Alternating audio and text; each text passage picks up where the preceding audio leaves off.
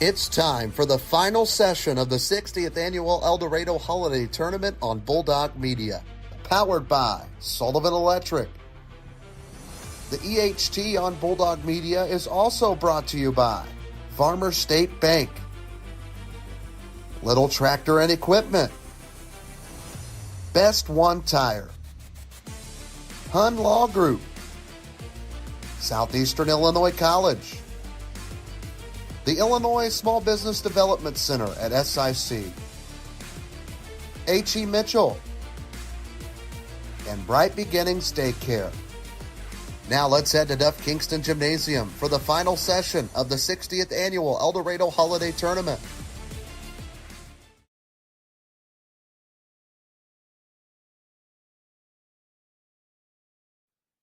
Welcome to Duff Kingston Gymnasium, and all comes down to this championship night of the 60th Annual Eldorado Holiday Tournament here on Bulldog Media, powered by our friends at Sullivan Electric. 26 games in 3 days for 16 teams, and here we are. We've got the final top six teams. Starting out with number 5, Massac County, number 7, Fairfield. They're going to play for 5th place. After this, number 3, Vienna, and number 4, Harrisburg, playing for 3rd place. After that, it will be number 1 and number 2, Heron, Carterville, for the championship. Heron looking to four-peat here in 2024. Carterville looking to avenge that loss they had right after the seeding meeting to Heron at Carterville. We'll welcome you on our Best One Tire broadcast booth here at Duff Kingston Gymnasium. I'm Trey Reamer. I got Aaron McCoy with me to my left. We got Nick Triplett coming on for the next game, and then we'll have the championship as well. But what a tournament this has been, and it actually lays out, and I don't know the last time that it's done this, that the 1, 2, 3, 4, 5 seeded teams could finish 1, 2, 3, 4, 5. Yeah, that's crazy. I don't know if I've ever seen it, and I know I've been coming here since I was little, and that would be something to find out on, because I think that'd be like a record. I'm not really sure. The only one that wouldn't be in there is the 6th seed, Carmel White County Bulldogs. Yeah. Well, here's the other thing. Massac County, literally, Aaron, this close to not even being on this side of the bracket in that first game against NCOE. Yeah, without a doubt. NCOE came out and played a great game. I'm trying to look for the final of that. Oh my gosh, where am I at? NCOE Massac 67-62. Yeah, they barely pulled that one out. So, NCOE had a lead in the 4th quarter. Yeah, so that's the thing with this tournament that me and you talked about the other day. It's throw the seeds out the window, throw the records out the window. We got to play the game, and it's whoever's here to win the game. 9-1 Hamilton County went out first round. Yeah, they were the first seeded team actually knocked out. They went 0-2 in the tournament, and here we go. Massac County, not only that, but they're almost not even here tonight because their game earlier this morning, they played the first game today against Anna Jonesboro, and they won on a buzzer beater by Grady Borman. A buzzer beater. I don't even know how he got that ball in like that. I mean, just a bounce pass right to Borman. He was just wide open for the layup. Me and 2 seconds. Yeah, me and AJ's coach and a lot of people in here are like, how in the world did that just happen? Yeah. It's the EHT. Anything can happen. Yeah, anything can happen at the EHT. Jamal Oxford here running graphics for us here tonight. Well, let's step aside for our first break. We'll come back. We'll preview what's happened today, this week, much more. Championship night, 60th Annual EHT here on Bulldog Media, presented by Sullivan Electric. Are you having trouble with your home or business's electrical system? Well, Sullivan Electric is here to help. They are 4 generations strong of IBEW trained electricians serving Southern Illinois. Preventative maintenance to emergencies and anything in between. You can call on the trusted professionals at Sullivan Electric. They're reliable, affordable, and professional. So give Mike a call today at 618-926-3304. Sullivan Electric, a proud sponsor of Bulldog Media. Are you looking for a bank that gives it their all? Well, as the Harrisburg Bulldogs give it their all, Farmers State Bank is proud to invest in the future of our community. Farmers is all about community, from sponsoring local sports teams to supporting educational programs. They're committed to helping our youth succeed. Together, we're building a brighter tomorrow. Stop by their Harrisburg branch or visit them at myfsb.com to learn more. Farmers State Bank is a proud sponsor of Bulldog Athletics on Bulldog Media. Farmers State Bank, no one serves you better.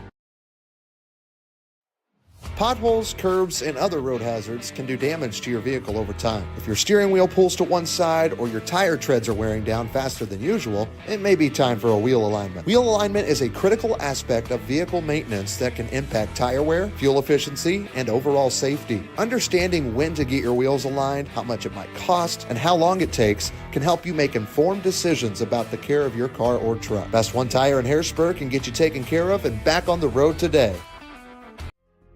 We know that legal action can sometimes be overwhelming. We are dedicated to providing you help in a language that you can understand. If you don't feel like you understand your options, just ask, and we will work to find an explanation that works for you. The types of law we practice is divorce, family, criminal defense, anything from basic traffic to all-level felonies, adoptions, guardianships, probate, property law. That's Hun Law Group, located at 218 East Poplar Street in Harrisburg, or call them today at 618-252-0875. Back here at Duff Kingston Gymnasium on this Saturday night. It is the 60th annual EHT here on Bulldog Media, powered by Sullivan Electric. And we're getting ready for the fifth place game between Massac County, the 5 seed, and the Fairfield Mules, the 7 seed. And, well, if you missed it today, we had AJ Massac County 8:30 this morning. Massac County won on a buzzer beater by Borman. That put them in this game. Fairfield, the 7 seed, played Eldorado, Aaron, in the other semifinal. Fairfield looked like the best we've seen all tournament. Yeah, exactly. They just turned up on them, and Eldorado just didn't have anything to, just couldn't do anything with Fairfield in that game. And that put both these teams here where they are now. After that, we got to the championship side of the bracket. We had 2 semifinal games there. Number 1, Heron.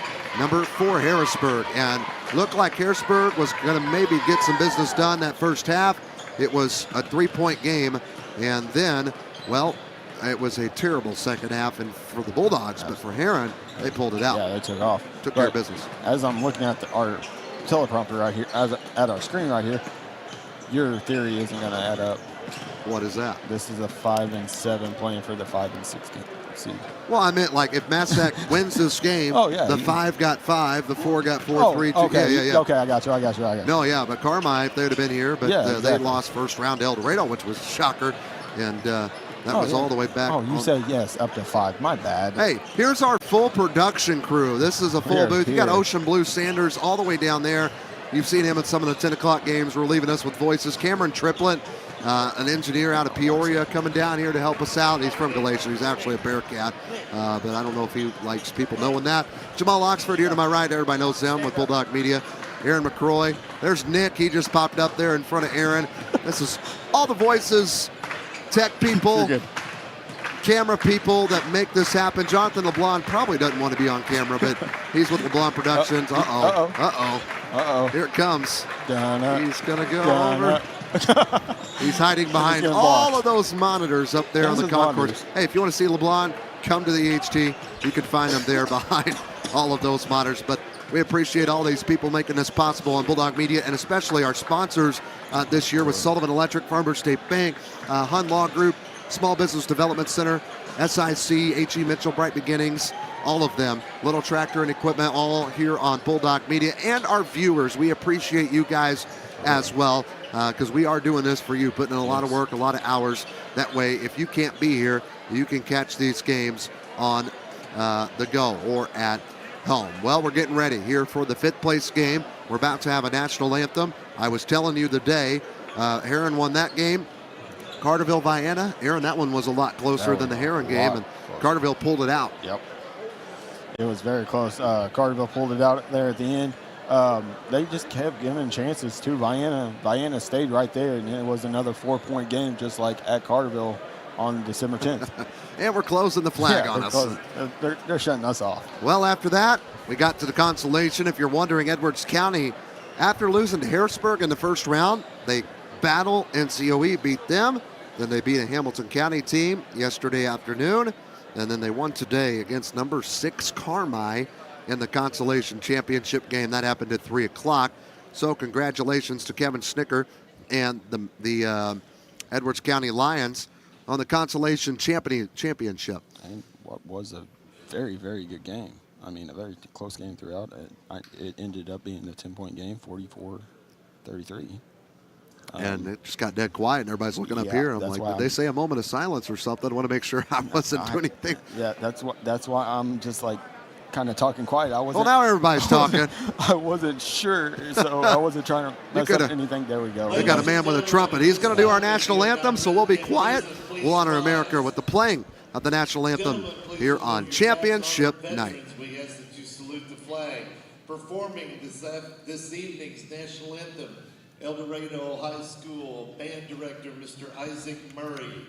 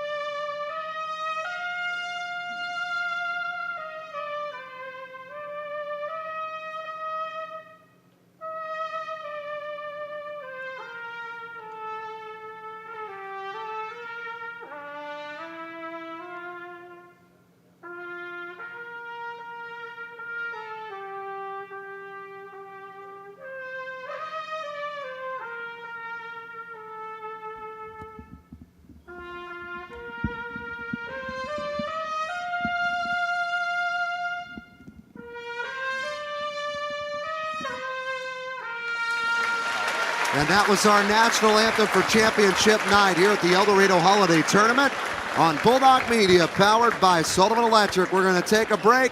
When we come back, starting lineups, and we'll start championship night of the 60th annual EHT. And you're watching it on Bulldog Media, powered by Sullivan Electric.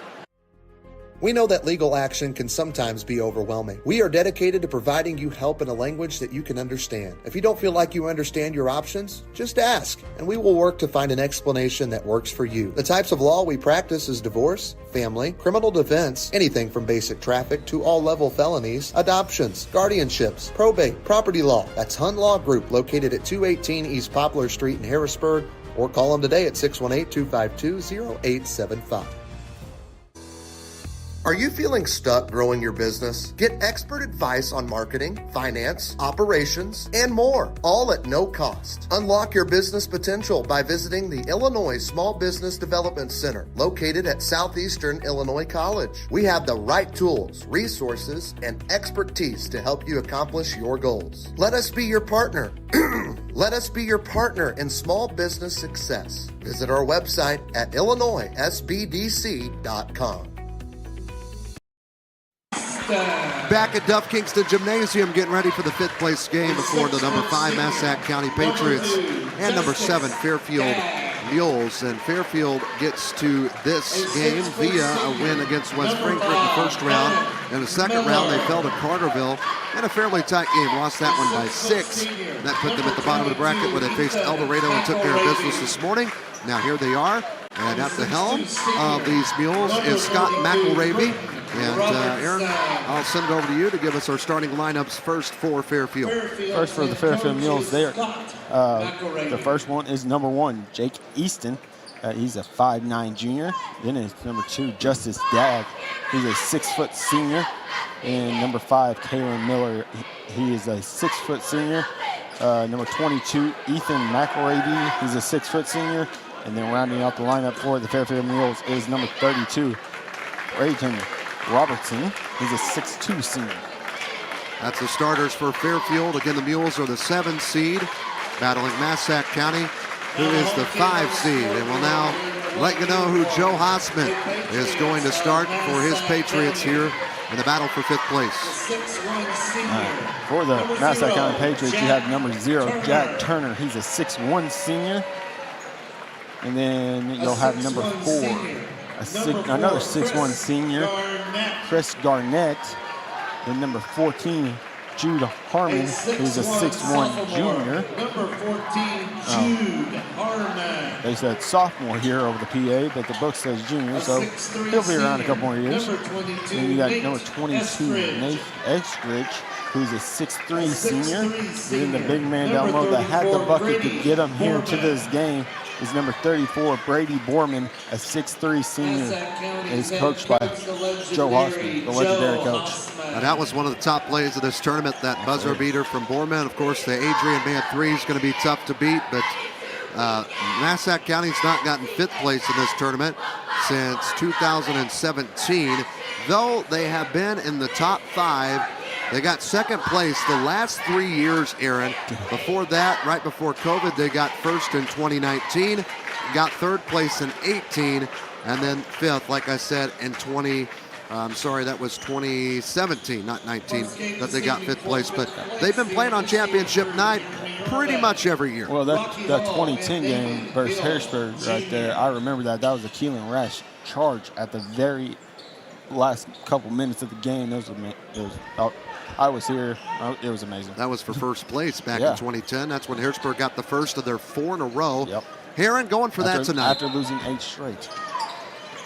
And here we go. Patriots win the opening tip. We're underway at Duff Kingston here on championship night. Trey Reamer, Aaron McCoy here with you for game 1.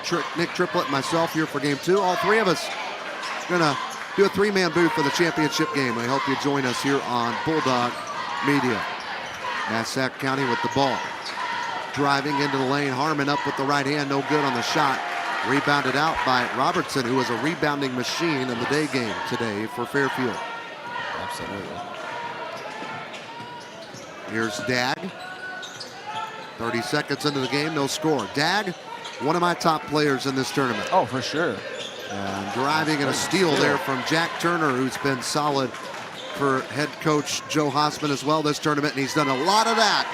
And he drives to the bucket, and he scores the first points of this game for 5th place.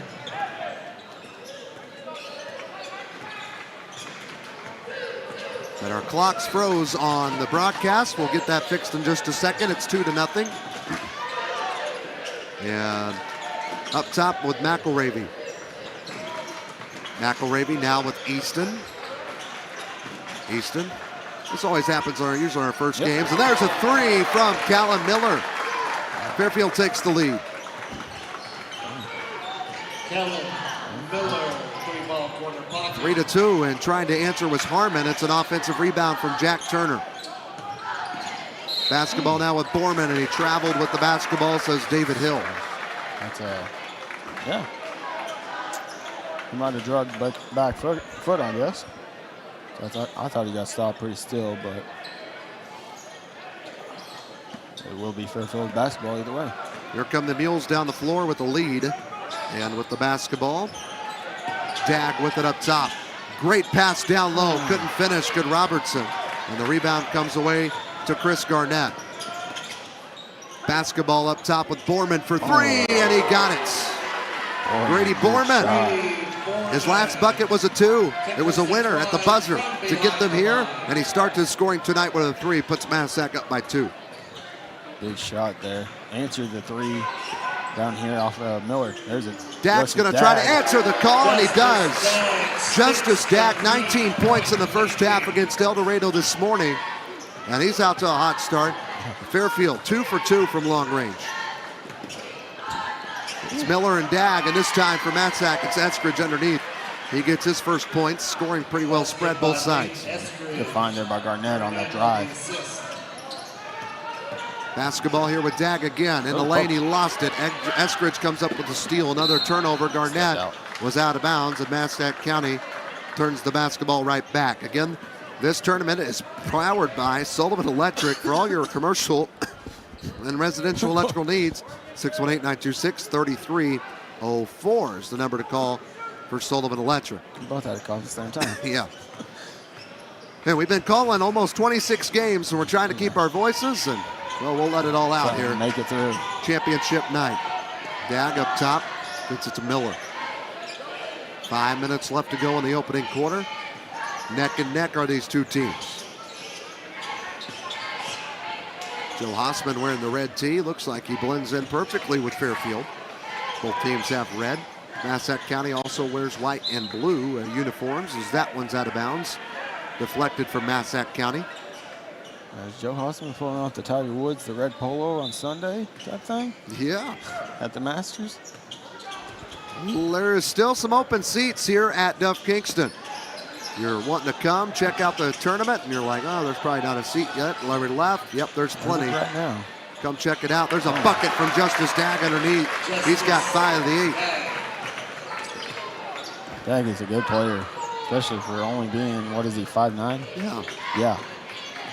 No, it's a 6 foot. Here's Borman. Borman with the basketball. Now up to Garnett. Garnett looks at Joe Hossman, who's directing the offense. 2 mules are going to check in at the next whistle. A little confusion on what to run. Massac County will begin to run it down by 1 point and a foul, and that's against Justice Dag. No, it's against number 22, Ethan McElravy. It's his first, team's second. Owen Gruen and Rachin Kovacic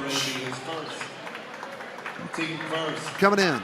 Checking in for the Mules, For Robertson 21, Owen and Miller. Gruen, 33, Rachin Kovacic, I'm sorry. Kovacic. His dad came up, Yeah. talked to us in the booth before the game. He said he's got so used to it, he thinks it's hilarious listening to people trying to pronounce it. I understand that. My name's McCroy, and I can't tell you how many different ways people pronounce my last name. Well, that one seems easy to read. You think it would be. Spelling, it's a whole different story. Here it is with Garnett. Step back jumper, no good. Offensive board from Eskridge, his second. Harmon from the free throw line, he gets the 2. Harmon finally gets on the board there after going crazy in not his last game, the game before. Basketball with the Mules, back down by a point. And they get it up top to Kovacic. Kovacic. Driving. Easton kicks it back out. McElravy in the lane. Step back fader up the backboard. It's good. His first bucket. And Fairfield goes back up by 1. This is kind of how the Harrisburg-Heron game went. Yes. In the semifinal championship side. As Chris Garnett. Man, we had Kevin Garnett here. We probably have every seat in here filled. I'd be selling some tickets. Borman didn't walk, takes it to the rack and scores. He's got 5 of the 11 for the Patriots. I call him the big ticket, so. Yeah. 2:42 left to go in the opening quarter. Dag over to McElravy, a long 3, and it got stuck. That's our second ball we got stuck in this tournament. That equals a jump ball.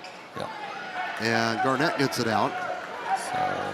And they retain possession. Yep. As Dag looks to hurl it in for the Fairfield Mules. And it does count as a missed 3 still. And Dag in the lane kicks it out, nearly threw it out of bounds. McElravy caught it. Now here's Easton back to McElravy.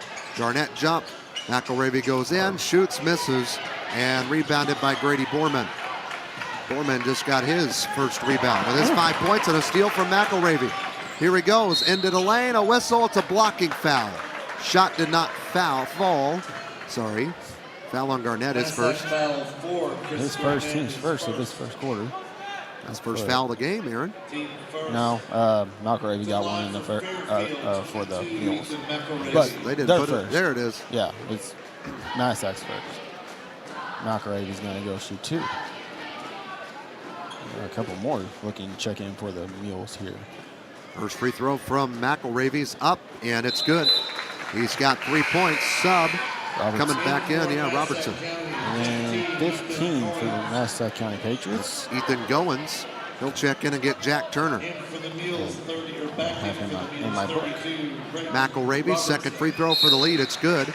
And Fairfield goes back up by a point, 12-11. And Miller comes back in for the Fairfield Mules. He gets McElravy. Miller's got a 3-point bucket. There's Joe Hossman at the helm of the Patriots. He has brought his team to championship night for years. This year it's not for first place, it's for fifth. But he's got a younger group. He lost some big players like Smallman, like Isaac Hossman. And there's a deflection. And here's another sub for Fairfield. Scott McElravy really uses his bench. Kavachi checks back in, replacing Jake Easton.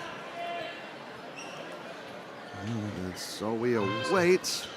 Here's the pass into Borman. Lost it, gets it back. Far side of the floor. 1-point lead for the Fairfield Mules. Spinning. Top shot from Goins now to Borman. Back over to Garnett. Back to Goins. Harmon working against Miller. 90 seconds left to go now in this first quarter. Here's Garnett. Puts a little move on Justice Dagg, who's a great defender as well, and Garnett misses it short. Rebounded out by Robertson. Robertson's got 2 rebounds in this game. Free throw line. Gruen with the ball. Backs up Eskridge, spinning. And a whistle and a double dribbles to call. Turnover on Fairfield. And that is their third. Both teams with 3 here at the early going, as Harmon's going to check out. Jack Turner's going to check back in.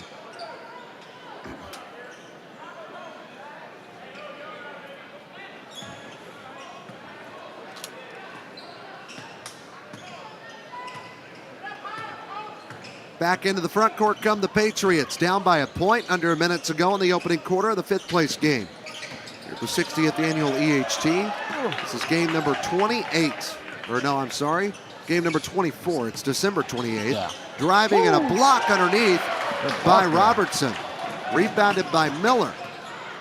Here come the Mules, up by 1 with the ball. 35 seconds to go. Dagg spinning up with a little finger roll, no good. Rebounded by Garnett. They didn't wait for to get the last shot. They give Massac County a chance. Turner's fouled in the lane on the floor, says David Hill. I got on number 5. Yep, Kalen Miller. Mules foul. That's his first. Kalen Miller.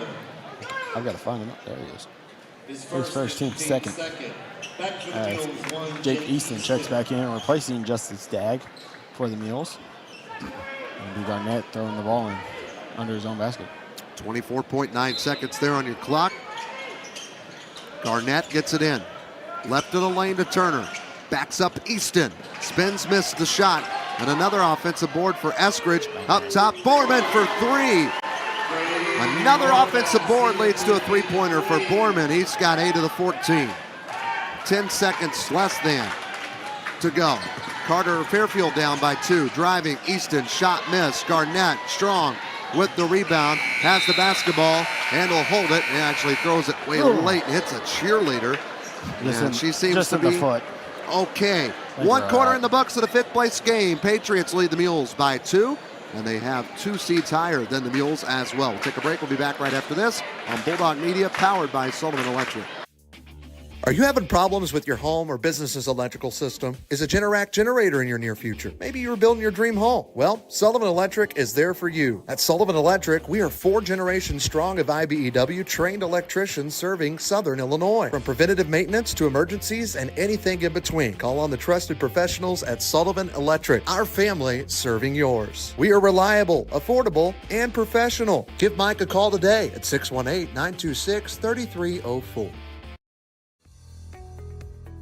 Why spend thousands of dollars on a university or a for-profit trade school? What are you really paying for? At Southeastern Illinois College, the value is clear. A no-nonsense, personalized education at a fraction of the cost. You can take the money you save and the credits you earn and go get your bachelor's degree at another institution or jump right into the workforce. You'll be ready for it. SIC is the next step in your education. It just makes sense. SIC. Succeed, inspire, connect.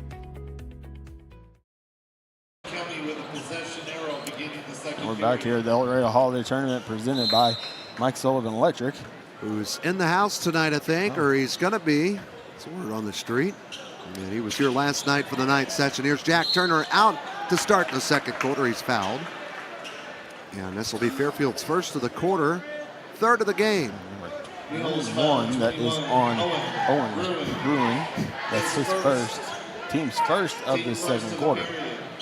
Jack Turner at the line. He's got 2 points and a rebound. Massac County shooting their first free throws. And the first free throw is up, and it's good. He's got 3 of the 15. Justice Dagg going to check back in for Fairfield. Ooh. He's getting Miller. Okay. I was trying to figure out who was coming in because McElravy came running in from the backcourt. And the free throw is up, and it's good.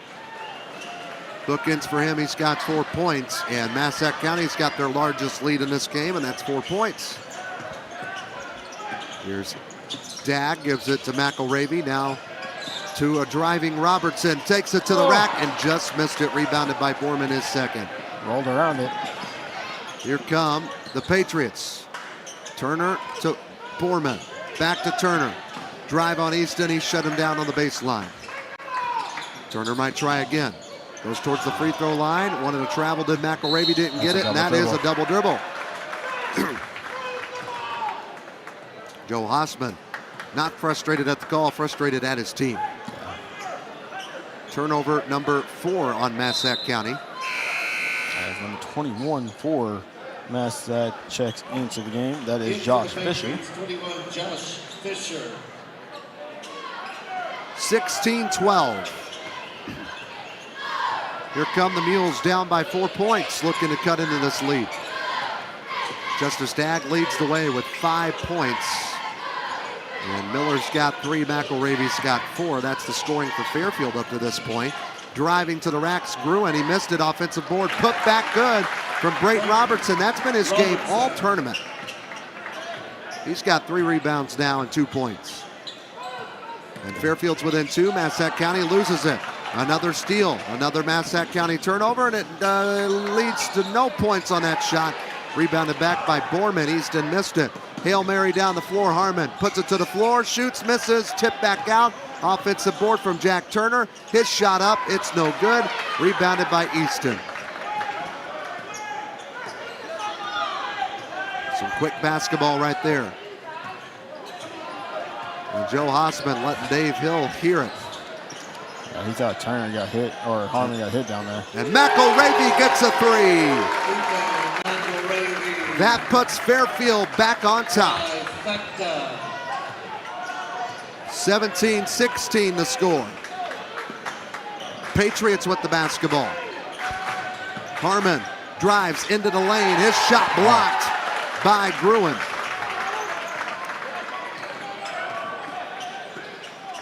Here come the Mules. McElravy, another 3. Rattles out. And a foul on the rebound attempt. Oh. Wait and see who they call it on for sure. White 21. That is Gruen. That's his second. No. Sorry. That's Fisher. That's his first. 15 and 14 switch out. That's Goins for Harmon. And Fairfield keeping the ball. That's huge. Yeah. Up by 1. They were just down by 4. And Dagg thought about 3.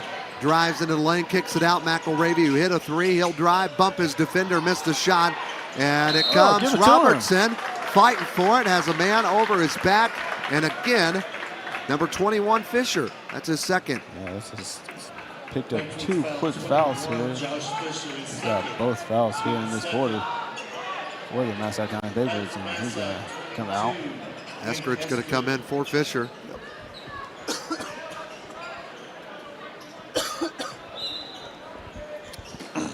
out he goes. Basketball into the lane. Shot up, no good. Rebounded out by Eskridge of Massac County. Basketball with the Patriots. They're down by a point. to the 7-seed Mules in the 5th place game, and a foul and a reach on Easton, says David Hill. That is his first foul. Fairfield foul 1, Dick Easton. Of this quarter. His first. Not shooting free throws yet. Both teams again with 2 fouls this quarter. 5:05 left to go in it, and it's sub. Okay, Miller checking in for Robertson. Robertson going to the bench with 2 points, 3 rebounds. Front court it goes. That's to Jack Turner. Turner with it. Dribbling. Drives, beat his man, lost the ball. It's on the floor, and it's picked up by Turner. Lost it again, stolen by Dag. Dag gets the steal. Another Massac County turnover. Up top, he thought about 3. Massac County has turned the basketball over 6 times. Fairfield's only done it 3. Over to Callum Miller. Thought about 3. Drives, gives it to Gruen. Tried to at least, and they turn it over. That's their 4th. With 4.5 to go. Farmers State Bank, as you cheer on your team tonight, remember they're cheering right alongside you. Proud to support their community both on and off the floor. Visit Farmers State Bank, wherever town you live in, Marion, Heron, Alto Pass, or Harrisburg location. 1-point game, still Fairfield with the lead. They have scored the last 6 points. Although they were down 16-12, they scored the last 5 points. My apologies, slow to math. Borman, Eskridge, took a second to get it. He'll spin, shoot, missed, and rebounded out by Miller of Fairfield. Here come the Mules. Dag lost it, stolen by Garnett. Here come the Patriots. Turner is fouled, and count the bucket. Or was it on the floor? No official has said yet. They're going to come together and talk. I think he was in the air. I think he was in the air. We'll see the call. Basket's good. Let's see that Sullivan Electric replay again. LeBlanc. Here it is. There's the foul. Yeah. He was about to go up for a shot. I'm fine with that. Even if we weren't. Exactly. Here's Jack Turner. He makes it. Still have no say in it. 19-7 Patriots, and a whistle and out of bounds. No foul, just out of bounds. Garnett's going to throw it in. Nobody called it. Nobody said anything. Oh, it's off him. Scott McElravy is fuming, shaking his head. Yeah. Officials coming together. It is off Fairfield, so it'll be a turnover for the Mules, and it'll go to the Massac County Patriots.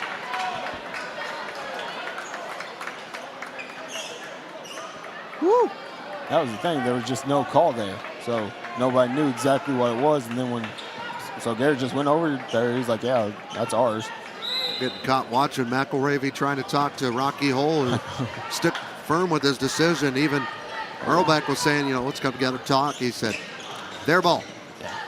Here we go, Borman with it. Picked up his dribble, gets it out to Garnett. Massac County found themselves back up by 2. They're on a 3-0 run. And a steal there from 22, McElravy. Another Massac County turnover. Here come the Mules. McElravy's got 7 points of the 17 for Fairfield. He gives it to Dag, who caught it, then checked where he was standing to make sure he wasn't on the other side of the floor. Here's Easton, hands it back off to Miller on a bounce to his left to Gruen. Miller drove in, gave to a cutting Gruen. Borman dives on it, throws it up. Nice steal there from him. Another Fairfield turnover down the floor. A charge call. Yeah. Joe Hossman throws his hands in the air in disbelief. Here it is. Jack Turner took Easton to the floor. Out of the game goes Goins for Massac County. Easton might have sold that a little bit, but Turner did throw that shoulder into him as he was going into it. So I'm all right with that call. 19-17 Massac County. And Fairfield looking to tie or take the lead with 3 minutes to go in this first half of the 5th place game. Right here on Bulldog Media, powered by Sullivan Electric. And Easton is fouled by Turner, and Aaron, that's his second. Yeah. his second teams. For auto repair needs and all of that good jazz with tires as well, go to Best One Tire in Harrisburg, 618-253-8473. And the inbound is with Dag. Dag's got it. He'll shoot it, and he'll make it. Doesn't matter. Justice Dag's got 7, tying McElravy for the team lead.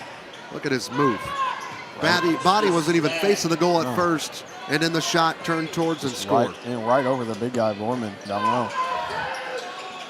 Borman has no fouls in this game. 8 points, 3 rebounds, though. Garnett looking in, gives out to Harmon. Harmon with it. Back over to that's Turner. He'll drive, shot up and good. He just got 2 quick fouls. Now he gets 2 quick points. He's got 9 of the 21 for the Patriots. 2:05 left to play in the first half. Massac County back on top. They'll swing it around the perimeter. McElravy thought about 3, gives it to Easton. Easton now to Dag. Dag does a couple of jabs. Garnett didn't even move. Around the perimeter. Over to McElravy. Guarded by Harmon. Up top, Robertson. Went to the free throw line, back out, pitch right, Easton. And a whistle. A timeout, we'll take it 2. Scott McElravy wants a full timeout. His team down by 2 in the 5th place game here at the EHT on Bulldog Media, powered by Sullivan Electric. H.E. Mitchell Construction is proud to have served Southern Illinois as a general contractor for over a century. With a humble beginning in 1914, H.E. Mitchell continues to provide exceptional quality and service in commercial construction that has transformed this business into what it is today. With a steadily growing portfolio, we hold tightly to the values and standards that makes H.E. Mitchell a name you can trust. We are proud to be part of the legacy that began 110 years ago. H.E. Mitchell Construction. At Bright Beginnings, we'll do our best to assist your child in developing important values such as good manners, caring, sharing, patience, responsibility, as well as communication and teamwork. We believe that children learn best through play. We offer activities such as learning the alphabet, shapes, colors, and numbers. It is our goal to offer your family the quality child care experience that you deserve. Bright Beginnings Daycare, proud sponsor of the EHT on Bulldog Media.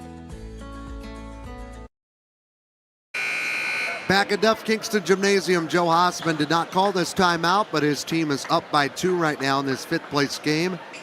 And they're trying to win it as the 5 seed. They want to win what they were predicted. And, well, they really wanted first. Things didn't go well, but they have fought hard. Got a buzzer beater win this morning against Anna Jonesboro, who almost punched their ticket to championship night as an underdog. Didn't even get seeded. Beat number 8 Hamilton County to start the tournament. Anyway, out of the timeout, Dag has the ball for Fairfield. They'll pitch it to a driving Cavacci, and it goes out. Or stolen, rather, by Massac County. Harmon in the lane. He just throws it. And a travel call against Massac County. Here it is. Picked it up there. 1, 2, 3. Yep. Turnover on Massac. That is their 8th turnover. Yeah, it was either travel or he just threw it out of bounds and nobody touched it. So Fairfield has another chance to tie this game or take the lead with $1:15 to go in this first half. Dag, I thought he was shooting a 3. I'm like, dang, we're definitely going NBA distance. And here is Dag over to McElravy, now in the short corner. That was Cavacci. Back out to McElravy for 3, and he gets it. He's got 10. And Fairfield back on top. 2 threes here in this quarter. Massac County, now the team that's down by a point. Getting close to halftime. Garnett, hard pass to Harmon, knew where he was, and Harmon's jumper missed. Rebounded out by McElravy. Here come the Mules quickly and scoring. Number 32, Brayton Robertson, he's got 4, and it's a 3-point Mule lead with 20 seconds left to go in the first half. Here's Harmon.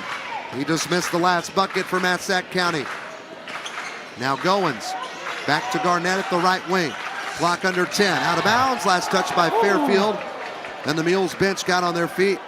And the coaches too, there you see on your screen. Got excited. Thought that one was coming back and maybe a chance to extend the lead more. Scott McElravy wearing the shirt and tie here on this championship night. Here it goes. Borman, 5 seconds, back to Borman for three, missed it short, rebounded by McElravy. His Hail Mary for Dag is no good. Blown off by David Hill, and that puts an end to the first half. The 7 seed Fairfield Mules lead the 5 seed Massac County Patriots at halftime, 24-21. We have the halftime show when we come back here on Bulldog Media, powered by Sullivan Electric. Are you having trouble with your home or business's electrical system? Well, Sullivan Electric is here to help. They are 4 generations strong of IBEW trained electricians serving Southern Illinois. Preventative maintenance to emergencies and anything in between. You can call on the trusted professionals at Sullivan Electric. They're reliable, affordable, and professional. So give Mike a call today at 618-926-3304. Sullivan Electric, a proud sponsor of Bulldog Media. Hey Bulldog fans, are you looking for real financial advice from real people right here in our community? Well, check out Farmers State Bank's podcast, Isn't That Rich? Each episode dives into practical financial tips and inspiring local stories that can help you make the most of your money. Tune in on your favorite podcast platform or visit myfsb.com to listen. Isn't That Rich? Brought to you by Farmers State Bank, where no one serves you better. At Hun Law Group, we are a Southern Illinois law firm with Southern Illinois values. We know that legal action can sometimes be overwhelming. With over 40 years of combined trial attorney experience, the attorneys at Hun Law Group pride themselves as criminal defense attorneys and family attorneys. No matter how simple your case is or how complicated it may get, you can bet we got the experience and the work ethic to handle your case. Give us a call today at 252-0875 or visit us at hunlawgrouppc.com. Are you feeling stuck growing your business? Get expert advice on marketing, finance, operations, and more, all at no cost. Unlock your business potential by visiting the Illinois Small Business Development Center, located at Southeastern Illinois College. We have the right tools, resources, and expertise to help you accomplish your goals. Let us be your partner. Let us be your partner in small business success. Visit our website at illinoissbdc.com. Back here at Duff Kingston Gymnasium, the 5th place game on championship night. 5 seed Patriots trail number 7 Fairfield 24-21 here at the half. Carrier Mills cheerleaders out on the floor. As you see some highlights from that first half here on your screen, here's Aaron McCroy with some stats and numbers from that first half. All right, first, let's go with the Fairfield Mules. They are led in scoring, and leading all scores is Ethan McElravy with 10 points. He has 2 rebounds. Justice Dag has 7 points. Jake Easton has 1 rebound and 1 foul.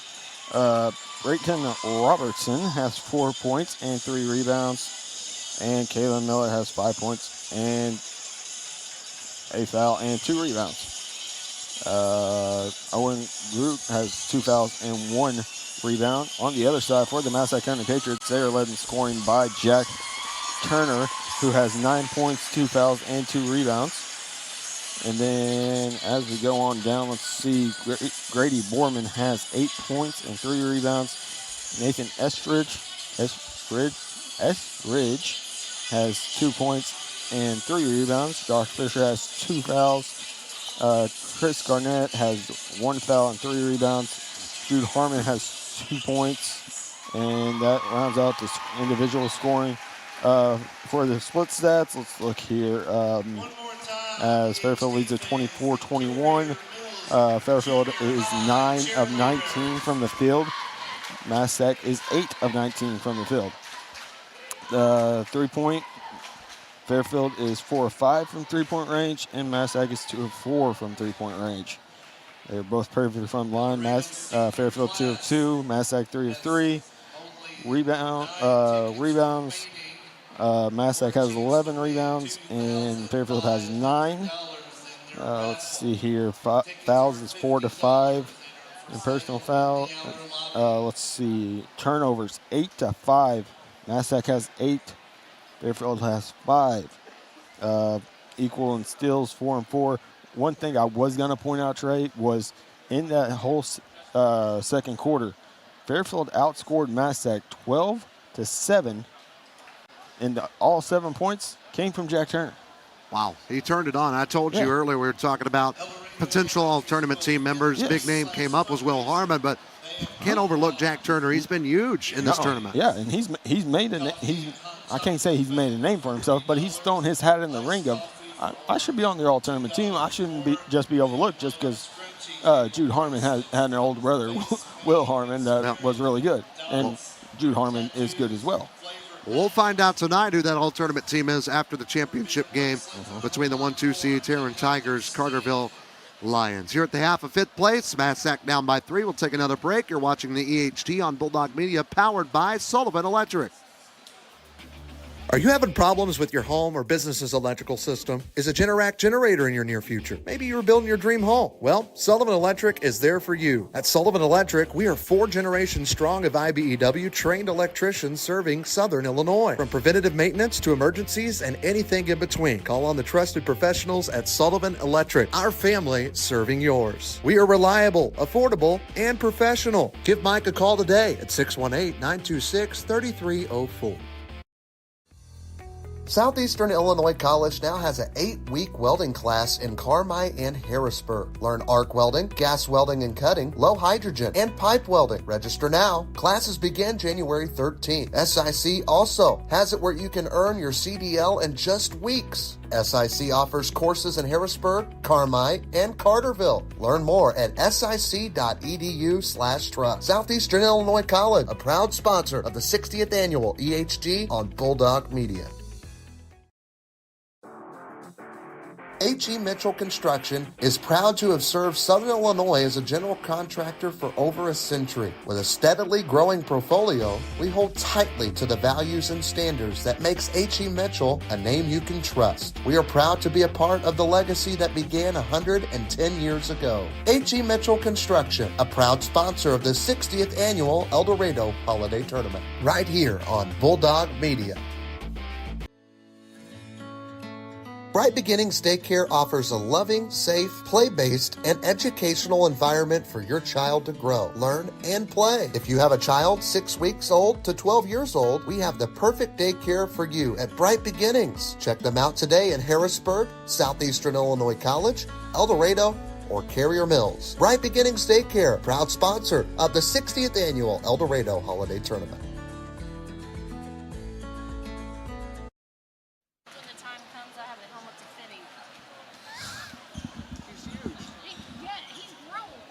And we're back here at the 60th Annual Eldorado Holiday Tournament as we are at halftime of the 5th place game between the Massac County Patriots and the Fairfield Mules, as the Fairfield Mules lead the Massac County Patriots 24-21. I was talking to one of the athletic trainers, Tina McCabe, who she's the trainer for Harrisburg Athletics, but she's in the house and there's something going on. She's always here to help.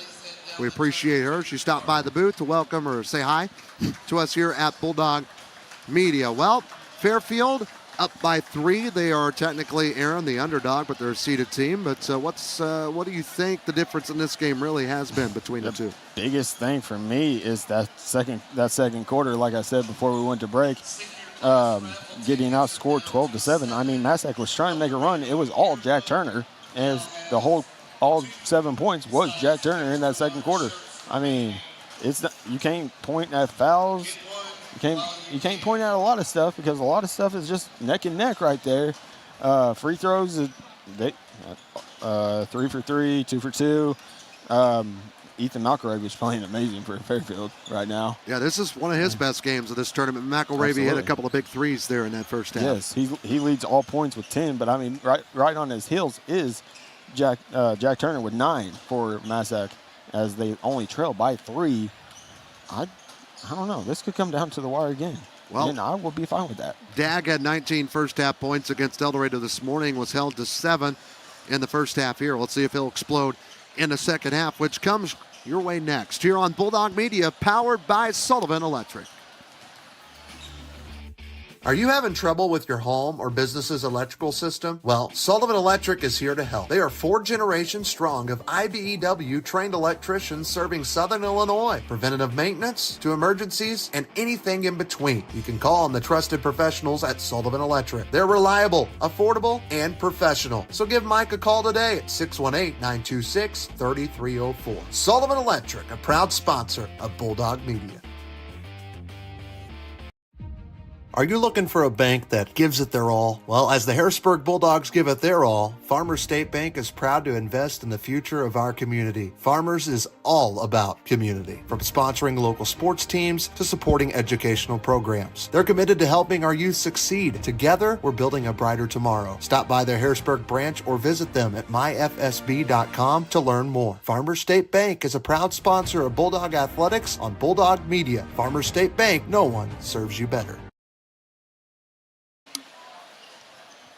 Back here at Duff Kingston Gymnasium, getting ready for the second half of the 5th place game. Fairfield going to go back out with their starters, 1, 2, 5, and they will bring back McElravy and also Robertson. Joe Hossman going to go with his starting 5, it looks like, too, Aaron. Yes, absolutely. Both teams going with their starting 5, as Fairfield has put the possession arrow coming out of the halftime break and a 3-point lead here. And here we go. Going to start the second half. Fairfield's got the lead, and Fairfield will start with the basketball as well. Right to left they go. Here's Dag. We'll see if he gets going more. Again, 7 first half points. McElravy was in double figures with 10. He pitches it out to Miller, who hit a 3 in the early going in that first half. And then gives to Dag, back over to Easton. Back to Dag, thought about 3. I wonder if he's staring down the goal or looking for the offense to run. Dag's going to move towards the corner. I figured he was waiting on somebody to move. It's still cutting McElravy. Turner tried to post up to take a charge. McElravy stopped. It was kind of awkward. Threw it up, missed it. Rebounded out by Massac County. Here's Garnett. His team down by 3. This is the largest lead for the Mules. Massac led by as many as 4. There's a foul and count the bucket. Jack Turner again driving to the hoop. Picking up right where he left off in the second quarter. He's got 11 points. Yeah, 11 points, looking for 12 here, and a tie. Yeah. Oh, there it is. Okay, my bad. And Turner, 11 points, 2 fouls, 2 rebounds at the free throw line where Massac County is 3 for 3. He missed it and rebounded out by Robertson of Fairfield, his 4th rebound to go along with his 4 points. Last foul was on Robertson, is his team's first of this third quarter. Here's Easton up top on a bounce left, stolen by Garnett, and a whistle, and they got Rocky Hall in the hand, and he is feeling that. Foul on number 22, that is Ethan McElravy. It's his team's first. Well, something to mention. Second. It's been a long day for the Patriots. They had to play the 8:30 game this morning. They had to be up at the crack of dawn, drive here, play. I wonder if they went back home. Did you guys go back home? You went back home? Yeah, they went back home. Wow, they went back to Massac and then back here. So what a day it's been for them. It's a long day. That's, let's see, about 4 hours on a bus total if you include going back home. But 3 hours, that's a lot. Yeah. And they got their film guy up here. Anyway, it's Borman for the Patriots with the basketball. His team is down by 1 point.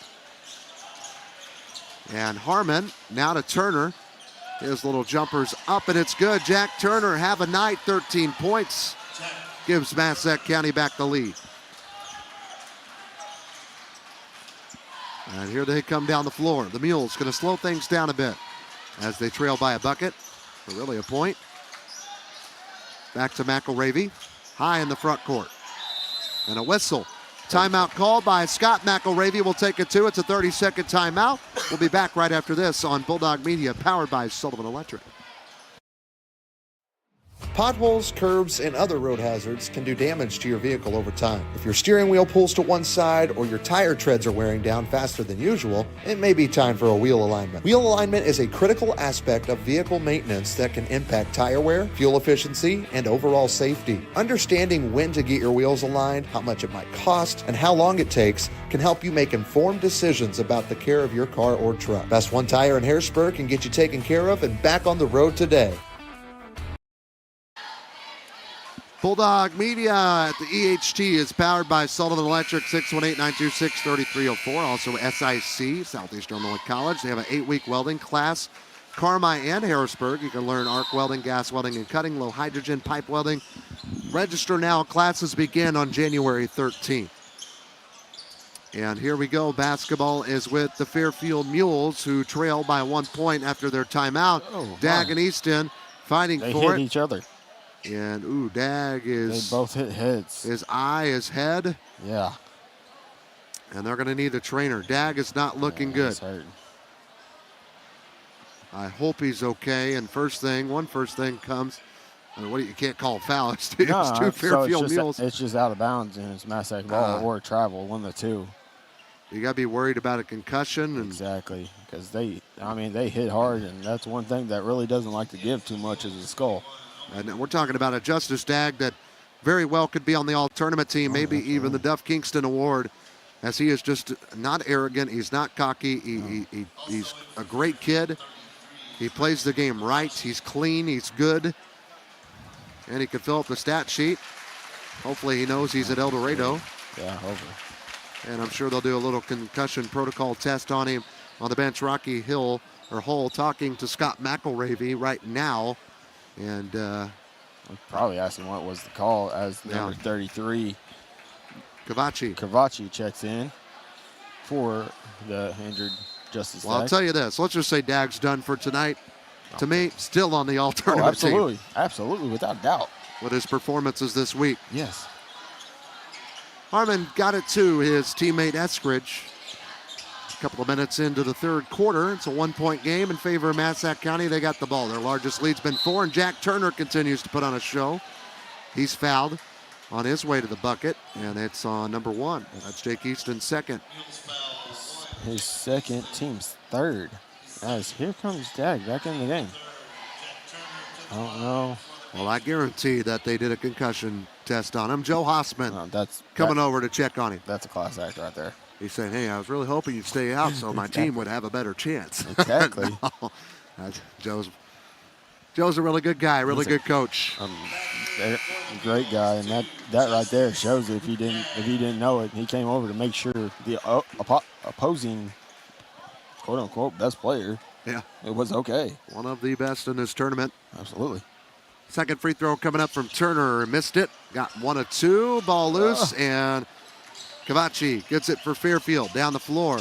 Gives to a cutting Robertson, try to lay up. It was blocked, and it's on the floor, a jump ball. Cavachi was down there fighting for it, and it will be Massac County basketball. They have the possession arrow. 5:26 to go in the third quarter. 2-point game Patriots looking to get 5th place. Last time again they got 5th place was 2017. And they have been in the voice cracks are coming on. We're getting close to game 26. They have been in the championship game the last 4 tournaments, but COVID didn't have one in 2020. So technically in the last 5 years, they have. And here's Harmon for a 3 in the right corner, air ball. Rarely see that, rebounded by Miller.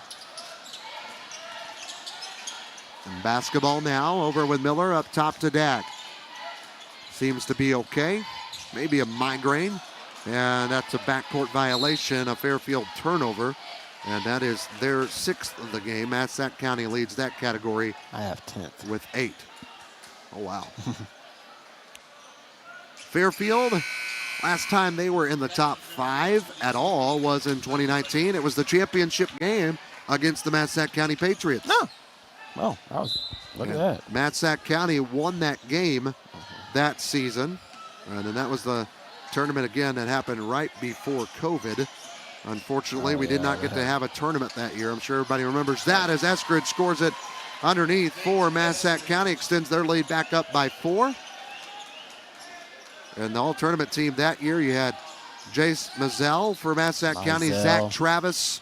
I don't know if this is starting to ring a bell for you. Fairfield had Landon Zerlini still, Kane Hicksonball. Zerlini was a beast. Oh, he was. I think he went on to play it. Look at that pass there by Garnett. Oh, that's a great find. But I think he went on to play basketball at the JUCO level. I'm not really sure, though. Garnett just got his second foul of the game. 4.5 minutes left to go in this third quarter.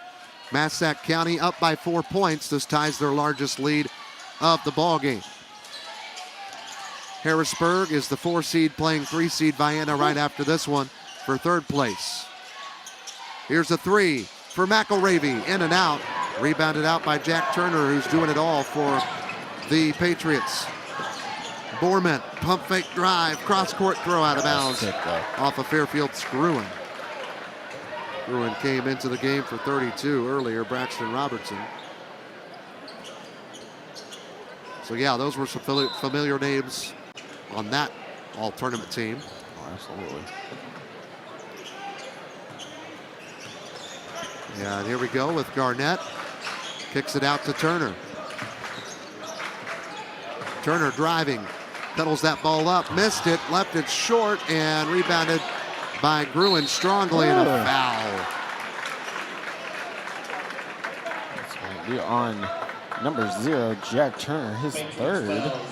He's got 3 fouls, but 14 points of the 28. He's half their offense. Yeah, exactly. As Jack Easton checks in, replacing Kawachi for the Fairfield Mules. And here come the Mules down by 4, looking for some points. 3:43 left to go in the third quarter. Goes over to the right side to Easton, now up top.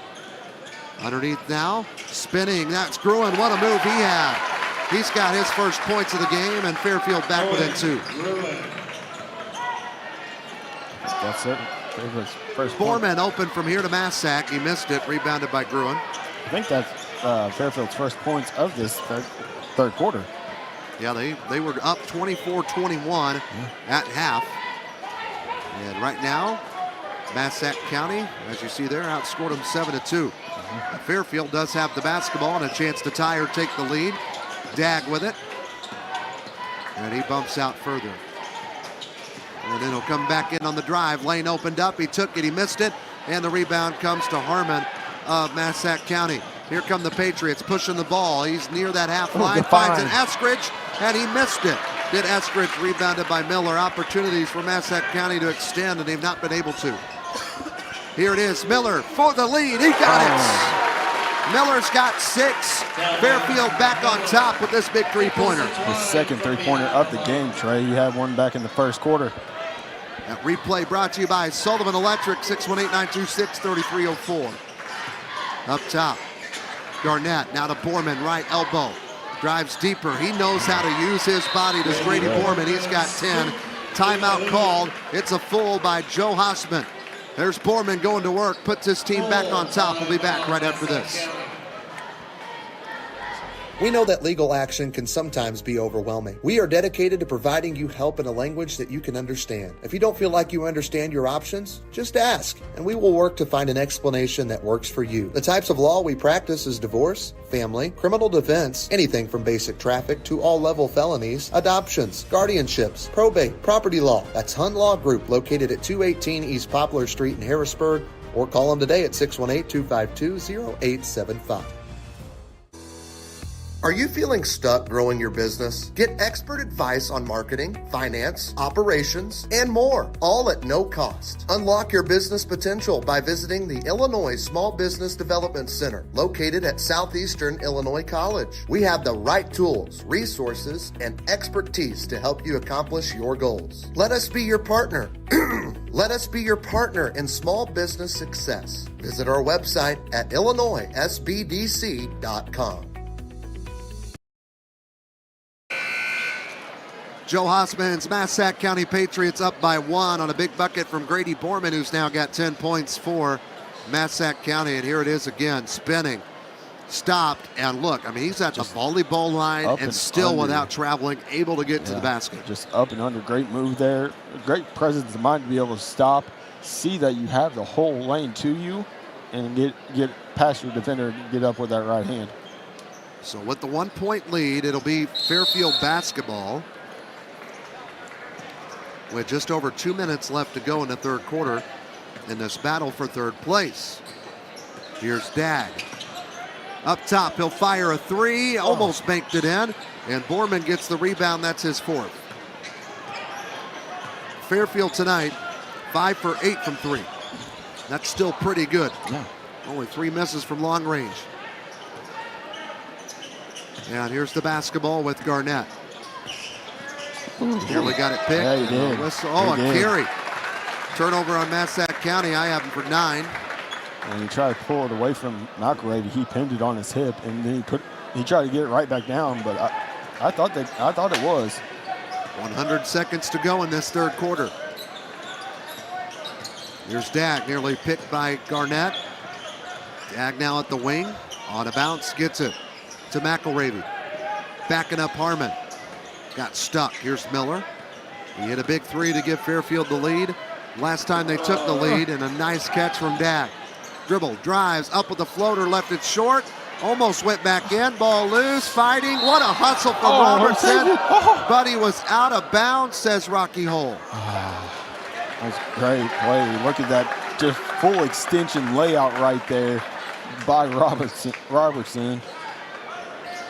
That's a play of the game. One of them, that's the hustle there from Robertson. McElravy arguing about it. As he comes off at ovation, I mean, and he deserves it. Just full extension layout trying to save that basketball. I thought he had a chance at it. So the Patriots still lead with 1:07 left to go in this third quarter. Here's Garnett. Gives it to Borman. Borman back out to Garnett. High in the front court. Garnett dribbles. Now gives back to Turner. Turner now with the basketball.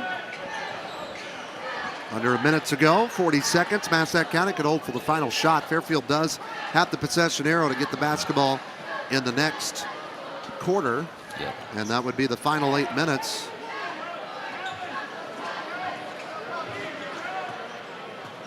Now there's a handoff to Garnett. Clock now under 20 seconds. Sort of weave up top. That's all this is with 3 guards. Harmon has it now. And here we go. Harmon spins, free throw line, stops. 7 seconds, wide open is Eskridge, and they score. Run the clock, they score, and a whistle, Injury timeout. Injury timeout. For Jeremy Erlbeck. Is there blood? Is there? No, that right there. Hey, show that again, LeBlanc. I'm sorry, I was looking at Joe Hossman. Ethan McElravy stepped back on that, and he just went down. He sat there for a little bit. So hope he's okay. Yeah. But Fairfield, it should be Fairfield's basketball. Nothing should change. There was no foul, nothing like that. It was just a stoppage of play. Well, Goins is going to come in for Jack Turner with 2.4 on the clock. That's smart because Turner has got 3 fouls, but 14 points of the 32. You don't want him to pick up a foul playing defense here on an inbound. And Fairfield's got 3.6 seconds. Honestly, if I'm Massac County, I'm not going to defend until they get to the half line. If they want to take a half-court shot, let it be. But he's got to come out. Yeah, McElravy has to come out because it was the official's timeout for him. Yep. It's 3.6 seconds. Though McElravy is a good three-point shooter. But that's all he's doing. That's what he's telling Coach Scott McElravy. He's like, it's fine. Just get somebody in. It's fine. Like, don't argue it. Let's just get through this. Let's get to the next quarter. So Robertson's going to come in. And shooter-wise, you still got Dag on the floor. No, you don't. He's not. Here we go. They threw it off of Borman. Borman will pick it up. And a weird ending to the third quarter, but Massac County, who trailed by 3 at the half, leads by 3 going into the fourth, 32-29. We'll have the final 8 minutes of the 5th place game on Bulldog Media when we come back, powered by Sullivan Electric. H.E. Mitchell Construction is proud to have served Southern Illinois as a general contractor for over a century. With a humble beginning in 1914, H.E. Mitchell continues to provide exceptional quality and service in commercial construction that has transformed this business into what it is today. With a steadily growing portfolio, we hold tightly to the values and standards that makes H.E. Mitchell a name you can trust. We are proud to be part of the legacy that began 110 years ago. H.E. Mitchell Construction. At Bright Beginnings, we'll do our best to assist your child in developing important values such as good manners, caring, sharing, patience, responsibility, as well as communication and teamwork. We believe that children learn best through play. We offer activities such as learning the alphabet, shapes, colors, and numbers. It is our goal to offer your family the quality child care experience that you deserve. Bright Beginnings Daycare, proud sponsor of the EHT on Bulldog Media.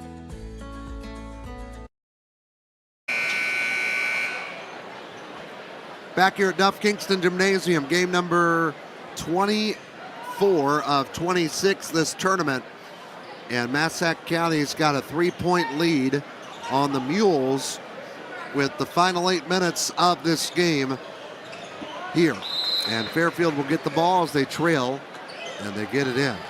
Here is Jake Easton with it. Into the front court. And a bounce now to McElravy. McElravy over to the left side, gives it to a driving Robertson, missed it, and got his own rebound, puts it to the floor. Now to McElravy, got stuck, out to Easton, pump fake drive, long two, up, missed it, and a rebound again offensively, this time from Gruen. And that ball out of bounds, last touch by Massac. Yep, number 14, Jude Harmon, poked it out from behind McElravy, just straight out of bounds, so it was safe Fairfield basketball. So 3-point lead for the Patriots, a chance to tie for Fairfield. Easton instead going to go for the 2, and he gets it to fall. Jake Easton's got his first points of the game, and it's a 1-point Patriots lead in the battle for 5th place. Here's Harmon. Out to Borman, he'll fire a 3, missed it. Rebounded by Gruen. Harmon does have 10 points, 4 rebounds, 2 Patriots in double figures. Only 1 Mule, and that's Ethan McElravy, who's got 10.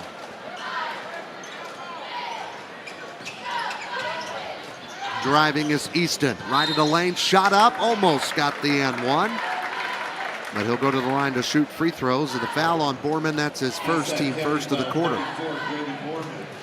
Team first of the period.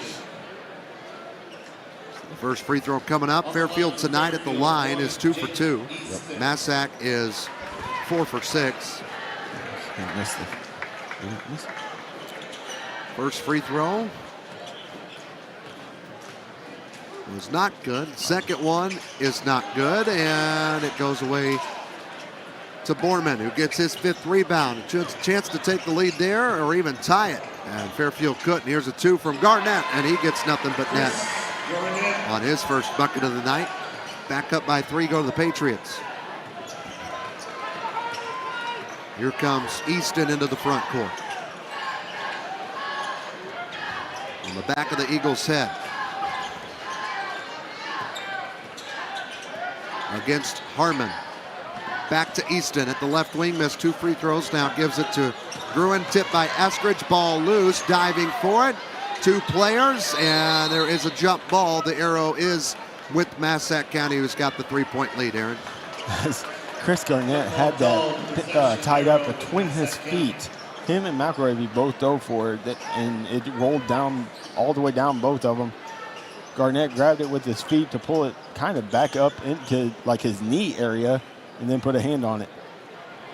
If you're feeling stuck growing your business, get expert advice on marketing, finance, operations, and more, all at no cost. The Small Business Development Center located at SIC. Callum Miller going to check back in for Fairfield. Replacing Kovaci.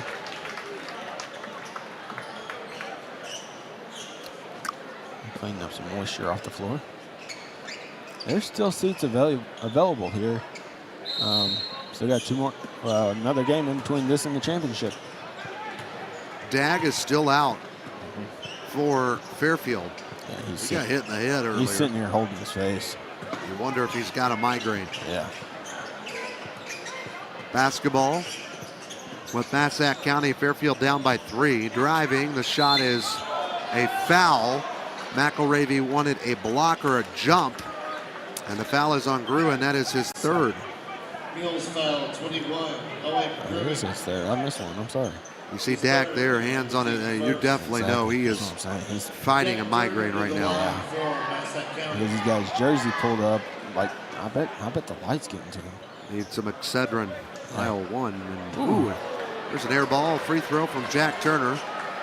I mean, he's got 14 points tonight. I mean, you can't get too upset with him missing a free throw like that, but He's laughing about it. yeah. Said he wanted to score to be an even 4-point lead, and that's what he did. And we got a whistle, we got a timeout. Joe Hossman, a full one. We'll take it 2. We'll be back in 60 seconds. Patriots up by 4. At Hun Law Group, we are a Southern Illinois law firm with Southern Illinois values. We know that legal action can sometimes be overwhelming. With over 40 years of combined trial attorney experience, the attorneys at Hun Law Group pride themselves as criminal defense attorneys and family attorneys. No matter how simple your case is or how complicated it may get, you can bet we got the experience and the work ethic to handle your case. Give us a call today at 252-0875 or visit us at hunlawgrouppc.com. Are you feeling stuck growing your business? Get expert advice on marketing, finance, operations, and more, all at no cost. Unlock your business potential by visiting the Illinois Small Business Development Center, located at Southeastern Illinois College. We have the right tools, resources, and expertise to help you accomplish your goals. Let us be your partner. Let us be your partner in small business success. Visit our website at illinoissbdc.com. Back at Duff Kingston Gymnasium, it's a 4-point lead for the Patriots here in the final quarter of the 5th place game. It's all here on Bulldog Media, powered by Sullivan Electric. And we've been talking about Justice Dag got hit in the head with the head of Easton. Easton seems to be okay. Dag seems to not be okay, not only because he's not on the floor, he just looking kind of rough there on the bench. And hope it is not a concussion, and that hopefully it's just a headache from the collision. But we'll maybe know more in just a bit. Luckily, there's only 5.5 left, and Fairfield's still in this game, and McElravy's been a big reason why, but he misses that 3. Garnett got the rebound. McElravy leads the team with 10 points. Daggs had 7 of the 31, but on the bench at the moment. He did come back in after the collision, but then he came back off, and he's been holding his head and his eyes since. And driving into the lane, Turner, shot blocked by Gruen and rebounded by McElravy. Here come the Mules now in the front court. 5 minutes left to go. Underneath to Easton. Tried to give to a cutting Miller, and it was stolen by Eskridge. Miller just didn't go as far as he thought he was going to there. There's Garnett. Over to Turner. Back up top to Harmon. And he threw it away. Both teams turned the ball over quickly right there. 4-point lead, 4:39 to play in this ball game. Coming up next for the 3rd place game, Harrisburg and Vienna. Basketball knocked away and stolen by Turner. Turner got the steal. Coming down the floor, and a whistle and a foul. McElravy wanted a foul. He didn't get it. Oh, Garnett, shut up. Sorry. What happened? Garnett, McElravy got the take Here it foul is. right here. There's the foul by McElravy, obviously holding it. Yeah, and then after this, Garnett came over and just started mouthing him. And I thought they were going to go nose to nose there for a second. We've had 2 technicals in this tournament, and they were in the first game of the tournament, and they were both against Carrier Mills. They were for mouthing to officials what they were for. Yeah. Yeah, you don't do that. No. Basketball here with Garnett. His team's up by 4. They've not led by more than that this whole time. And there's a push foul. McElravy just picked up his 4th. There's Garnett, and there we go. And we're not shooting free throws yet. Team's third. About halfway through this fourth quarter. Garnett gets it into Grady Borman, who's got 10 points, 5 rebounds. Now to Garnett, thought about 3. He's only got 2 points, does Garnett. Back up top to Harmon. Yeah, and those didn't come till this fourth quarter. Joe Hossman hollering out to his offense as he stands right there on the middle of your screen. Above fifth place game there on your Sullivan Electric scoreboard. There's a steal from Owen Gruen, forcing another Massac County turnover. They're now in double figures in the turnover game. Yep. Cross court now with Easton. Easton with the basketball on Eagles, and it's a kickball violation off of Garnett. I was trying to look at the last Dag. Justice Dag is that one. There was Luke Dag, I believe. Yeah. I was trying to see if he was on an all-tournament team. And we got a timeout on the floor. We'll step aside. We'll be back in just a minute here on Bulldog Media. Are you having problems with your home or business's electrical system? Is a Generac generator in your near future? Maybe you're building your dream home. Well, Sullivan Electric is there for you. At Sullivan Electric, we are 4 generations strong of IBEW trained electricians serving Southern Illinois. From preventative maintenance to emergencies and anything in between, call on the trusted professionals at Sullivan Electric. Our family serving yours. We are reliable, affordable, and professional. Give Mike a call today at 618-926-3304. Southeastern Illinois College now has an 8-week welding class in Carmi and Harrisburg. Learn arc welding, gas welding and cutting, low hydrogen, and pipe welding. Register now. Classes begin January 13th. SIC also has it where you can earn your CDL in just weeks. SIC offers courses in Harrisburg, Carmi, and Carterville. Learn more at sic.edu/trust. Southeastern Illinois College, a proud sponsor of the 60th annual EHG on Bulldog Media.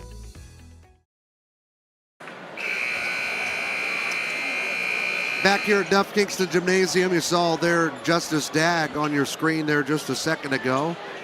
Still out of the game for Fairfield.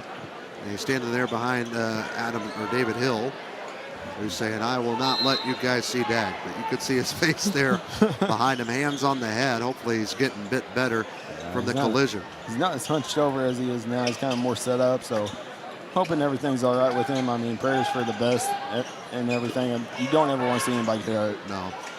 Here's a shot from McElravy, who's been the other leading scorer for Fairfield. Got the offensive board, gives it to Easton. Easton up top, Gruen now has it.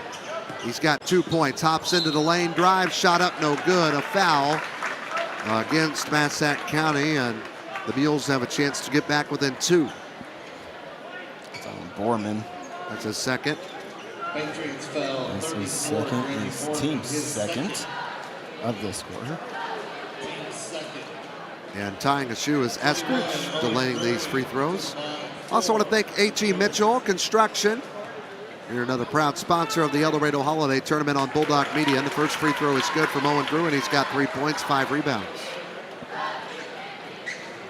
As Fairfield pulls within 3 as a team, they're 3 for 5 at the line now. Massac County's missed a couple. They're 5 for 8. And McElravy going to come out, give a towel. Now the officials bring out a towel, and they're going to dry up. From the score table. They won't let us use any other towels except the one from the score table, which is okay. I mean, which is all right with me. I mean, at least they have a towel for us to use just with how slick this floor has been. Well, it's not the end of the world either way. No. A towel's a towel, but exactly. if you have a child 6 weeks old to 12 years old, we have the perfect daycare for you at Bright Beginnings. Check them out. They got 4 locations: Harrisburg, Southeastern Illinois College, Eldorado, and Carrier Mills. Here we go. Free throw number 2. Owen Gruen got the first, and he'll miss the second one. And the rebound is to Garnett, another hurt player for Fairfield. That's the nose of, it looks like Robertson, but he hustles down. Hopefully no blood. No foul was called. He just got pinched between Harmon. It was him and then somebody else. Turner thought about 3 as he rose. He's got 15 points leading the Patriots, 1 of 2 in double figures. And currently up by 3. Here's Garnett. That ball goes off of a mule and stolen by another mule. That's Callan Miller. Down the floor come the mules. Here's a three for McElravy. No good. Offensive rebound from Gruen. Gruen gets another big rebound, his 6th of the game. And Fairfield going to try again. Down by 3 with 2:20 left to go. In the battle for 5th place. Spinning in the lane is Gruen. His shot blocked by Eskridge. Rebounded by Garnett. Here come the Patriots. Trying to extend the lead in a foul. Or timeout. Timeout. 30-second timeout. We'll take it 2. We'll be back in 30 seconds on Bulldog Media, powered by Sullivan Electric. Potholes, curbs, and other road hazards can do damage to your vehicle over time. If your steering wheel pulls to one side or your tire treads are wearing down faster than usual, it may be time for a wheel alignment. Wheel alignment is a critical aspect of vehicle maintenance that can impact tire wear, fuel efficiency, and overall safety. Understanding when to get your wheels aligned, how much it might cost, and how long it takes can help you make informed decisions about the care of your car or truck. Best One Tire in Harrisburg can get you taken care of and back on the road today. Back here at Duff Kingston Gymnasium. And Massac County called the 30-second timeout. And their team leads Fairfield by 3 points, trying to hold on and win 5th place for the second time since 2017. See Joe Hossman there. Dag is still out. I don't think he's coming back. The trainer, Howard Mann, did come over and talk to him during that break. I don't know what was said, anything like that. I'm Dag. I'm saying I need some meds. Yeah. Anything to get this migraine going, and you don't want to ride home on a bus. Oh, no. Especially all the way back to Fairfield. Basketball is with Garnett. Under 2 minutes to go in this 5th place game. Now with Borman. Borman with the basketball. Gives to Turner. He'll drive, and he'll be fouled by 33. Cavacci. Cavacci's first.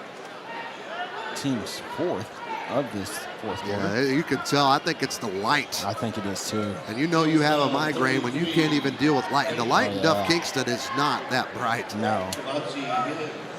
Man, I hope he's okay.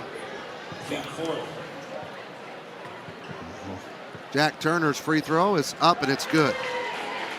He's got 16 points now for Massac County. They go up by 4, and they're looking for their largest lead here, which would be 5. Did he make that? Yep. Second one coming from Turner. It's up, and it's good. He's got 17 points, and it's a 5-point game. And that ball poked out, and a foul called on Garnett, his 3rd. Here's the poke right here. Yeah, a little bit of body on him. Enough of the body and the arm there. And Rocky Hall's right there on that side to see it. So Fairfield will inbound down by 5 points with 100 to go in this game. Into the front court. Easton, free throw line. He'll drive to the rack, lays it up and in. We saw a lot of that from Easton early in the tournament. Not a lot tonight. His second bucket, he's got 4 points.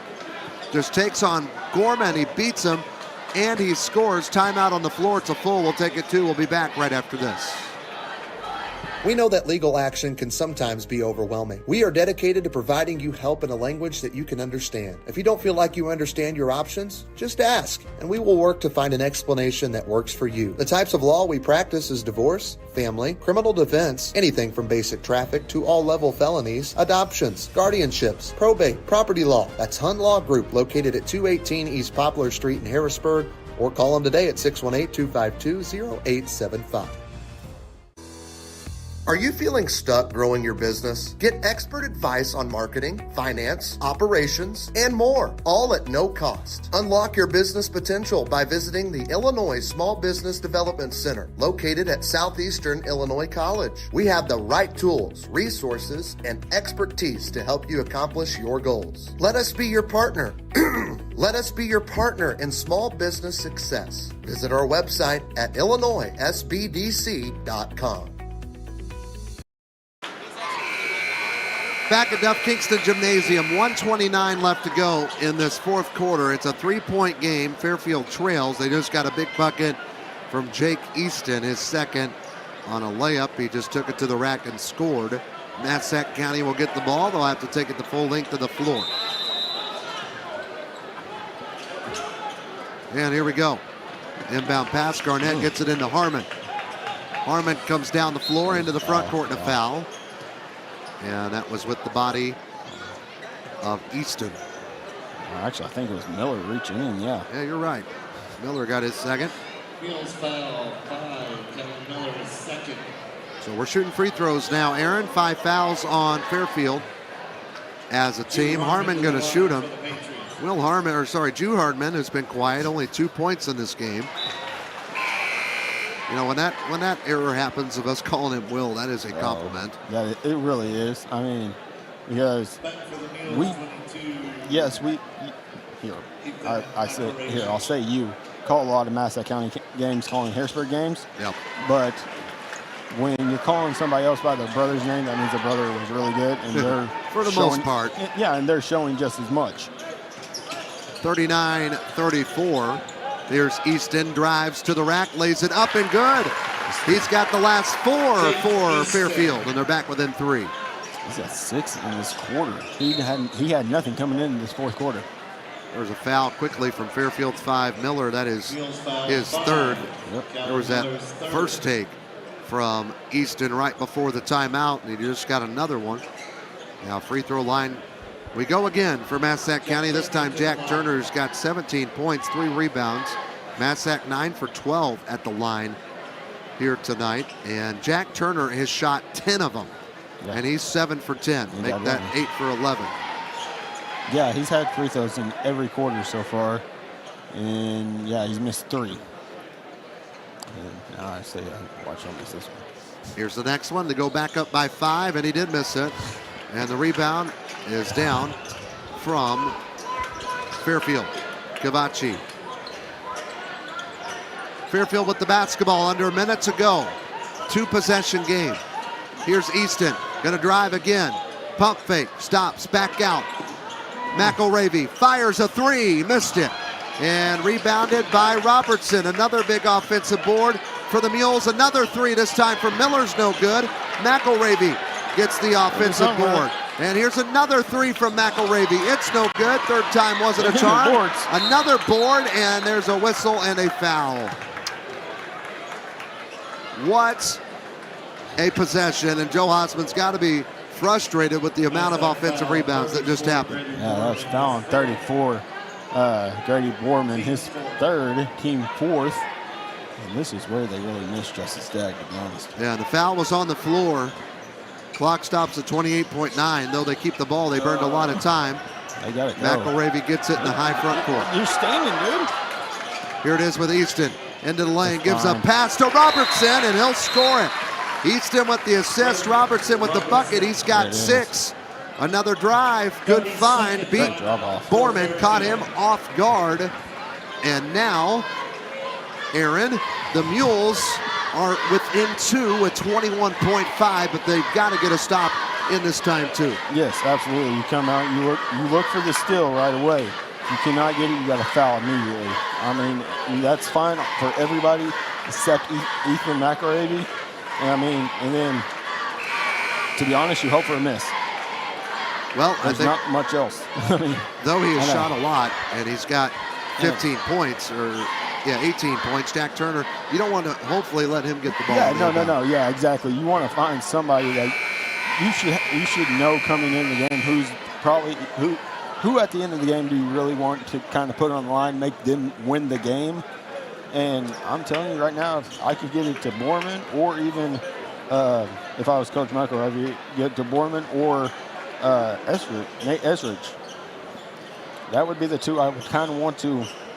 I'll make you win this game if I can't get the steal right off the bat. Because here's the deal: sell out to the steal first. If they get to the free throw line and they make both or just one, it's a 2-possession game, and it's a 2-possession game anyway. As Eskridge makes it up by 4, goes to Massac, 15 seconds. Fairfield with the ball. Easton thought about 3 up top. Miller, he'll fire a 3 in and out, back out. Miller in the lane for 2, and he gets it on the offensive board. Put back. And we had a whistle. No, that doesn't. And that's the game. That was smart right there by, who was that? Garnett. Just to hold the ball and wait on the clock to run out, because you got a 5-second count and 3 seconds running down. And that does the fifth place game. The Patriots win it 42-40. They're the 5 seed, and they finished 5. So that was a correct pick from the coaches that got together at Dad's Barbecue and seeded this tournament and voted to get this tournament seeded, and they were correct on that. We do want to say congratulations to Fairfield. A 7 seed out of the Black Diamond Conference came in, competed with one of the faces of the River to River Ohio teams, Massac County. Had a great tournament. Fairfield did. I mean, they have nothing to hang their head about. I know they didn't come away with the win like they wanted to, but hey, Massac County's they're a tough team, and they're in the River to River. I mean, you hung with them. Before we take a break, we'll stick around here as we're going to have a trophy presentation for the Patriot and also Fairfield Mules. Again, the final score is 42-40. Fairfield just falls short in this one, and they did not have Justice Dag. LeBlanc will go to the floor here and let people see the plaque that they are getting. The Patriots. Jake at center court, the athletic director, along with a member from Farmers State Bank Insurance, is there, going to hand off the plaque to the Patriots, who finished 5th place in this tournament with their 42-40 victory over the Fairfield Mules. Congratulations, Joe Hossman and the Patriots. Congratulations, Scott McElravy and the Mules and their tournament. We'll step aside for a break. When we come back, we'll wrap this one up and get ready for 3rd place. Harrisburg, the 4 seed, Vienna, the 3 seed, and it's coming your way here on Bulldog Media, powered by Sullivan Electric. Southeastern Illinois College now has an 8-week welding class in Carmi and Harrisburg. Learn arc welding, gas welding and cutting, low hydrogen, and pipe welding. Register now. Classes begin January 13th. SIC also has it where you can earn your CDL in just weeks. SIC offers courses in Harrisburg, Carmi, and Carterville. Learn more at sic.edu/trust. Southeastern Illinois College, a proud sponsor of the 60th Annual EHG on Bulldog Media.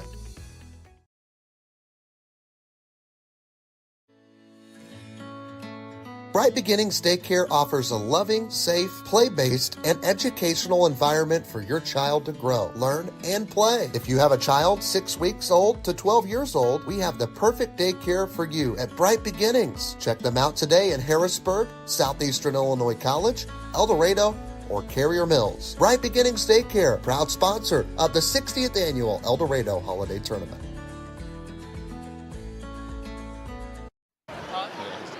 Back at Duff Kingston Gymnasium, final score, the Patriots get 5th place in the 60th Annual Eldorado Holiday Tournament with their 42-40 victory over the Fairfield Mules. We're getting set for number 3, Vienna, number 4, Harrisburg. Both teams lost today, took their first losses in this tournament. Harrisburg dropped 1 to the 1 seed Heron Tigers, and as for Vienna, they lost to the 2 seed Carterville Lions at the 1:30 game. But final thoughts for you, Aaron, from that 5th place game as Massac County gets the win. It was a really good game all around. Like we said numerous times, prayers up for Justice Dag. We don't want to see anybody hurt. Wish he could have came back in that game, because if he could have, if they would have had him, I think it would have been maybe a different outcome. Probably it would have been a whole lot closer, but how much closer can you get from 42 to 40? So Jack Turner at the free throw line. I mean, that was one thing. They made the free throws in the 4th quarter just to be able to, just enough to be able to keep this game in hand for the Massac County Patriots. Well, we'll sign off. We're not sign off. We'll step aside as both teams coming out on the floor to get warmed up. 10 minutes between games. We'll step aside for 2. When we come back, we'll get ready for Harrisburg and Vienna right here on Bulldog Media for 3rd place as the Patriots take 5th place in this tournament. Who will get 3rd, who will get 4th? It's one of these 2 teams. Find out when we come back on Bulldog Media, powered by Sullivan Electric. Are you having trouble with your home or business's electrical system? Well, Sullivan Electric is here to help. They are 4 generations strong of IBEW trained electricians serving Southern Illinois. Preventative maintenance to emergencies and anything in between. You can call on the trusted professionals at Sullivan Electric. They're reliable, affordable, and professional. So give Mike a call today at 618-926-3304. Sullivan Electric, a proud sponsor of Bulldog Media. Are you looking for a bank that gives it their all? Well, as the Harrisburg Bulldogs give it their all, Farmers State Bank is proud to invest in the future of our community. Farmers is all about community, from sponsoring local sports teams to supporting educational programs. They're committed to helping our youth succeed. Together, we're building a brighter tomorrow. Stop by their Harrisburg branch or visit them at myfsb.com to learn more. Farmers State Bank is a proud sponsor of Bulldog Athletics on Bulldog Media. Farmers State Bank, no one serves you better. Are you feeling stuck growing your business? Get expert advice on marketing, finance, operations, and more, all at no cost. Unlock your business potential by visiting the Illinois Small Business Development Center, located at Southeastern Illinois College. We have the right tools, resources, and expertise to help you accomplish your goals. Let us be your partner. Let us be your partner in small business success. Visit our website at illinoisbdc.com.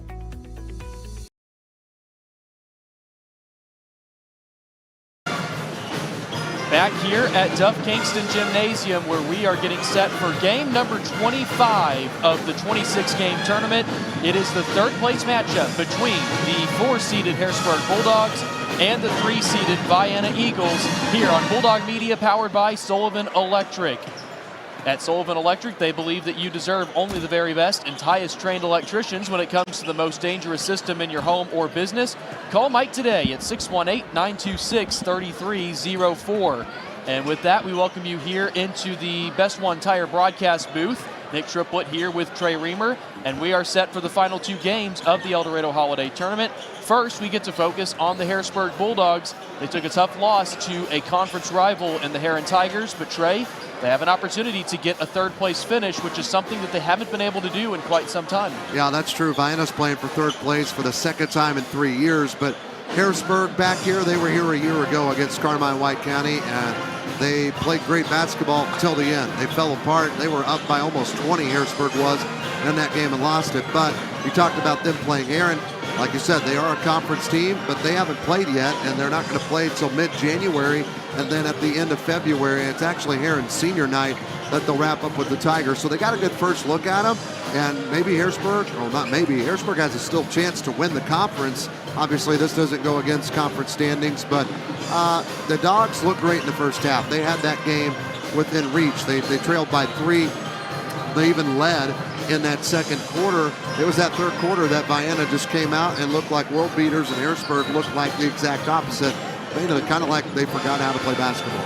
And now they're going to be coming into this game after playing just about 8 hours ago. And they're going to have to depend on a lot of players. We saw that Caden Young had a great start to today's game against the Heron Tigers. It's not only going to have to be Caden Young that steps up again, but they're also going to have to go even further down the line. And a lot of seniors are going to have to put it all on the court before their final game here at Duff Kingston wraps up. Yeah, Heron did a good job with Jalon Ellis, I thought. You know, they put Kyrese Lukens on him quite a bit. You stop one Caden Young or Jalon Ellis, that's a lot of the Dogs' offense, not taking anything away from anybody else like Adrian Mann. Owen Rand was huge. He had a couple of big shots down in the post. They're going to need him tonight against Vienna, but the Eagles are very quick as well, just like Heron. So this is going to be a battle. This is going to be a tough game, though I think it's safe to say Vienna had the tougher game in terms of what they had to give, especially late in that second half against Carterville, whereas Harrisburg kind of down. It's not high pressure like Vienna was, so that could play a factor in this game as well. Who knows? And let's talk about Vienna for a moment, because in the first round, they beat Gallatin County and scored 73 points in offense. The last 2 games, they've only been averaging 45 points a game. Their three-point shooting has practically disappeared, and now they're going to have to take on a Harrisburg team that also isn't afraid to score. Yeah, Harrisburg can score. They've scored a lot. They've scored a little this season. It's kind of roller coaster sometimes. You don't know what Harrisburg team's going to show up, but I'm really hoping that the Dogs can pull out and finish third place in this tournament this year with the special group, a lot of seniors with Caden Young, Jelon Ellis, Adrian Mann, Owen Rand, Reed Ryder. That's the starting 5. They're all 5 seniors, so it'd be really nice if they could come back and get 3rd place, and they've not gotten 3rd place in this tournament in a long time. They've competed for it, but the last time they got it was 2001. But another reason that is they played for a lot of first place games in there. And again, the talk of this tournament's been 4-peat for Heron. Harrisburg did that. That's tough to do. And they actually played in 7 straight championship games, and were only to win 4 until that Owensboro, Kentucky team came in and had that 7-foot giant that Rick Pitino came to see in this tournament.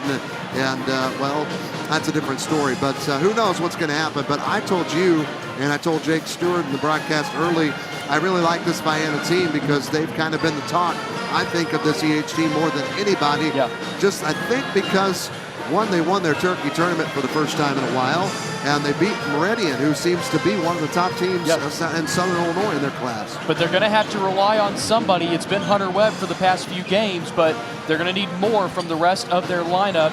Harrisburg was able to get 4th place last year. They had the lead in the 3rd place game for a long time and fell to Carmi.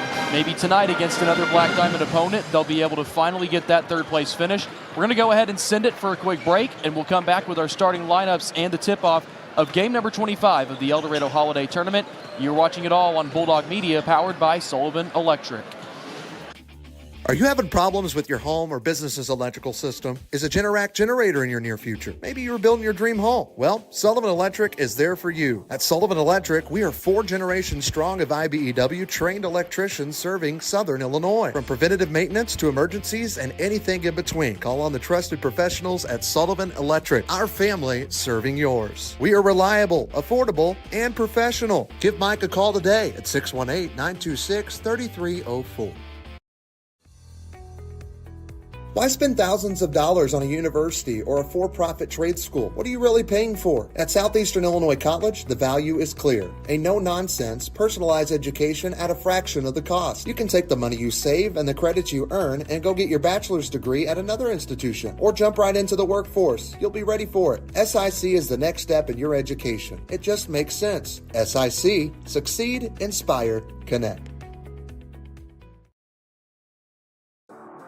H.E. Mitchell Construction is proud to have served Southern Illinois as a general contractor for over a century. With a humble beginning in 1914, H.E. Mitchell continues to provide exceptional quality and service in commercial construction that has transformed this business into what it is today. With a steadily growing portfolio, we hold tightly to the values and standards that makes H.E. Mitchell a name you can trust. We are proud to be part of the legacy that began 110 years ago. H.E. Mitchell Construction. At Bright Beginnings, we'll do our best to assist your child in developing important values such as good manners, caring, sharing, patience, responsibility, as well as communication and teamwork. We believe that children learn best through play. We offer activities such as learning the alphabet, shapes, colors, and numbers. It is our goal to offer your family the quality child care experience that you deserve. Bright Beginnings Daycare, proud sponsor of the EHT on Bulldog Media. Yep, it was right there. You just touched it. Back here at Duff Kingston Gymnasium, powering through day number 3, where we've already seen 6 games, and we are prepped for game number 7 of day 3, as well as game number 2 of the final session of the Eldorado Holiday. Let's come to the broadcast booth. Real quick, Jonathan LeBlanc. Yeah. We're going to come to the broadcast booth, brought to you by Best One Tire, one of our Bulldog sponsors. Nick, where's your purple? My purple is not on. I've got black, but that matches a lot better because I did see Harrisburg have the black jerseys on. That'll go. Hey, Nick's going to call the Harrisburg game tonight. He's with us with Bulldog Media. Helped us out all week. They're going to be give my voice a break. We've kind of been going back and forth throughout, so he'll do well. Bulldog fans that are watching, because this is the home for Bulldog Athletics here, so this should be a really good game. I just had to give crud because you're not wearing purple. Harrisburg, forgive me. I'm not wearing purple. Well, some people are complaining about the black jerseys I saw. We've seen a lot of that. And please, if you have any complaints against the jerseys that Harrisburg's wearing, any other jerseys that you've seen, let us know. Tag Trey. He'd love to read them all throughout the game. About to drink honey on screen. Most of us have purple polos on, except yours truly. So we went with black because it's maybe more neutral, but then again, Heron's going to be coming up in the championship games. So not a homer for anybody. Just don't have any Bulldog Media apparel, at least Not right yet. now. Not yet. Getting ready here, the pep band continuing to go, and we are down to 2-1-0. Game 25 is ready to start. And we'll send it back out over to the court. Vienna is on the left side from our vantage point. They'll be shooting on the south end. They've got orange uniforms on. This is the third game in a row, if I'm correct, that they're wearing their orange unis. We haven't seen their blue ones this year. Did they even wear the white ones? They did. The opening night against Gallatin. Yep, because Gallatin wore their orange with or navy with the 90s orange on the stripes on the bottom of the shorts. And the orange uniforms are good. They're very sleek, but at the same time, I've always considered Vienna as a team mainly blue. But that's a conversation for another day. Considered them orange. So Vienna is going to have their lineup listed first. It is going to start off with the senior wearing number 1, Braden Smith. He had a good start to this afternoon's game against Carterville, so keep an eye out for Smith in the scoring. Up next after that is Joe Winterow. He's a 5'9" senior and wears number 3. He had a very good first game of the tournament and played fairly well against Eldorado too. After that, it is the senior Hunter Webb, 6'2". He wears number 11. After that, it will be Jackson Etheridge, who is a 6' senior wearing number 24. And then fifth and finally is Jacob Waters, a 6'4" senior wearing number 42. Jacob Waters was injured in the game against Carterville. He did come in the second half, and we believe he's going to be at full potential, full availability here. Hopefully that's the case, and we'll continue to follow along with that storyline should it come up again. This is Berlin Brower's first Eldorado Holiday Tournament as a head coach. Vienna has only been in this championship session 3 times in its existence. Just looking at that during our last break, and I was thinking, they've been in this tournament for 21 years. This is their 22nd year for Vienna in this tournament, and they've not played on championship night but the last 2 years and this year. So they're starting to make themselves known more in this tournament on the positive end of things. And Harrisburg is about to introduce their starting lineup. I'm just going to hand it over to you. Why don't you give Harrisburg's lineup? I don't really know this team that well, but I'll try. We'll start Harrisburg starting number 12, Caden Young, who is a senior. And he stands at 6'4". You've got Reed Ryder, a senior. Jalon Ellis, who transferred here from Carrier Mills. He is a senior. And interesting thing on him, I'll tell you in a minute. Adrian Mann, he is a senior, and so is Owen Rand, the quarterback in football and the main post guy here in basketball, who has proven and shown that he can even shoot the ball from 3 this season. But Jalon Ellis had a big decision. He was our Gavin Starkare Bulldog of the Week a couple of weeks ago, but talked about him transferring from Carrier Mills to here, and something he didn't even mention, and I think Aaron or Jake was telling me this, was he was close to getting the 1,000-point or the all-time leading scorer at Carrier Mills High School. And he probably would have got it this season. Yeah. And so he transferred, and because he did that, he doesn't get that. And I mean, understandably so. He shouldn't just give it to him. But I'm just saying that had to be something going in his head when thinking about transferring schools. All that work to put your name in a school for being an all-time leading scorer, that's a big deal, even for a smaller school, Carrier Mills. And so I thought that was really something that standed out and was huge for the Bulldog senior, Jalon Ellis. There's a ton of personal considerations with that, because you start to factor in, well, if you're with Harrisburg, there's a much larger chance that you're going to have success in a tournament like this. You're going to be able to play against better competition.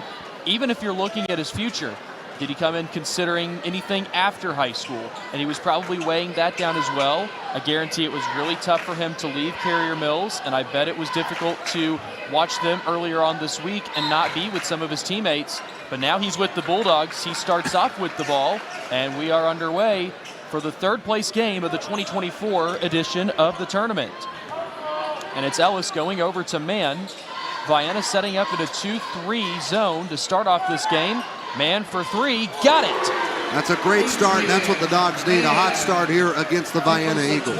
And Winterode coming across the timeline. Over it goes to Hunter Webb. Webb bouncing it. It's now with Etheridge. Etheridge had a rather good game recently against Carterville. Now in the corner, that one won't fall. That was from the senior number 1, Braden Smith. We do want to thank all of our regular Harrisburg Bulldog sponsors as well. As Jalan's working quickly, Nick. That one couldn't get in. Was stuck off the left side. Now Winterode charging all the way in and going to be called for the turnover, the first of the game for the Eagles. Now, Michael Stewart and Associates, a pregame sponsor, along with Rags Mobile Pressure Washing, Gavin's Car Care, Hicks Concrete, Ranco, Southern Trust, Sullivan Electric, of course, Farmers State Bank. Some of those still here with us for this EHT game. This is a EHT broadcast. Both of these coaches are looking for their first finish in a podium position for the Eldorado Holiday Tournament. Of course, Andy Fehrenbacher, his second time at the Eldorado Holiday Tournament. Here's a look outside from Young, and that goes in and out and right over to Etheridge for the Eagles. Harrisburg shooting 2 threes to start offensively. Made one for Man. Young misses. If you're just joining us, we had the 5th place game. Massac County won in that. This is for third. Waters to Etheridge. Standing still, now down low, Webb. He is trapped by 2 Bulldogs. Out it goes, open 3, Waters, and it doesn't have enough. We'll be back over to Harrisburg. Caden Young has looked extremely impressive, and just from somebody that was watching him a lot last year doing different Harrisburg broadcasts, Caden Young coming in as a 6-man then, he has grown a lot over the last year in his playing abilities. He spent a lot of time, Caden Young has, in the gym. Jake Stewart even talked about it. His coach is up there all summer with the girls, and he was up there constantly shooting, working on his game. And you can tell Caden Young this year compared to last year, and he was good last year. But he even went down to play some more JV minutes as a junior. Now he's been stellar. Here's another 3. That goes off the front of the rim, but an offensive rebound. And Owen Rand will get it to fall down. He gets his first points of the evening. Yeah, Owen Rand's been huge in this tournament for the Dogs down low, and they're going to need that again tonight from him. They have a great start, 5-0. Maybe not much of a factor, but you do have to consider the fact that many of these players for Harrisburg knows what it's like playing in this third-place game. They were in it last year. Vienna doesn't have that much experience in this position. And they got to learn this, or they did learn this last year as there was a foul. There's the putback from Owen Rand, but no lead safe. Just because you're almost up by 20 late in the 4th quarter doesn't mean the game's over. Carmi came back and won it. And Coach Fehrenbacher was not happy in that one. And there's a 5-second count. The Bulldogs forced the turnover. And there was no movement there for Vienna. It looked like Smith was backing up a little bit whenever the ball was slapped, but really nothing there open for the Eagles. And it's another turnover for them. That's multiple turnovers in the first 3 minutes, and there's another 3 that sinks for Young. An 8-0 run for the Dogs. Hot 3-point shooting. First Adrian Mann, now Caden Young. 30-second timeout, so we'll go ahead and stay here. The Eldorado Holiday Tournament on Bulldog Media, brought to you by Sullivan Electric. At Sullivan Electric, we're 4 generations strong of IBEW-trained electricians serving Southern Illinois. Preventative maintenance to emergencies and anything in between, call on the trusted professionals at Sullivan Electric, 618-926-3304. Shocker, you still don't have that memorized yet, Nick. Oh, I still have it memorized. I got the number memorized. Okay. I don't have the script memorized. I'll probably be saying it in my sleep tonight. 8-0 in the early going for Harrisburg. And Vienna still looking for anything. It is Waters that will be inbounding. And they'll have to come back in with a full court press set up for the Bulldogs. I didn't expect this out of a start, Nick. I really from either side, but 8-0. Vienna's got to get going offensively. Here's a 3-pointer that goes off the side and rebounded by Smith, staying with the Eagles. They look back out to Winterode.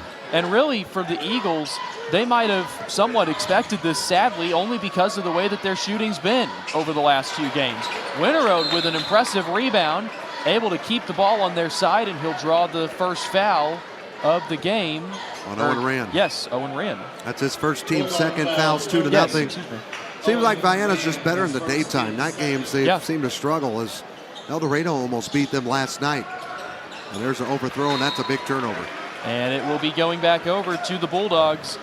3 minutes and the same number of turnovers for Vienna. And so coming on the other side here is Caden Young. Here's another factor for Vienna. They might not be bringing in a lot of players tonight. We might see a couple of minutes from Silas Kruder, but after that, we don't really see much of the Vienna bench. Caden Young over on the left. Now it's up to the top. Jelon Ellis. He moves to the right. Guarded there by Etheridge. Rand now handing it off. Young, long two, gets it off the front, but Rand is there to help the Bulldogs. He spins around and can't get that one down either. It's over to Webb, and Vienna still looking for their first points. Good look down low. There's Waters, but can't get it in. And now Waters going to get charged with a foul for reaching in. That's his first, and Vienna, Nick, just can't make shots. They're 0 for 5 from the field at start and 0 for 3 from 3 of those 5. They're going to do a substitution, get Etheridge out, and they're going to send in Kruder, who has started in this tournament, Nick, also has been a sixth man, and he's a really good shooter, and maybe he can get him going offensively. So Kruder nearly had 20 points in the first game, and that earned him the starting spot in game number 2. But after their game against Eldorado, Kruder finally went back to the bench to start the game. He is their sixth man. There's a look down low. Outside it goes. Three-point shot. Good. And guess who? That's why he brought him in. He's a shooter. They needed points, and they get their first 3. 1 for 6. Jelon Ellis going across the line. Movement here down low for the Bulldogs. That's from Young. He finds an opening on the right side. Back out to Rand. And then Ellis. Ellis driving in. His shot won't go in, but a foul is called on the Eagles. You know, some tournaments do sixth man of the game, or of the tournament. If this one did it, I think Kruder would be that guy. There's a lot of candidates this year, but Kruder has been the one that stood out the most, as it is the second foul on Waters. And the first free throw there missing. We'll get a second in a moment as the EHT teams give it their all. Farmers State Bank is proud to invest in the future of our community. From sponsoring local sports teams to supporting educational programs, they're committed to helping our youth succeed. Together, we're building a brighter tomorrow. Stop by their Harrisburg branch or visit myfsb.com to learn more. Farmers State Bank, no one serves you better. Second one goes in. And 1 for 2 on the line there for Ellis, and he'll come out of the game. Adrian Mann comes in for him. Chandler Questel also checked in. The Dogs up by 6. Vienna with the basketball. Pretty good first quarter from the Dogs. Winterode back over to Hunter Webb.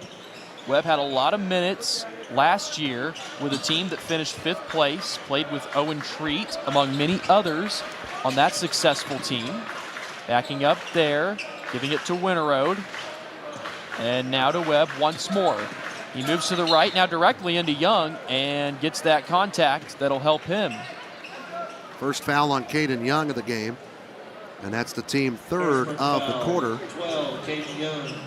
And Caden Young will have to watch a little bit of his foul trouble. Correct me if I'm wrong, but I believe he did have a few instances earlier on today where fouls were an issue.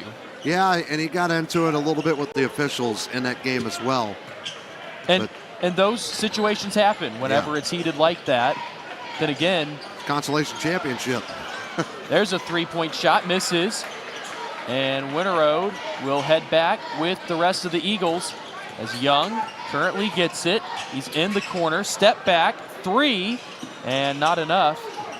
He'll be back over to Webb. They'll make it a one-possession game if they can score. Webb takes it all the way in, and excuse me, I forgot that there was 2 more points, so it's still a 4-point game, but a little bit closer now after Webb gets it. Yeah, he just got his second rebound and his first bucket, so he's got 2 points. Now Mann bouncing it over to Ryder. This is his first touch of the game. Now Young looking around. Questel, who just came in a moment ago, and Mann will back up for a moment. 6 minutes into this contest. The Bulldogs and Vienna typically don't get an opportunity to play each other throughout the entire season. 3-point shot misses there. Ball is loose, goes out of bounds, and will be going over to the Bulldogs. Thought Mann maybe touched that ball underneath. I think the Dogs really caught a break there, Nick. And I think you're right on that. Either way, not much of an argument. And a look there, instead a two-point basket that goes up and misses. Another chance, and that one falls in. Braxton Murphy, the sophomore, gets a rebound. His second of the game, and his first points. He had 11 against Massac County off the bench on opening night in a game where they only won by 12. The sophomore, like many other sophomores in this tournament, has continued to shine. 1:15 left, and it's Bulldogs by 6. And a timeout called here by Brower. We will take it with them. You're watching the third place game of the Eldorado Holiday Tournament right here on Bulldog Media, powered by Sullivan Electric. 30-second time. Are you having trouble with your home or business's electrical system? Well, Sullivan Electric is here to help. They are 4 generations strong of IBEW trained electricians serving Southern Illinois. Preventative maintenance to emergencies and anything in between. You can call on the trusted professionals at Sullivan Electric. They're reliable, affordable, and professional. So give Mike a call today at 618-926-3304. Sullivan Electric, a proud sponsor of Bulldog Media.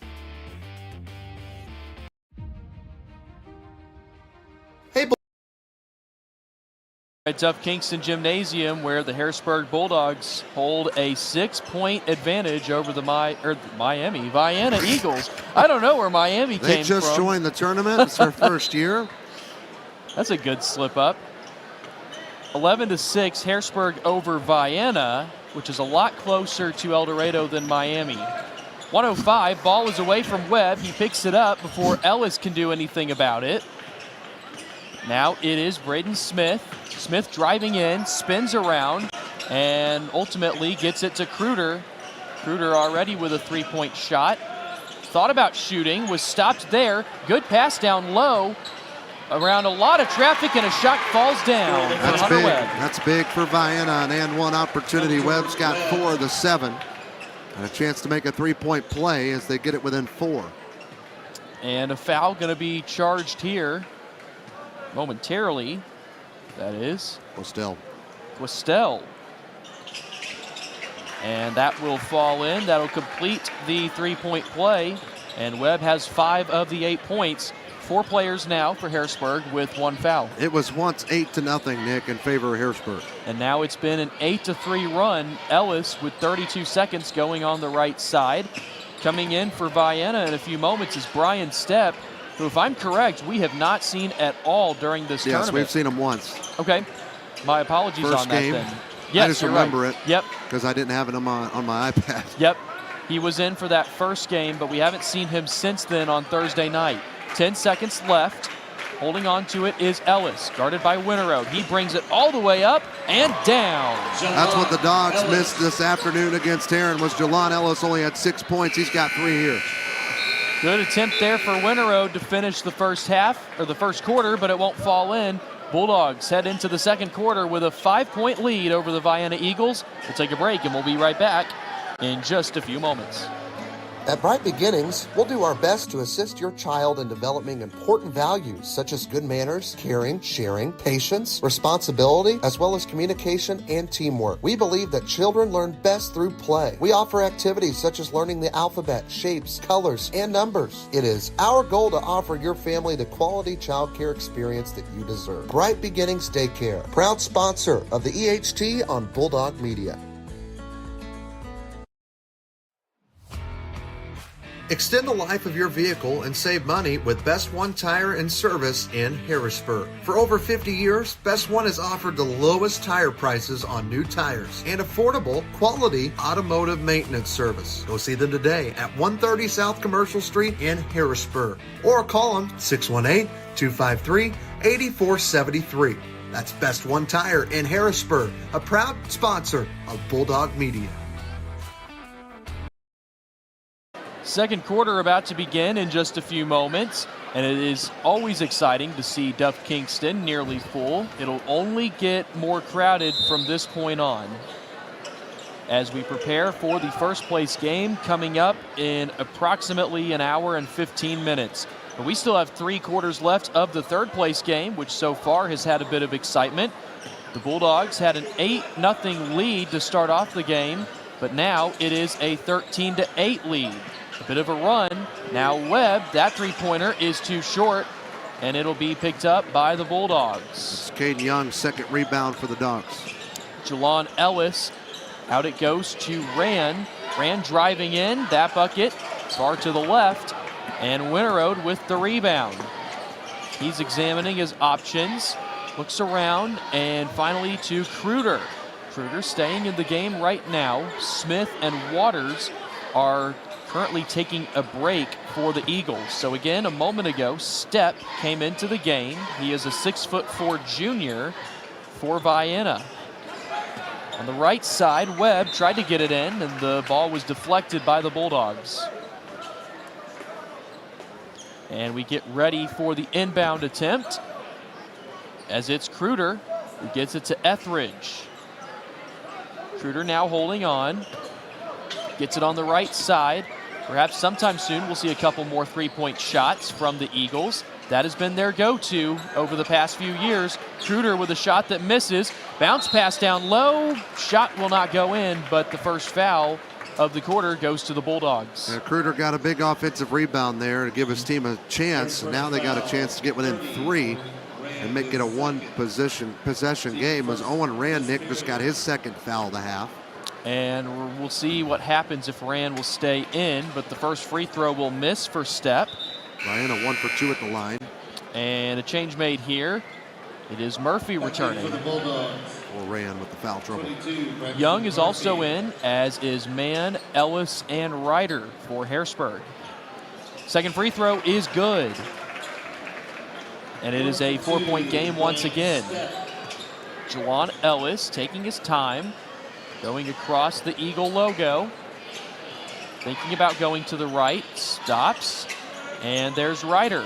Over to Young, he's got an open lane and he'll take advantage of it. And Caden Young's got 5 of the 15 for Harrisburg, back up by 6. 15-9 is that score. And Winterode will be the one to bring it down the court. He spins, tries to get around Ellis, will find Stepp, and that one falls in. Stepp with 3 points in the quarter. That's a nice job for Reed Ryder just to stay straight up, even bend his body back to show, hey, I'm just here as a body. And there's a turnover on Harrisburg, tough one. That's on Jelon Ellis, and a change made here. Smith comes in. They do a lot of substitutions. They do. So Ellis getting set. 6:01 left here in the second quarter. Vienna Eagles again started off this week winning against Gallatin County and Eldorado. They fell this afternoon to Carterville. There's a long pass, getting it over to Kruder. And Kruder going to take the 3.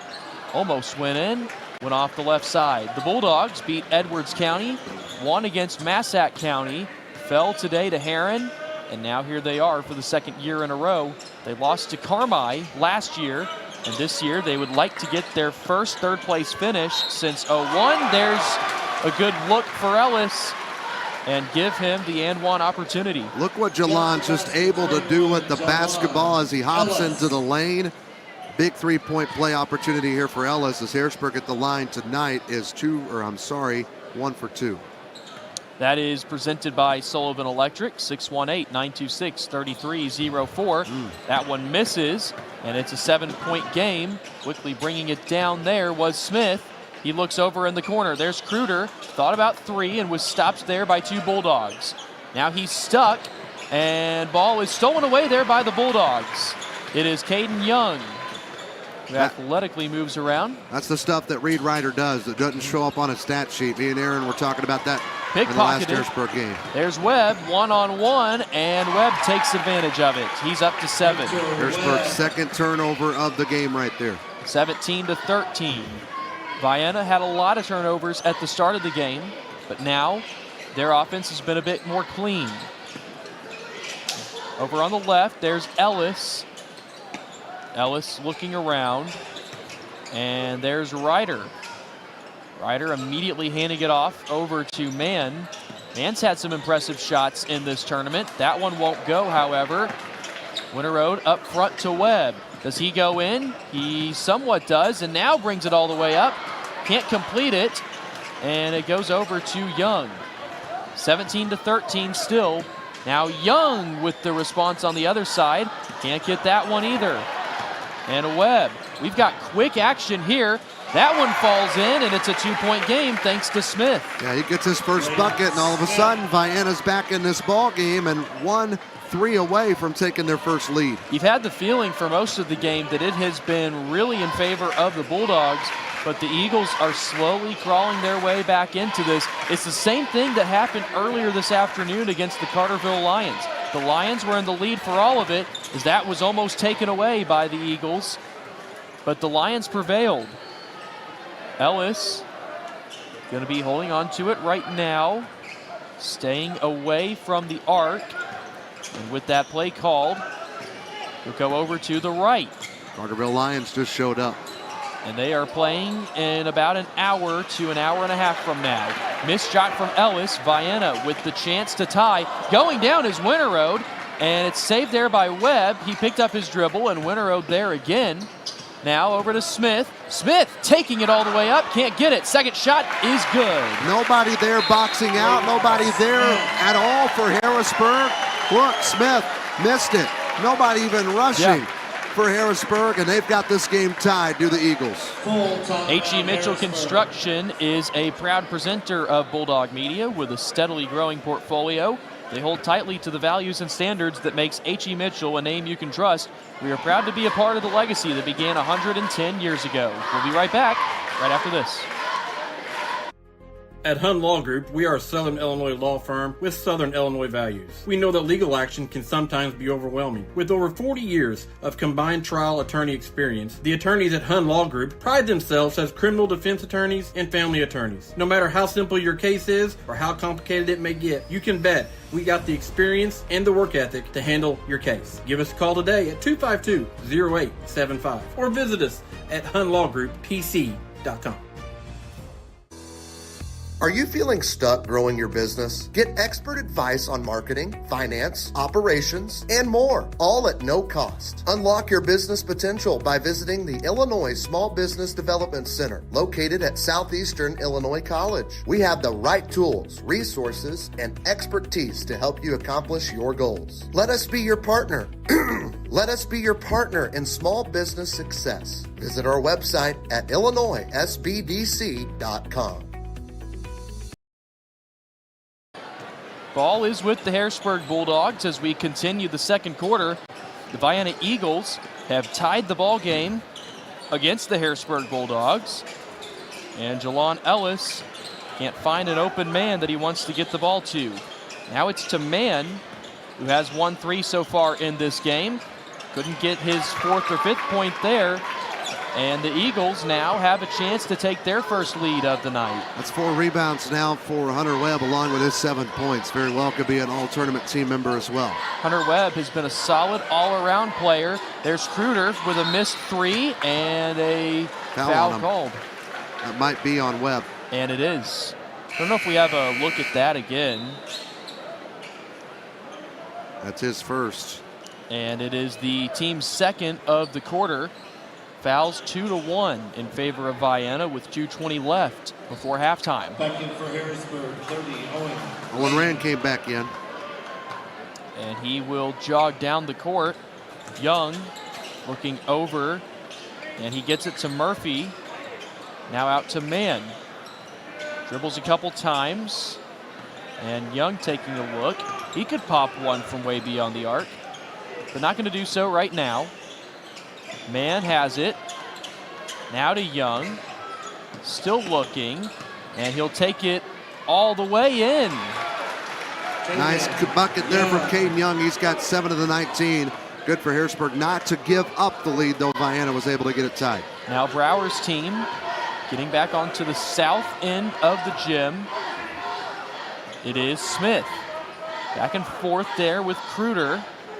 Kruder came in with about 3 minutes left in the first quarter, and he's stayed in since, particularly since he got the first points of the game via a 3-pointer. And since then, he's been held scoreless. Winterode now to Smith. Smith and Webb have really liked working on the baseline, but we've not seen too much of that yet in this game. 1 and 5 seconds left, and the Eagles, at least not yet, making a big attack. And Harrisburg's backcourt able to catch their breath, at least for the moment. And if you're Vienna, you definitely don't want to risk it, not get a basket, and then let the Bulldogs start pulling away, whether that's a 5, 6, 7-point lead. It's been a quick second quarter. 40 seconds now. And Kruder moving it to the right. It is Webb, Kruder, and Winterroud that is way beyond the arc. And Smith and Etheridge also into the game for the Eagles. 25 seconds. The Bulldogs not putting too much pressure on Vienna. Now Kruder bouncing it over to Webb, continuing to go back and forth. And now they've finally set up their offensive play. 12 seconds left. Winterroad holding it for a few more. Now he takes it in, and it falls. That's huge. Winterroad with a big 2 points. Now with 2 seconds left. Here's a long shot that won't go in. And as we go into halftime, the Eagles and Bulldogs are tied. Look at that play again from Winterroad. Run the clock. They don't let Harrisburg score anymore, and they go in the locker room tied just like it was to start the ball game. Bright Beginnings Daycare offers a loving, safe, play-based, and educational environment for your child to grow, learn, and play. They have 4 locations: Harrisburg, SIC, Carrier Mills, and Eldorado. Halftime coverage here on Bulldog Media. We'll begin with that right after this. Are you having problems with your home or business's electrical system? Is a Generac generator in your near future? Maybe you're building your dream home. Well, Sullivan Electric is there for you. At Sullivan Electric, we are 4 generations strong of IBEW trained electricians serving Southern Illinois. From preventative maintenance to emergencies and anything in between, call on the trusted professionals at Sullivan Electric. Our family serving yours. We are reliable, affordable, and professional. Give Mike a call today at 618-926-3304. Southeastern Illinois College now has an 8-week welding class in Carmi and Harrisburg. Learn arc welding, gas welding and cutting, low hydrogen, and pipe welding. Register now. Classes begin January 13th. SIC also has it where you can earn your CDL in just weeks. SIC offers courses in Harrisburg, Carmi, and Carterville. Learn more at sic.edu/trust. Southeastern Illinois College, a proud sponsor of the 60th Annual EHG on Bulldog Media. H.E. Mitchell Construction is proud to have served Southern Illinois as a general contractor for over a century. With a steadily growing portfolio, we hold tightly to the values and standards that makes H.E. Mitchell a name you can trust. We are proud to be a part of the legacy that began 110 years ago. H.E. Mitchell Construction, a proud sponsor of the 60th Annual Eldorado Holiday Tournament, right here on Bulldog Media. Bright Beginnings Daycare offers a loving, safe, play-based, and educational environment for your child to grow, learn, and play. If you have a child 6 weeks old to 12 years old, we have the perfect daycare for you at Bright Beginnings. Check them out today in Harrisburg, Southeastern Illinois College, Eldorado, or Carrier Mills. Bright Beginnings Daycare, proud sponsor of the 60th Annual Eldorado Holiday Tournament.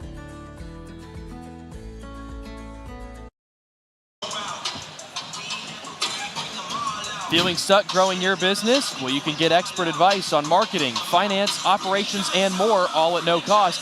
Unlock your business potential by visiting the Illinois Small Business Development Center located at SIC.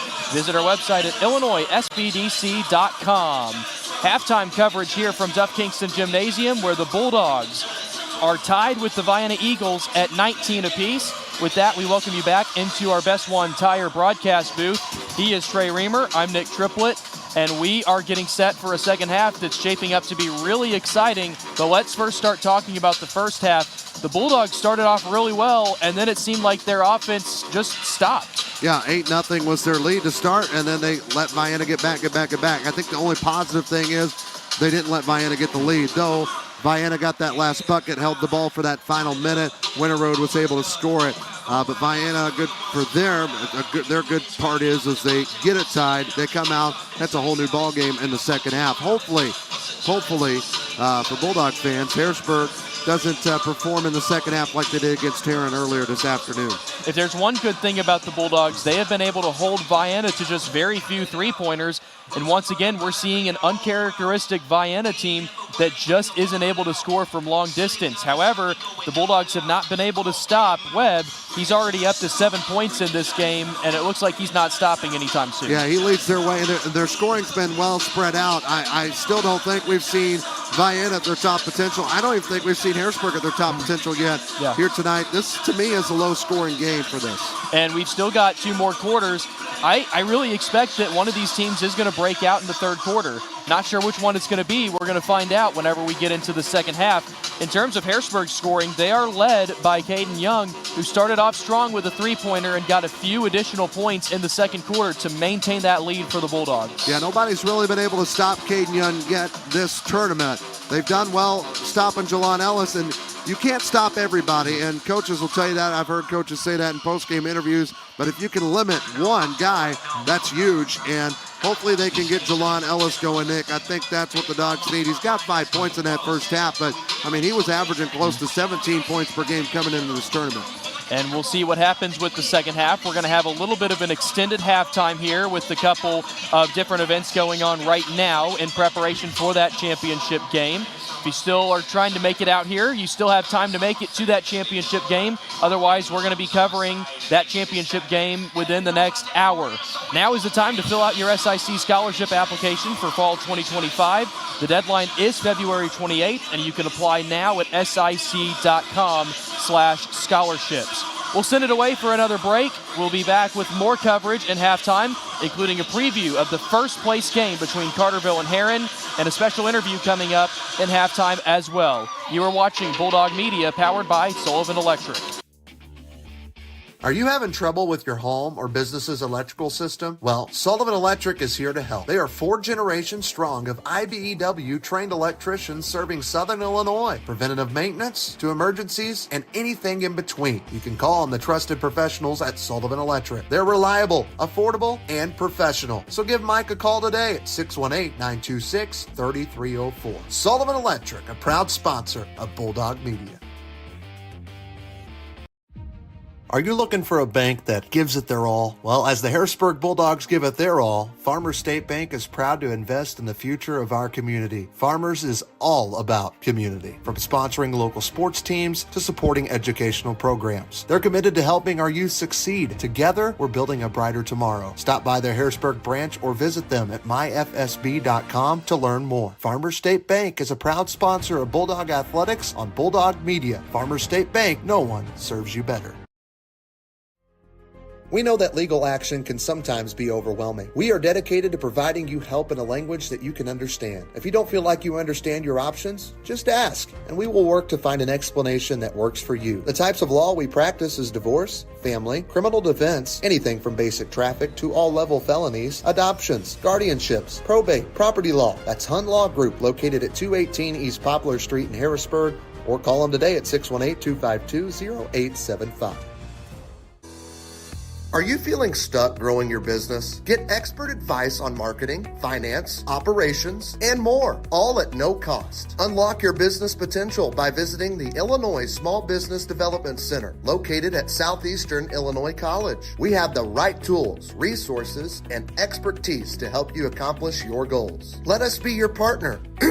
Let us be your partner in small business success. Visit our website at illinoisSBDC.com. Halftime entertainment wrapping up, provided by Flip Flops and Fitness. And we prepare for not only the second half of this matchup between Vienna and Harrisburg, which is currently tied at 19, but we also get ready for a championship game that's coming up between 2 rival schools, the Heron Tigers and the Carterville Lions. The Heron Tigers are looking to complete the second four-peat in the 21st century after the Bulldogs did it around 10 years ago. The Carterville Lions are in their first championship game at Eldorado, and they are wanting to steal a little bit of the attention and the excitement that's coming from that Heron organization. Well, they've already played once, Nick. It was at Carterville, and Heron got the job done, won by about 5 points or so, and that's huge to go to Carterville and beat them. Now they got to do it here on a neutral floor. But Carterville knows what to expect now with Heron. So I really think we're in for a really good ball game. And that's coming from me. When I saw Carterville had the 2 seed, I was kind of questionable about it, just kind of based on what I'd heard about Carterville. But man, they are good. They still got Kimbrough. Obviously, they got Hawkins still playing for them, who definitely could be an all-tournament team, maybe even an MVP of this tournament with Caden Hawkins. So I think it will be a very good game. And we'll talk a little bit more about that in just a moment, but I believe Jamal Oxford is ready down on the sideline, going to talk to a few different people at the Eldorado School District. Jamal, it's all yours. Guys, I'm down here on the sideline with Cody Cusick and Jacob Griffin, the school principal for Eldorado High School and the athletic director, and also he's the tournament manager I read earlier today. Guys, how is the planning to have a tournament of this magnitude? How long does it take to take place? We start in January is usually when I start getting officials. That's a big part of it, getting those lined out, getting them scheduled. There's a little bit of a break in time between that, and I really get started in October, playing the seed meeting, getting all the food ready to go for the hospitality room, getting our workers ready to go, getting student sign-ups. And it's not just me, it's not just him, it's our concession workers, it's our ticket takers, it's our secretary that does all the tickets for us, it's our junior class members, our sponsors that help us out with that. There's just a lot that goes into it, and it's not just a me or him thing. It's a collective thing that we've all got to do. Well, on the first night of the tournament, we saw the class of '89 football team get inducted in the Hall of Fame, as well as several others. Is that something that we can look to see in the future at the holiday tournament? Yeah, we're excited to formalize our Hall of Fame induction ceremony. We're going to be doing induction ceremonies on all of our even years. And so at our home game on that first night of the holiday tournament, we're going to be doing our Hall of Fame inductions each and every year. Our nomination forms are on our website, open all year long.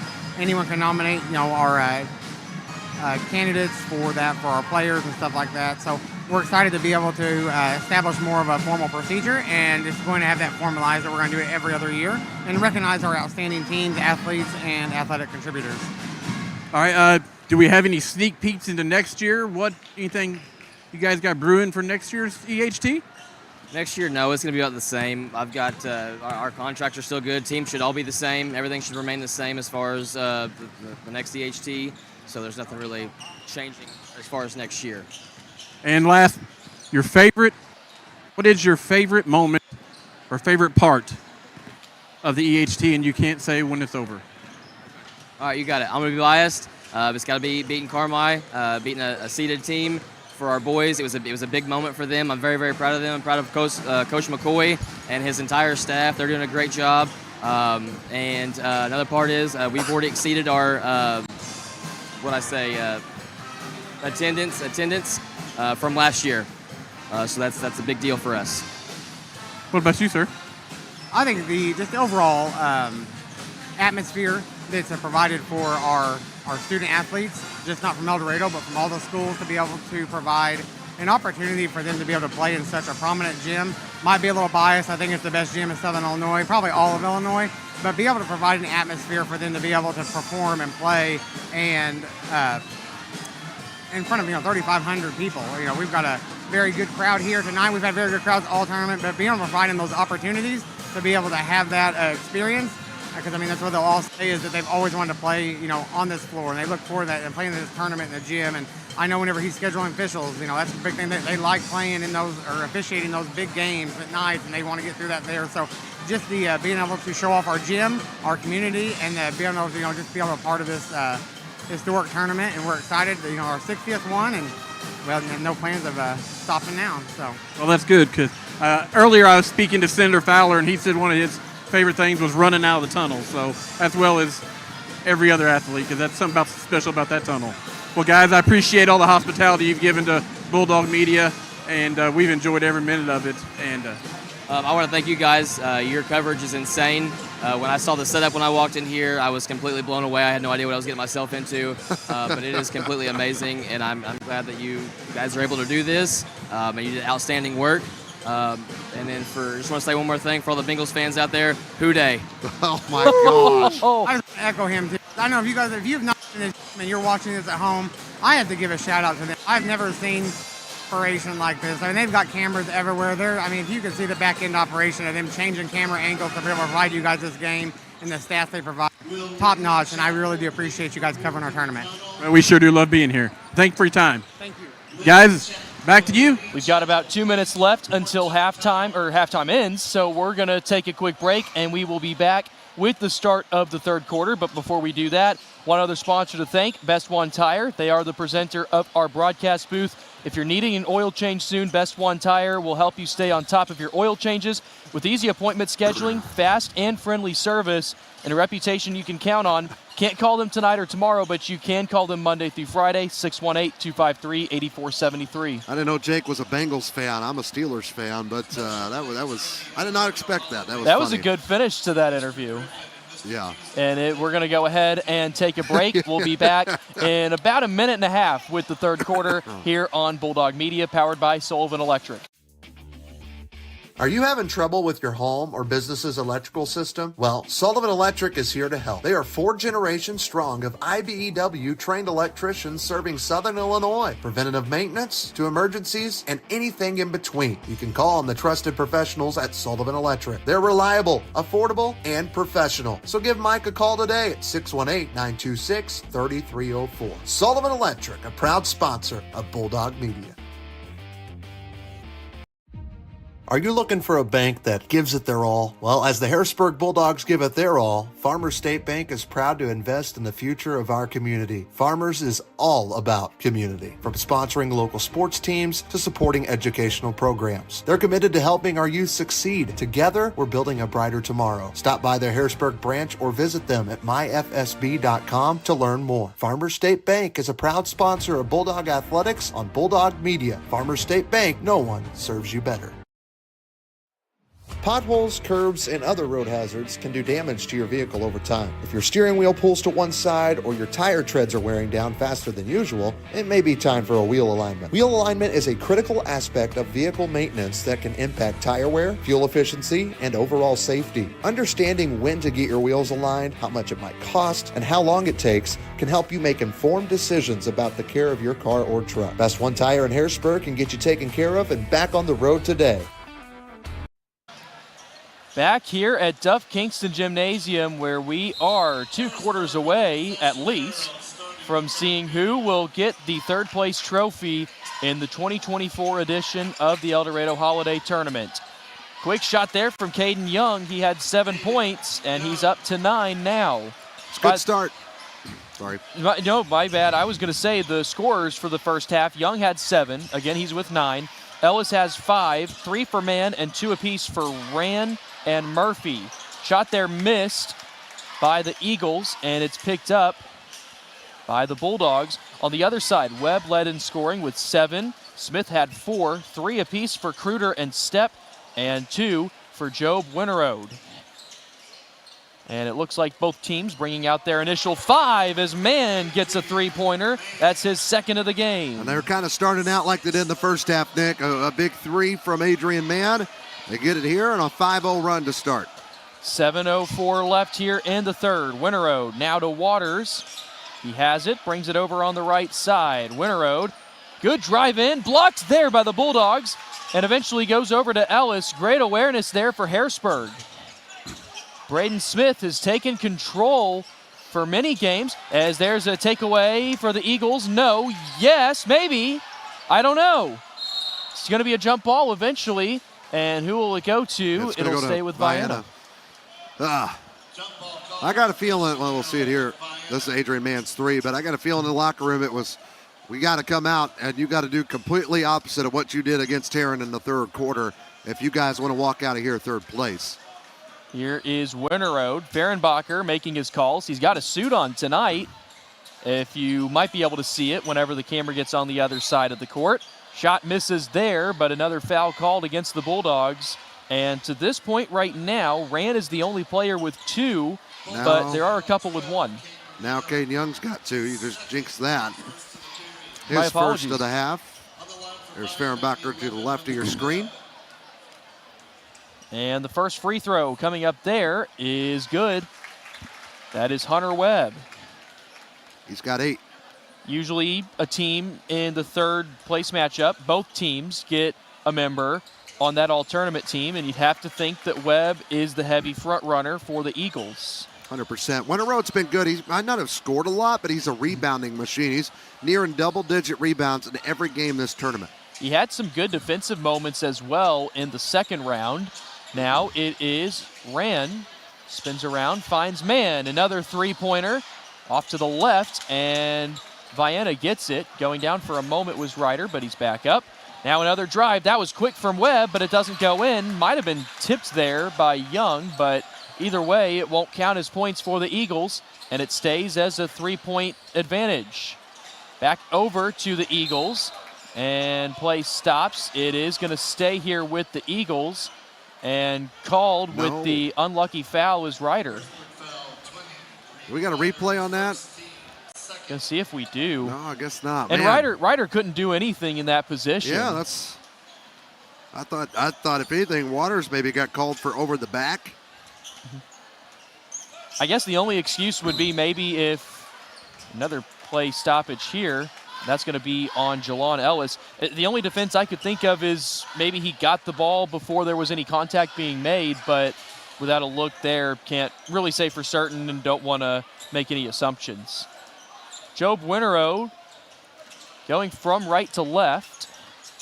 Dribbles a couple times, and now moving it to Webb. 3, good! Hunter Webb's got 12 points, and we're back tied at 24. Vienna has not led this game, but they have an opportunity to if they can get a stop here. The Bulldogs have led quite a bit. If they make some points here, they'll have another slight lead. The largest tonight has been 8, and that was early on in the game when the Bulldogs scored the first 8 points. Mann, currently guarded by Smith. Bounced over, almost taken away by Webb. Here's a shot that might have been stopped and quickly moved over to Waters. Here's this Eagles offense that's quick, like we expected. What a nifty pass by Webb to get it over to Smith, and it's the first lead of the night for the Eagles. Yeah, behind the back assist from Hunter Webb, and Smith's got 6 points, and Vienna's got their first lead. Man didn't know who to guard there. Really helpless. Now he'll get set up here with the Bulldogs. Young able to get it in, and it'll be a foul on the Eagles. That's a huge play for Harrisburg. Crowd didn't really get into it, but a foul. And really, it was kind of getting loud. You can't really hear that call. That was from Brett Oxford. Ricky Williams and J.R. Alonji also on the court. So Webb with his second. And that'll complete the three-point play. Young is now up to 12 points, and the Bulldogs have a 1-point lead. Now Winterow looking down low. That is what the Eagles have been so good at, but they can't get the ball to go in. Back over to Ellis. His drive is successful. Jelon Ellis got the rebound, took it coast to coast. He's got 7 points. Dogs back up by 3. Already halfway through the third quarter, and holding on to its Etheridge. Play is going to slow down. And this is really a surprise because we've seen a lot of games in the last 24 hours where the tempo has been slow.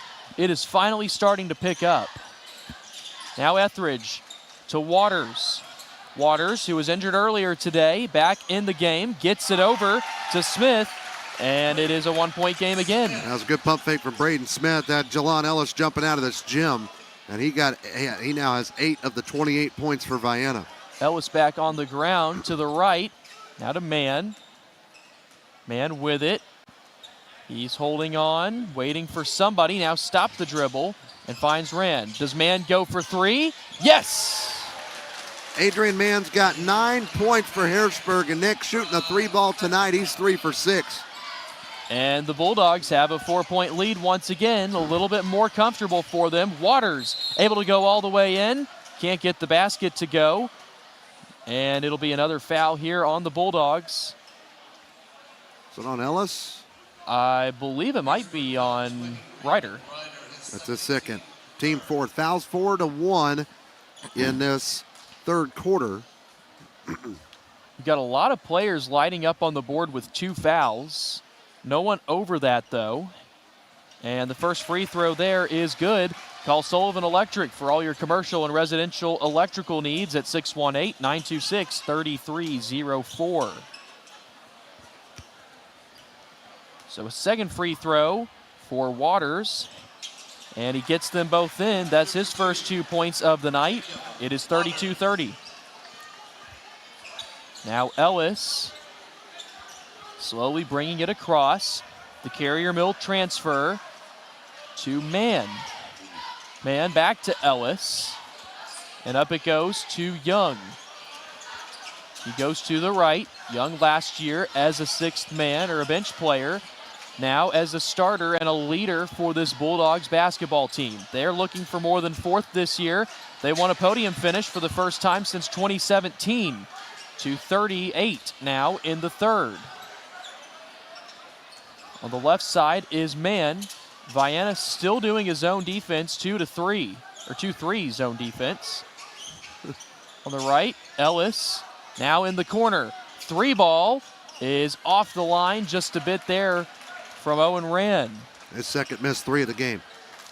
And now it's an opportunity for the Eagles to take another lead. It's been a bit back and forth here in the third quarter. Both teams have scored more than 10 so far in the quarter. Play is stopped and a foul is called before Webb's bucket could go. Yeah, here's Webb driving. They're going to call. They're going to call it. I guess Rand. Yeah, That's Rand. his third, though. I was going to say, at first it was like, well, maybe Young, but I was looking no. for contact. Rand got it. And a couple changes here. Braxton Murphy is into the contest. And Kruger's in for Etheridge for Vienna. And play's going to stop. 5 fouls. Now it will be for the Eagles, Webb. Webb shooting for 2. First one coming up here. And it will be no good. As you cheer on your team tonight, remember that Farmers State Bank is cheering right alongside you. They're proud to support their community, both on and off the court. Visit their Harrisburg branch or check out myfsb.com. Farmers State Bank, no one serves you better. Big missed free throws there, Nick. And that is not good for Vienna. They had a chance there to tie the ball game again. They're now 6 for 9 at the line. 13-11 in favor of Harrisburg for the quarter. It was tied at half. Young to Ellis. And looking out is Murphy. Murphy looking for a couple more points tonight. Had a great game yesterday afternoon against the Patriots. And now to Ellis. 1:30 left here in the third. Spinning around and shooting. There was Murphy. It misses. And Winterode bouncing it to Waters. Does he take it all the way himself? He does, but gets called for the charge. Braxton Murphy draws that charge for Harrisburg. Waters, that's his third foul, Nick. Mm-hmm. And look at Coach Brower is frustrated. He has been livid multiple times today. There he was not afraid to show it. And it is the second foul of the quarter for Vienna. They're not into serious fouling issues, but they do have 2 players with 2 or more. And Mann's able to get another 3. That's the third in the third quarter. Yeah, both him and Mann are Young with 12 points, but Mann just hit his 4th three-pointer of the game. Now Waters with a response. They'd like to have one to keep it within 1 possession. Kruger for 3. Can't go in, but it's rebounded and stopped as Webb is called for a foul, and Vienna is not happy about it. He was over the back, and getting that rebound is what the official said. Like I said, Nick, that's his second foul. No, they give that on Smith. He was over the back.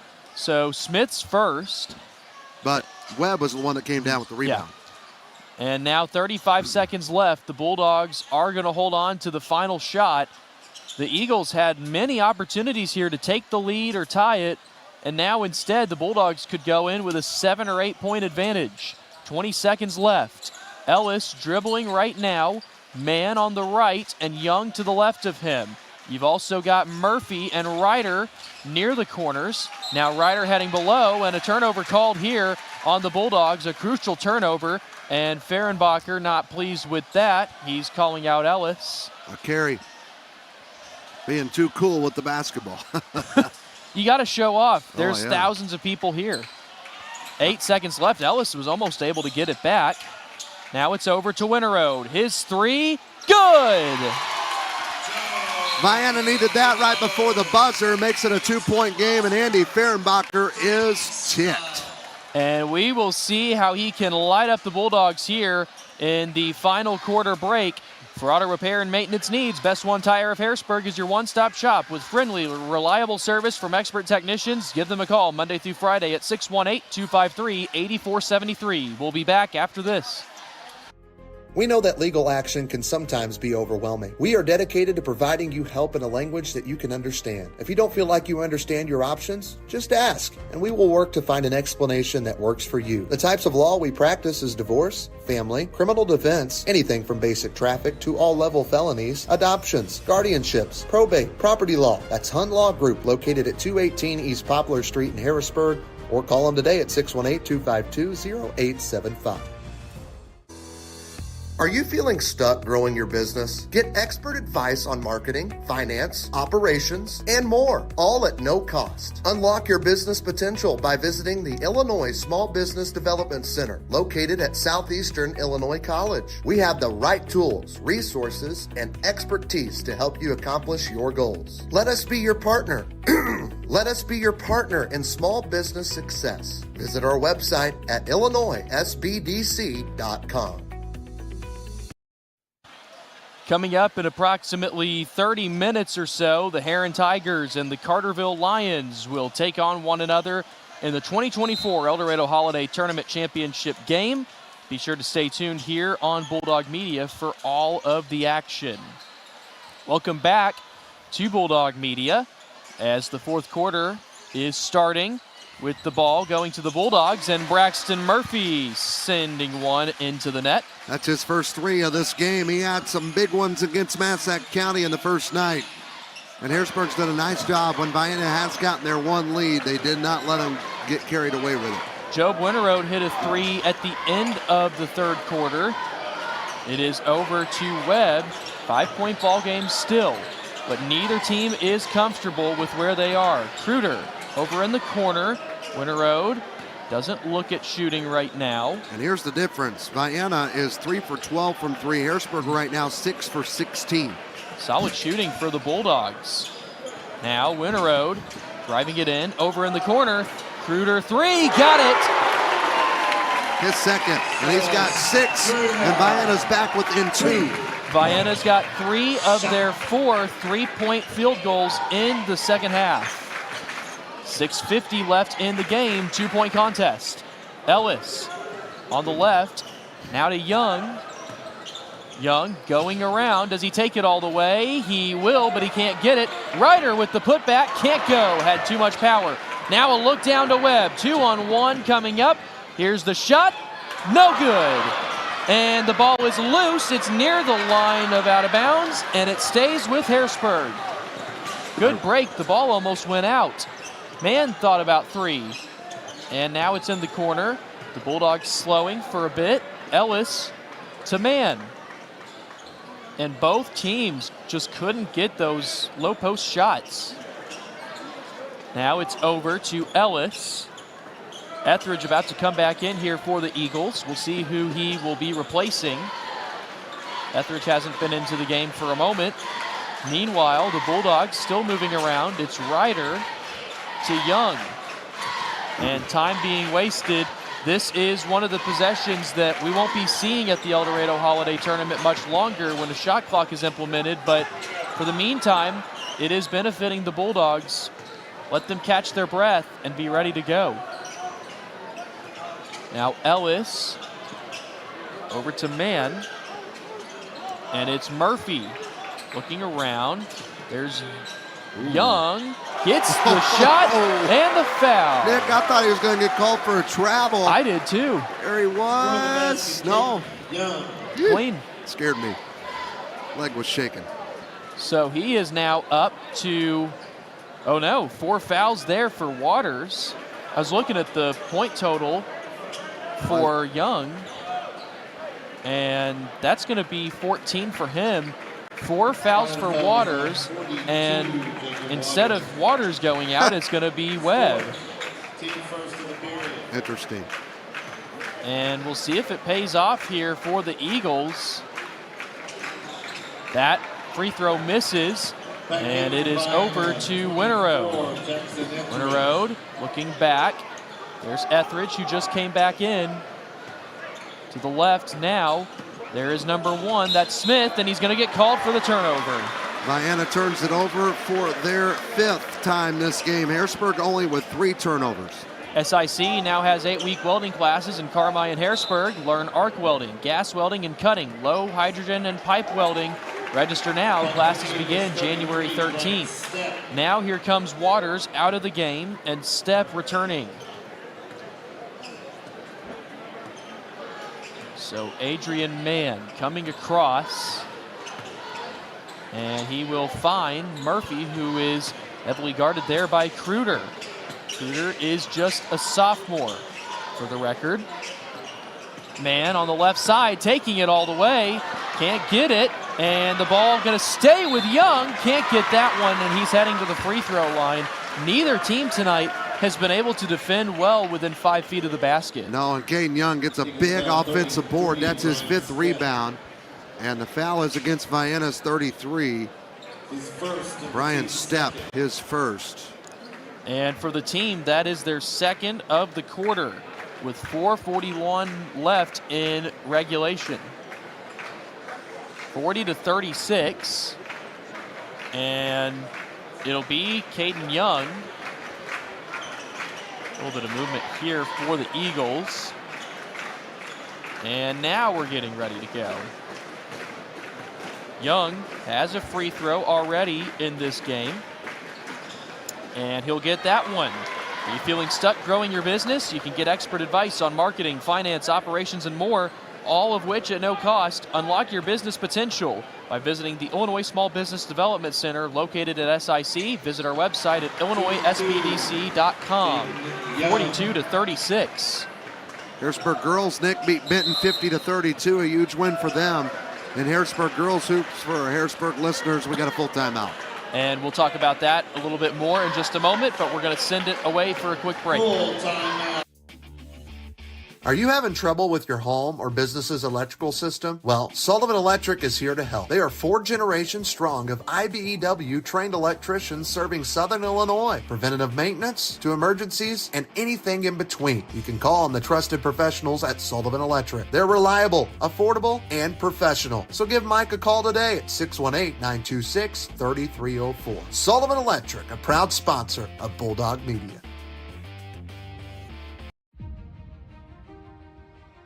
Hey Bulldog fans, are you looking for real financial advice from real people right here in our community? Well, check out Farmers State Bank's podcast, Isn't That Rich? Each episode dives into practical financial tips and inspiring local stories that can help you make the most of your money. Tune in on your favorite podcast platform or visit myfsb.com to listen. Isn't That Rich? Brought to you by Farmers State Bank, where no one serves you better.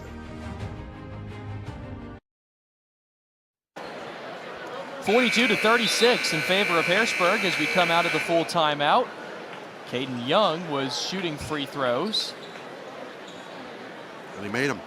And he did. He's got 16 points, and Harrisburg at the line tonight, Nick. They're 4 for 7, while Vienna's missed 3 as well. They're 6 for 9. And the Vienna Eagles have found themselves out of it as much as 8 points, but they were able to recover way early on in the game.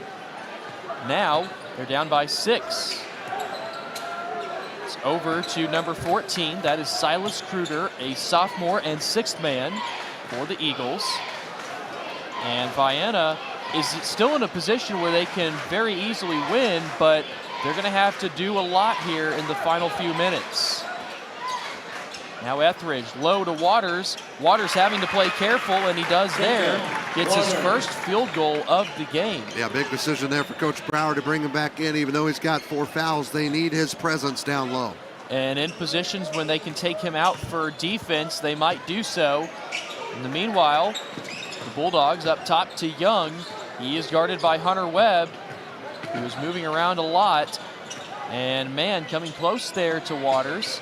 Now Rand, and around to Ryder. Mann on the right side again. Winterode is coming back in, as well as Smith. In the meantime, there's a shot that can't fall, and it goes back over to the Eagles. Tough break for Owen Rand. And now Silas Kruder coming across the timeline in the front court for the Eagles. They look around for a couple more moments. And now a look down low, and a foul called. It'll be on the floor. Reed Ryder. Reed Ryder going to go ahead and get his third foul of the game. Ryder has 3, Rand has 3, Caden Young has 2. Murphy comes out, Jalon Ellis comes back in. Step comes out, and so does Etheridge. Here's a look from Webb, spins around, can't get it, and with the rebound is Owen Rand. Young coming across, now Jalon Ellis, 2:55 left in the fourth. Ellis guarded by Winterode. The Bulldogs at 42, and for a lot of these contested games in the last day and a half, it has a feeling that the first team to get to 50 points is going to win. Harrisburg's 8 away from that. Ryder looking around, there's Ellis. Ellis to the right. Doesn't go in the corner, almost tripped over himself. And it's actually going to go to Adrian Mann. 2:23 left now. We've seen a couple of teams hold on to the ball for a long time. Edwards County was a perfect example of that earlier this afternoon. Now Caden Young, and the ball's going to go over to Vienna. Foul on Ryder, that's his 4th. Him and Waters now both with 4 in this game for third place. Ryder with no points, but has been involved in the game away from the basketball. 2:05 left in the fourth, and the Eagles needing points very quickly. Winterode on the left. Shot is not going to fall. Ball is down on the ground. He's over the back. Yeah, and that time. is a blatant foul for Winterode. Not an intentional one, as he gives a pat on the head to Ellis, but trying to do anything to keep possession with the Eagles. If a jump ball comes up in the next couple of minutes, the ball will go to Vienna. 150. Almost tipped away. Winterode's able to steal it. Now here comes a big break from the Eagles. They're going to slow things down. Webb now driving in. He looks around, bounces it, but it goes right over to Reed Ryder. Good play for Ryder. And Ellis now to Mann. 1:30 left. And Vienna, much like in their game against Carterville, have a huge steal, but they can't get anything out of it. They don't even get a shot, much like earlier on in the game. There's a look to Ryder. Ryder back out to Ellis. And Ellis holds on for three or 4 seconds. Caden Young bringing it in a bit more. Look down low, and back out it goes. 65 seconds left now. Vienna might have to foul very soon. 1 minute to play as Ellis comes in, and finally a foul is called. It'll be the 4th of the quarter for the Eagles. And that's on Juan Smith, his 2nd foul of the game. Dogs have to make free throws here towards the end, Nick, and they can have this game in their pocket. But Vienna's got 1 more they have to give. And a timeout going to be called. We'll keep it here. Established in 1914, H.E. Mitchell Construction Company is a general contractor serving the public and private sectors. They're active in commercial, industrial, institutional, design/build, construction management, and metal building construction. Also want to shout out Bright Beginnings Daycare. If you have a child 6 weeks old to 12 years old, we have the perfect daycare for you at Bright Beginnings. Check them out in Harrisburg, SIC, Eldorado, or Carrier Mills. Waiting for this timeout to run out. I think Vienna pulled Waters, bringing back in Etheridge. And I believe you're right, 56 seconds left. And for the Eagles, they are going to bring Waters back in. It will be whenever the Eagles draw another foul, though. They need one more to send the Bulldogs to the line in a 4-point game. All about to come in, and there it is, almost taken away. Lost there, more pressure, and now the call going to be against Winterode. That's his first foul, and the Dogs are going to the free throw line, and Braxton Murphy's going to be shooting him. He's a big three-point shooter for Harrisburg, and tonight he has made one, and in the game he's got 5 points. So it is the biggest shots of the game for Murphy. The foul again on Kruder, and the first one will miss with 52.8 seconds, and there you go, Waters back in. And that's what you can't have. Harrisburg, you want to win this game right now up by 4. Could be up by 6. You made both of these, missed the first. Really need the second. That one is missed as well, and it's a 4-point ball game still. Another golden opportunity for the Eagles to bring it closer. Webb moving around, but not doing anything yet. Now he drives in, his shot misses, and that is what Vienna has done quite a bit. Oh man, a foul going to be called here on the Eagles. Almost was able to reach in successfully, and Brett Oxford calling it against Webb. That's his second foul of the game. Jelon Ellis going to shoot the free throws. And Nick, that's a guy you can foul because at the free throw line, he's not that great. He's 1 for 3 tonight. And on the season, he hasn't been real solid from the line. But give credit where credit's due. Ellis does have 7 points tonight. He's been able to bounce back well from that semifinal game. And that first one goes off the front of the rim. While he struggles with this, I mean, the kid can still dribble it behind his back, through his legs, spin in the air, do a front flip, and dunk it. I mean, he's great in the game of basketball. Free throws just haven't been strong for him. And additionally, to his defense, free throws have been a weakness once again this year in the tournament. That one does go in. 1 for 2 for Ellis. Harrisburg loses this game. I wouldn't doubt they go back to Davenport and have a free throw session. Now Kruder over in the corner. Here's a lay-in that goes for Webb, and a timeout called very quickly. We'll take it with them. We'll be back with the conclusion of the Eagles and Bulldogs right after this. Are you having problems with your home or business's electrical system? Is a Generac generator in your near future? Maybe you're building your dream home. Well, Sullivan Electric is there for you. At Sullivan Electric, we are 4 generations strong of IBEW trained electricians serving Southern Illinois. From preventative maintenance to emergencies and anything in between, call on the trusted professionals at Sullivan Electric, our family serving yours. We are reliable, affordable, and professional. Give Mike a call today at 618-926-3304. Southeastern Illinois College now has an 8-week welding class in Carmi and Harrisburg. Learn arc welding, gas welding and cutting, low hydrogen, and pipe welding. Register now. Classes begin January 13th. SIC also has it where you can earn your CDL in just weeks. SIC offers courses in Harrisburg, Carmi, and Carterville. Learn more at sic.edu/trust. Southeastern Illinois College, a proud sponsor of the 60th Annual EHG on Bulldog Media. 43-44 in favor of the Bulldogs, who will be getting the ball with 28.1 seconds left. Possession arrow in favor of the Eagles, but they will have to get a jump ball or a steal if they really want to put pressure on Harrisburg. Otherwise, they'll send the Bulldogs to the free throw line yet again. Young to man, 26 seconds left, and it goes over to Ellis. Ellis moving around, and now he'll get fouled again, this time, I believe, by Kruder. That's his first, and instead of Jelon back, who's 2 for 5, I believe, or 2 for 6 at the line. Harrisburg, as a team, they are 5 for 11, so they've missed 6. They're up by 3. Could be up by 9, almost double figures if they make their free throws. And the first one is up and misses again. The Heron Tigers are currently in the tunnel. They get ready to come out after the conclusion of this game. The Tigers and the Lions, a battle for Williamson County bragging rights and the EHT title up next. Second free throw is good. That's a crucial one for Ellis, but the Eagles, regardless, still going to have to score quick. That makes it 2 possession. 18 seconds, now down to 15. Kruder spending time there. Shot is blocked by the Bulldogs, and Young is able to pick it up.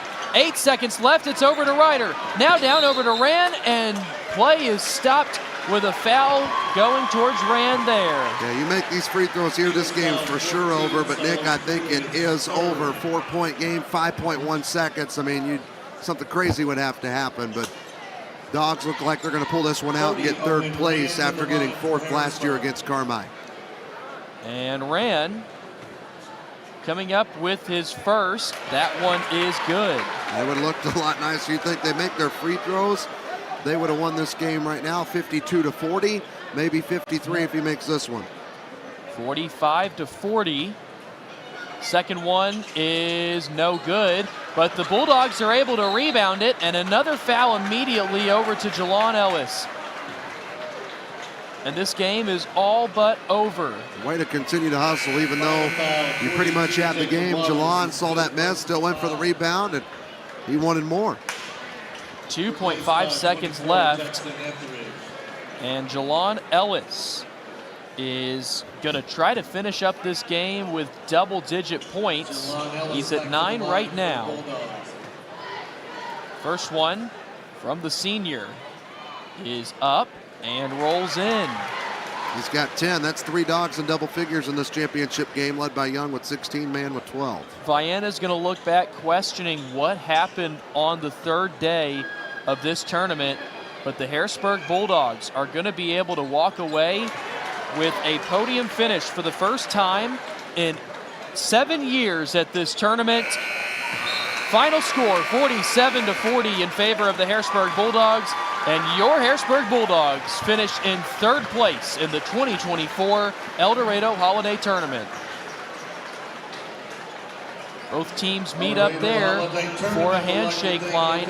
The Bulldogs started off this week beating Edwards County 48-35. They won over the Patriots of Massac County by 12, fell to Heron today by 18 points, and now Harrisburg is victorious 47-40. Well, the seeding won't stay perfect. Harrisburg was the 4 1/3, so Vienna ends up finishing 4th place. Again, Massac County, the 5 seed, did get 5th, and just kind of iconic how the 1 and 2 seeds are going to be battling for number 1 here right after this one. But Harrisburg's about to get a trophy. We'll keep it here, and so we can show you this coverage here at Center Court. I believe that all the trophies are presented by Farmers State Bank or Farmers Insurance. And you got Jake out there going to give a plaque to Vienna for 4th place. And Harrisburg, like you said, going to get the trophy. And they'll come out here in just a moment to retrieve the trophy. They're all out there. And they walk away. And here is the 3rd place trophy presentation. Again, congratulations to both teams.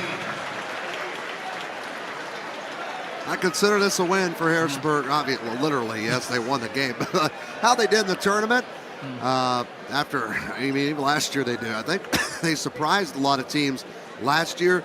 This year, I think this one was kind of more expected. Harrisburg was kind of a behind-the-scenes threat because a lot of coaches, I mean, you heard them talking, even at the seating meeting, talking about Harrisburg, how they're pretty legit with the addition of Jelon Ellis. That, you know, I've said this on the Bulldog broadcast this season, if only Cam Andy had one more year, you put him in that bunch, my golly, watch out anybody playing the Harrisburg Bulldogs. And that's just how it works. It's always going to be a what-if game, and I know that they're going to be thinking about for the rest of the night, what could we have done against Heron?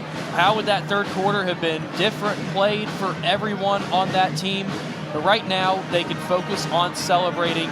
This is an accomplishment that they deserve. It is one that, for many people, is really forgotten about because they really were trying to write off Harrisburg from getting that 3rd place finish. They considered Vienna getting that. Heck, even Carmi was a strong consideration for that spot. But it was the Bulldogs that ultimately prevailed, and they deserve to receive a trophy of this size and magnitude. Yeah, bringing home the hardware feels good for Purple Bulldog Nation to get that and bring that back to Davenport. Not quite as nice as the big one when they got the 4 in a row, but they'll definitely add that one to the case in beautiful Davenport Gymnasium. And like I said, Harrisburg was led by Young, 16 points. Adrian Mann had 12. Jelon Ellis with 11. Max Braxton Murphy had 5. Owen Rand had 3 points. Vienna was led by Hunter Webb, who had 14. Smith with 8, 6 for Kruger, 5 for Winter Road, 4 for Waters. Harrisburg was 10 for 23 from 2, 6 for 16 from 3, and 9 for 17 at the line, while Vienna was 11 for 24 from 2, 4 for 13 from 3. That was a huge difference in this game too, I think, Nick, and 6 for 9 at the line. And Harrisburg also Vienna out-rebounded Harrisburg in this one, 24 to 22. Give a shout out to Webb. He picked up 14 for Vienna. That was followed by Smith with 8, 6 for Kruger, 5 for Winterode, 4 for Waters, and 3 for Stepp. Bulldogs coverage here on Bulldog Media, powered by Sullivan Electric, also presented by Farmers State Bank, Best One Tire, Hun Law Group, the Illinois Small Business Development Center, Southeastern Illinois College, H.E. Mitchell, and Bright Beginnings, as well as Hun Law Group.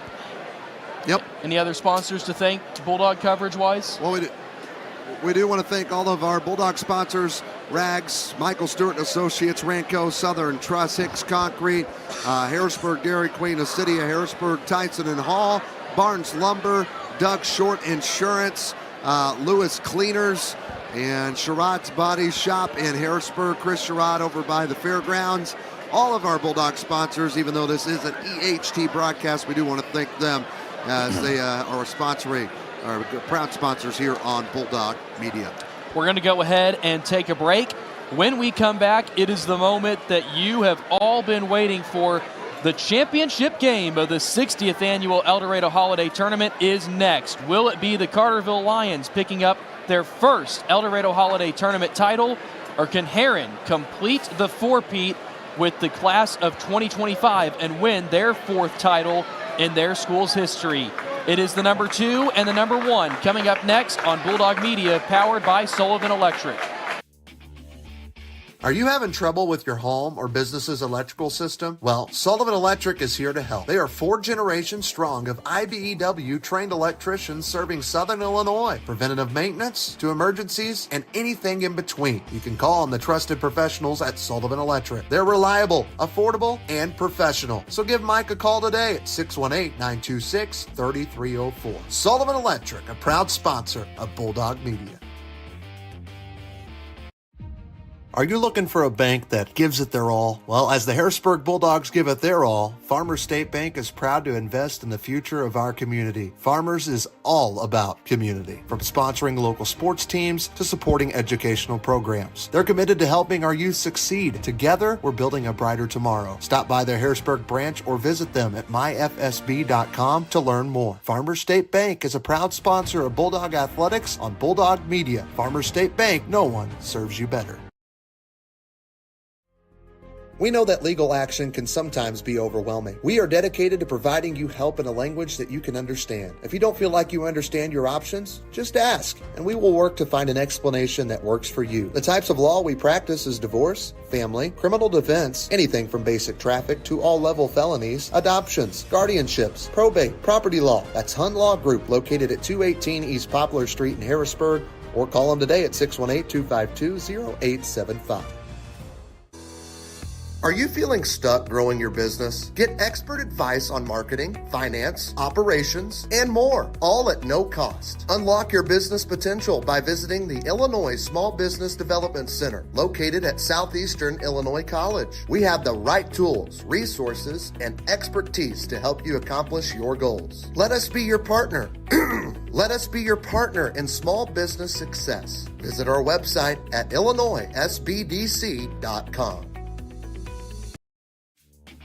Are you having problems with your home or business's electrical system? Is a Generac generator in your near future? Maybe you're building your dream home. Well, Sullivan Electric is there for you. At Sullivan Electric, we are 4 generations strong of IBEW trained electricians serving Southern Illinois. From preventative maintenance to emergencies and anything in between, call on the trusted professionals at Sullivan Electric, our family serving yours. We are reliable, affordable, and professional. Give Mike a call today at 618-926-3304.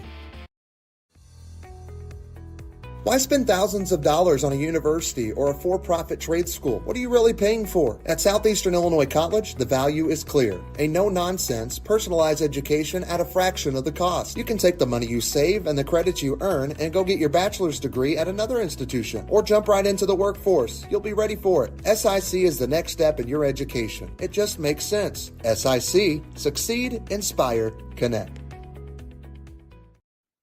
Back at Duff Kingston Gymnasium, championship night, and it all comes down to this. Game number 26, the championship game between the number 1 Heron Tigers, who are looking to four-peat this tournament, and the number 2 Carterville Lions, who are looking to win their first tournament here at the EHT, the 60th annual. 16 teams, 3 days, 26 games, and here we are to the final one here on this Saturday night, the December 28th. And it's all right here on Bulldog Media, powered by Sullivan Electric. Well, let's recap this evening's session. Got Aaron McCroy with me. We're going to have Nick Triplett as well for this championship game here in just a couple of minutes. Well, we started with Massac County, the 5 seed, and the 7 seed Fairfield Mules. And the Patriots ended up beating Fairfield in that one, getting 5th place, did Massac County. And then, Heron, we just finished up, the Harrisburg Bulldogs. They bounced back after their rough second half against Heron earlier today, and that loss put together a better second half against Vienna, and they pull out a tight win there by a few points, 47-40, and that gets Harrisburg 3rd place after getting 4th last season to Carmine. Yes, absolutely. And the last 2 games, the first 2 games in this championship session that we have here, the first game finished 42-40 for Massac winning, which was an amazing game. And then you turn around and you got Harrisburg Vienna, and that finished 47-40, like you said, and it was an awesome game as well. As there's Nick Triplett. Here, I'll hand this over to you here in 1 second. But yeah, I mean, it was just a great game. Both the first 2 games here in this championship session have been amazing games, and I expect this one to be just the same. Carterville again got 5th place last year in the tournament as things didn't really go their way, but as the 2 seed, they have made it back. And Nick, I was just telling Aaron, they have a chance to get their first EHT title. Yeah, and this is big for them. We had a huge game earlier today between them and Vienna. Huge implications because that other game had 2 teams that have been involved in this tournament for a while. They know what it's like to compete. Then you had Carterville taking over Vienna.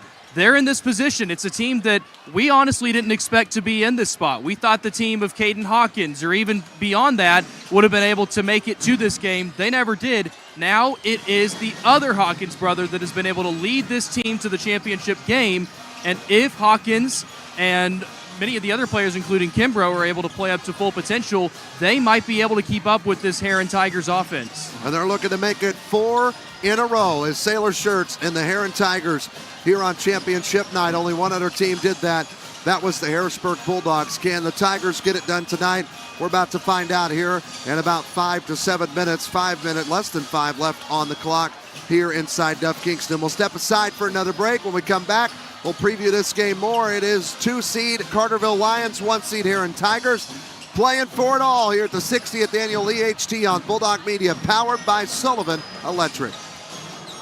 H.E. Mitchell Construction is proud to have served Southern Illinois as a general contractor for over a century. With a humble beginning in 1914, H.E. Mitchell continues to provide exceptional quality and service in commercial construction that has transformed this business into what it is today. With a steadily growing portfolio, we hold tightly to the values and standards that makes H.E. Mitchell a name you can trust. We are proud to be part of the legacy that began 110 years ago. H.E. Mitchell Construction. At Bright Beginnings, we'll do our best to assist your child in developing important values such as good manners, caring, sharing, patience, responsibility, as well as communication and teamwork. We believe that children learn best through play. We offer activities such as learning the alphabet, shapes, colors, and numbers. It is our goal to offer your family the quality child care experience that you deserve. Bright Beginnings Daycare, proud sponsor of the EHT on Bulldog Media. Are you having trouble with your home or business's electrical system? Well, Sullivan Electric is here to help. They are 4 generations strong of IBEW trained electricians serving Southern Illinois. Preventative maintenance to emergencies and anything in between. You can call on the trusted professionals at Sullivan Electric. They're reliable, affordable, and professional. So give Mike a call today at 618-926-3304. Sullivan Electric, a proud sponsor of Bulldog Media. Hey Bulldog fans, are you looking for real financial advice from real people right here in our community? Well, check out Farmers State Bank's podcast, Isn't That Rich? Each episode dives into practical financial tips and inspiring local stories that can help you make the most of your money. Tune in on your favorite podcast platform or visit myfsb.com to listen. Isn't That Rich? Brought to you by Farmers State Bank, where no one serves you better. Back here at Duff Kingston Gymnasium, this house is packed. Duff Kingston hosts this tournament. Cody Cusick, the principal at this high school, said it's, well, probably, he thinks his opinion, a little biased, obviously, as the principal here. One of the nicest gyms in Southern Illinois, and as Bulldog fan, Nick and Aaron, I think I got to agree, Duff Kingston's a pretty nice gym. Can't fault him at all. This place is packed. And again, to hear them say earlier that they have exceeded the attendance that they had last year, excellent job for everyone here at Eldorado High School. It has been a smoothly running tournament up to this point. We have seen a lot of packed crowds, including in games that we don't ever see crowds in. Maybe the fact that it's on a weekend helps it a lot this year, but congratulations to everybody. Everybody, whether it's up where we're seeing them all the time or even behind the scenes. If it's hospitality, if it's janitorial crew, anything and everything, everyone has done a phenomenal job, and they deserve to have a good championship game coming up here. Yeah, we appreciate their hospitality as well as Bulldog Media, our first year here at the Eldorado Holiday Tournament. Getting ready for championship game. 1-seed Heron Tigers looking to four-peat it against the number 2 Carterville Lions. The Eldorado Eagles pep band, they're playing some music. This place is packed. Everybody's settling in, getting ready to see, will Heron make history at the EHT, or will Carterville get a huge upset in a rematch in a river-to-river matchup? These two teams met at Carterville. Heron won by about 5. Well, that was at Carterville. What will happen on the neutral court tonight? We'll be back in 1 minute with the championship game here on Bulldog Media, powered by Sullivan Electric. At Hun Law Group, we are a Southern Illinois law firm with Southern Illinois values. We know that legal action can sometimes be overwhelming. With over 40 years of combined trial attorney experience, the attorneys at Hun Law Group pride themselves as criminal defense attorneys and family attorneys. No matter how simple your case is or how complicated it may get, you can bet we got the experience and the work ethic to handle your case. Give us a call today at 252-0875 or visit us at hunlawgrouppc.com. Are you feeling stuck growing your business? Get expert advice on marketing, finance, operations, and more, all at no cost. Unlock your business potential by visiting the Illinois Small Business Development Center, located at Southeastern Illinois College. We have the right tools, resources, and expertise to help you accomplish your goals. Let us be your partner. Let us be your partner in small business success. Visit our website at illinoissbdc.com. Back here at Duff Kingston Gymnasium, it's time for the championship game between the Heron Tigers and the Carterville Lions. Two very good coaches. Shane Hawkins, he played the game at high school. He played it in college at SIU, a Saluki graduate, and now he's coaching. And he's got another one of his kids that he is coaching who's been a standout player for Carterville. He'll be in the starting lineup. Also, again, the Heron Tigers, coached by Sailor Shirts. Not as many years in, but the success is there and what he's been able to do for the Heron Tigers since taking over for them a few years ago. Let's get to the starting lineups first for the visitors in this tournament. That's the 2-seed Carterville Lions. Aaron McCroy, you work at the high school, and you know them very well. Let us know who's starting. Yes, I do. I've seen this team play at least 5-6 times this year. But Alex, first off, they got Alex Kimbrough, a 6-foot senior. Then you got number 11, a 5'10 junior, Caden Wilson. And then you have number 21, Colton Hawkins, a 6'4 junior. And the big guy in the middle, number 23, a 6'4" senior, Parker Poole. And then rounding out the lineup, the point guard, Maddox Scully, number 25, a 5'9" sophomore, starting for the Carterville Lions and coached by the legendary coach, Shane Hawkins. That's the Lions. They're the 2 seed. They get to this game via wins in this tournament. They started out on opening night against Hardin County in the afternoon. After beating them by over 30 points, they went on to take Fairfield, won that game by about 6 points. Then Carterville beat Vienna earlier today at 1:30, though the Eagles of Vienna gave them a run for their money. Now here's the starting lineup for the 1 seed. Looking to repeat, the Heron Tigers. And it is led off by senior guard Jared Staple Jr. wearing number 1, averaging 14 points per game, and he steals nearly 4 times every game this season. After that, it is Chance Estes, a senior wearing number 11. He doesn't score a lot, but he will be a factor away from the basketball.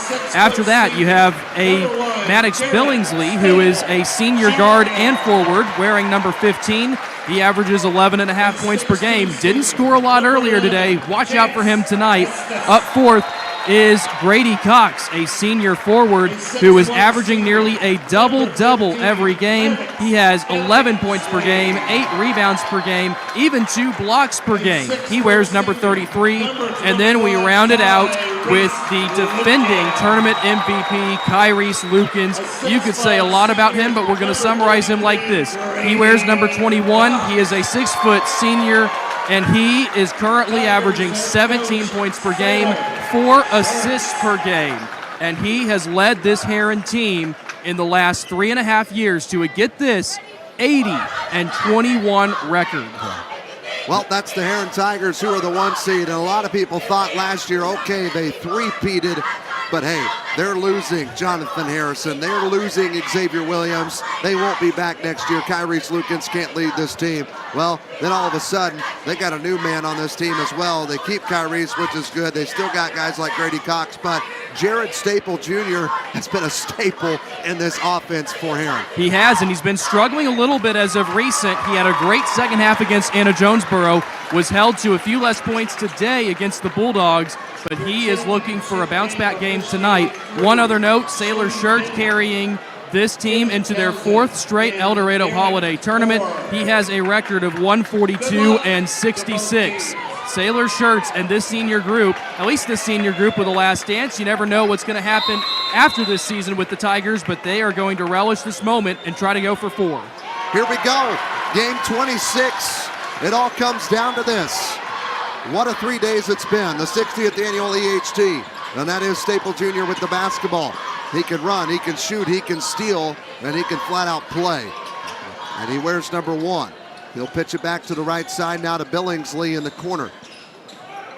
A packed house for the championship game, and a flop there from Hawkins, nothing called. Shot missed, ball tipped around, and it'll be back from Cox. He scores and was fouled.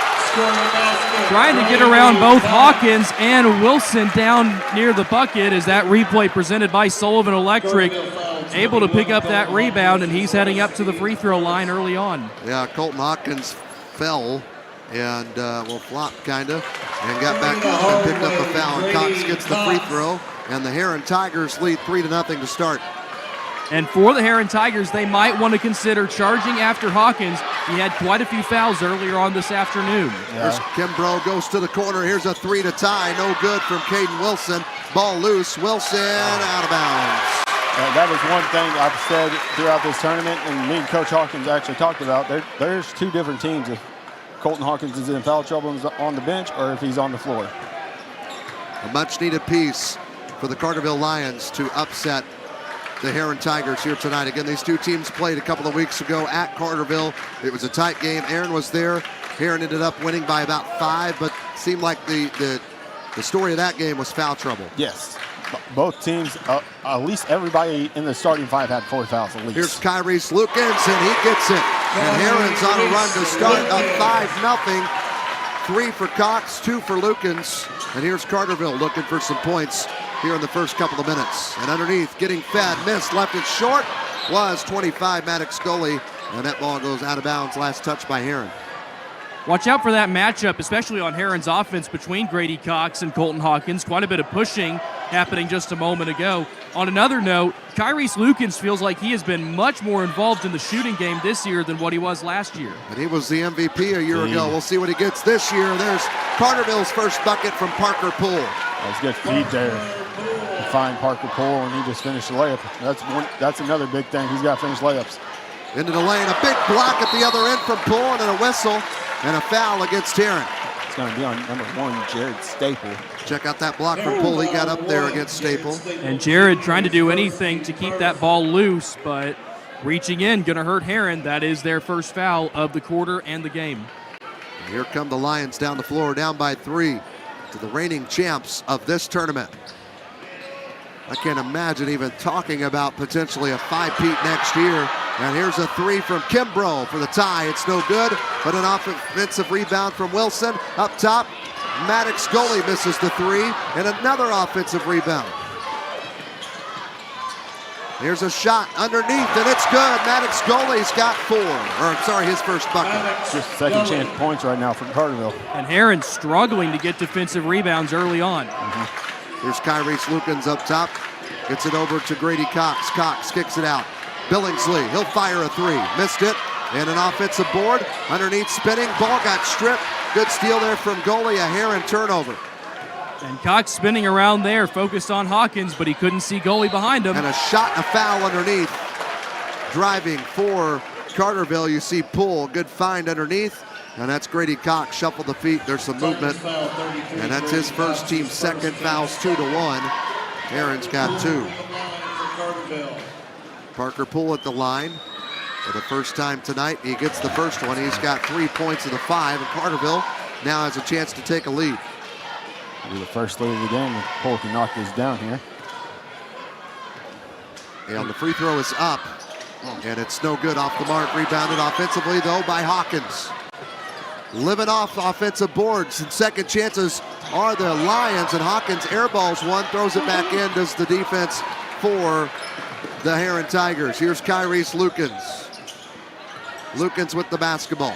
Especially near the bucket there, Cox wasn't able to get that rebound, already seeming a little gassed, but that's how every team's going to be coming into this championship game. 3 games in a matter of 2.5 days.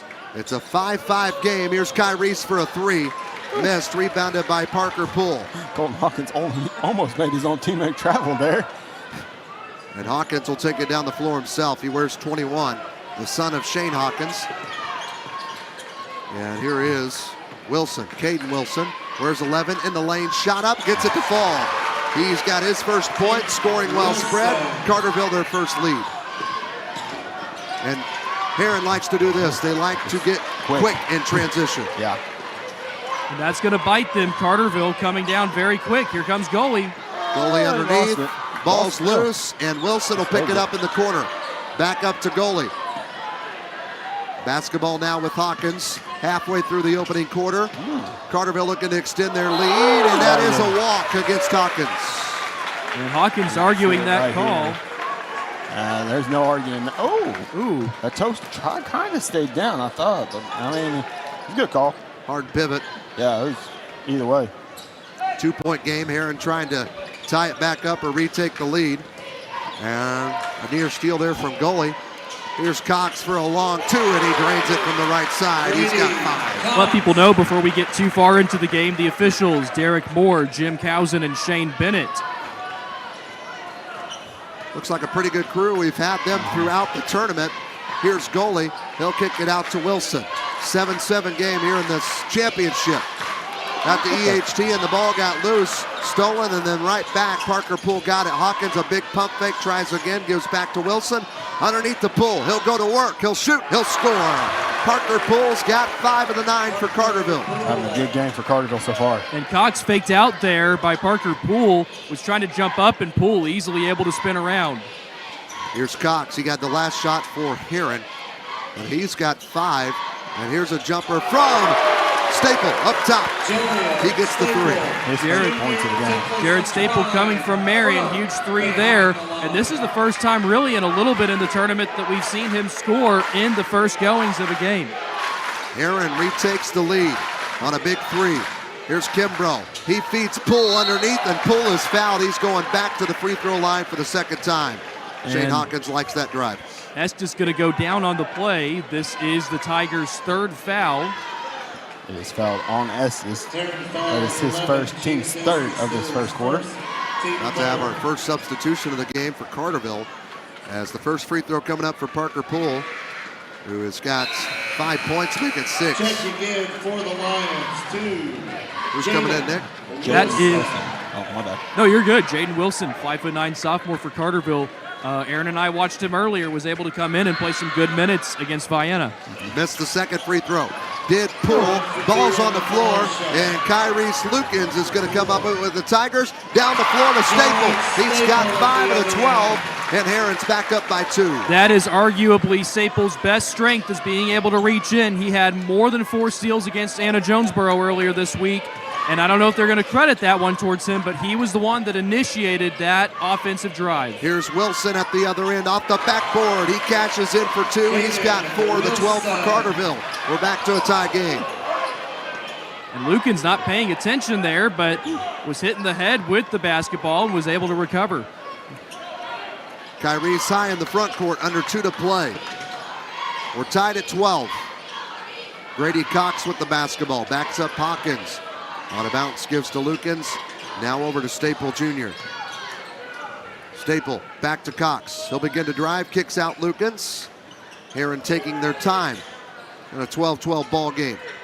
They did switch up the matchups from the first game. Parker Poole guarded Grady Cox at Carterville that day. Here's Billingsley, hops into the lane, using his body, and he traveled with the basketball. Turnover against Heron. Billingsley hasn't been able to touch the ball too much tonight. Back over to Carterville. Here comes Jaden Wilson down the floor for the Lions. Under 90 seconds left to play in quarter number 1. Hawkins into the lane, stops, nearly travels. Scott tried to get it to Poole. Poole comes out with it and then throws it away. Kyrie Lukens with the steal. Down at the other end, takes it himself, left it short, and a whistle and a blocking foul called against Hawkins. Hawkins didn't touch him. He came down on Kimbrough. There's no way. Late call there, way that's after on the shot. Well, let's go back. They give it to Kimbrough. Okay. Let's watch that replay again. This foul not on Hawkins, which makes sense, but here's Kimbrough coming into the picture late. Okay. He does come into his landing zone, so I'll take that, but I thought it was the second foul on Colton Hawkins. I was like, come on now.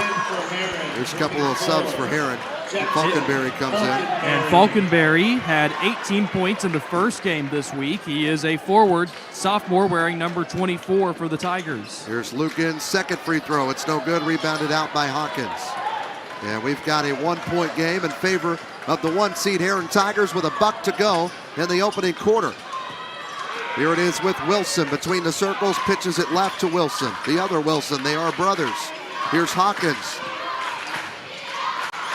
Into the corner, Caden Wilson for 3. He gets it. Carterville back on top, and Wilson's got 7 of the 15 for the Cats. A big shot by Caden Wilson, and if he gets hot from there, just watch out because he can knock him down all night. Carterville looking to have a lead out of the first quarter of the championship game, but Heron's got the ball. Billingsley with it. Working against Poole, gets around him, and a travel again. Another Heron turnover. We got 5 so far. And plenty of time for Carterville to come down and get a bucket. And Carterville has the possession arrow. That's the second turnover there for Billingsley. And he was not happy with the call, was talking a bit with the official. 6-foot sophomore Zach Snow checks in for the Carterville Lions.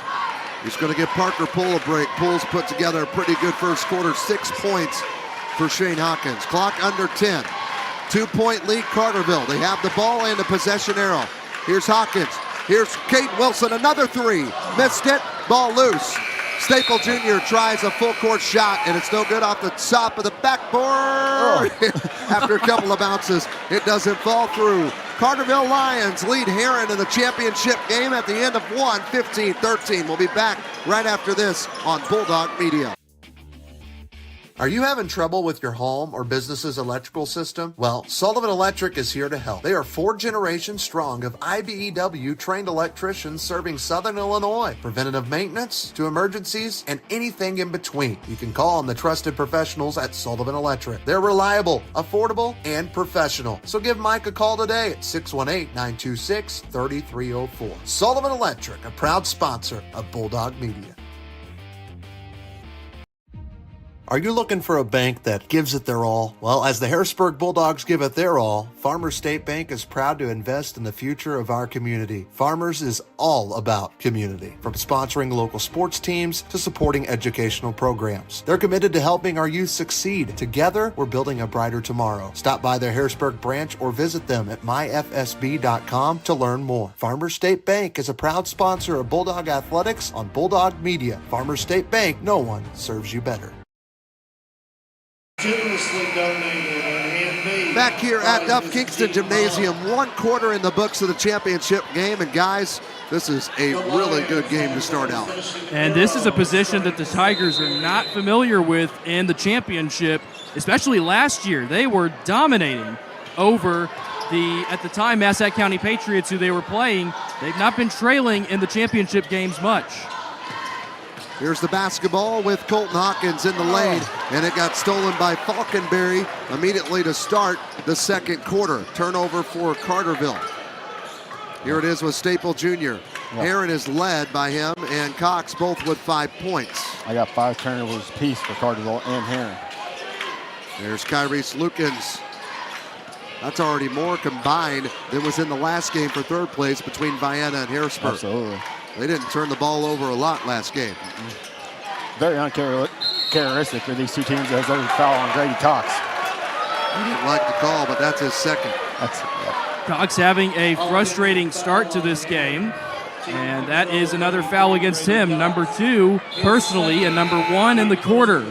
And another change made here, Rajon Price. To replace Grady Cox. The senior center. Price had a dunk opening night against Carrier Mills. This tournament started with Heron, and it's going to end with the 1 seed Heron Tigers. About a minute into the second quarter, Carterville with the lead. Carterville with the ball. And it goes back out from Snow to Hawkins. Hawkins drives into the lane to the rack with 2 defenders. Ball's tipped on the miss, rebounded out by Staple Jr. That's his first rebound. Here come the Tigers. They like to be quick. Falconberry now to Price, not looking to score. Now Billingsley. He's yet to get involved in the scoring as Maddox. He's tried a couple of threes. Back out to Falconberry. He's into the lane spinning to the rack. Stops, shoots, and rolls off the back of the rim, and a foul on Falconberry on the putback. Yeah, he just pushed Caden Wilson in the back trying to get to that offensive board. It was a frustration foul because he missed the wide open, the easy layup there. So that is going to be the first on him. Regarding Heron's tempo, it slowed down for a moment there, and we're going to expect it to continue staying quick throughout the game. The other factor with that, though, is this is the 4th game they're playing in 3 days. Will they be able to keep up with that, or will there be a few cramps? Will there be other side effects to going this quick later on in the second half? Carterville with the basketball, up by 2. Still no score in this second quarter. We're about 2 minutes in, and that's a Carterville travel. Shane Hawkins doesn't like it. Here it is. Kind of got pushed maybe by Falconberry is what Shane Hawkins may be upset about. If he would have fell out of bounds, probably would have been a foul. Here it is. Staple Jr. gives it off to Falconberry. Now to Kyrese Lukens. Lukens with the ball. Free throw line jumper is up. It's no good, and it's rebounded out by Colton Hawkins. That's his 3rd rebound.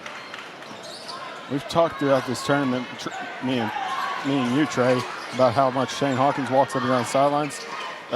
Sailor Shirts does the exact same thing. Yeah, he paces it too, as that one's deflected out of bounds by Jared Staple Jr. And again, I'm kind of shocked we haven't had any points, and we're nearly 2.5 minutes into this quarter, and here comes Maddox goalie back into the game for Shane Hawkins. He comes to get Jaden Wilson. Funny enough, externally, and there's a 3. Externally, you're going to see these coaches with 2 different ways of acting on the court. Hawkins is definitely going to be more external about it. Shirts on the other side, calm and collected, at least externally.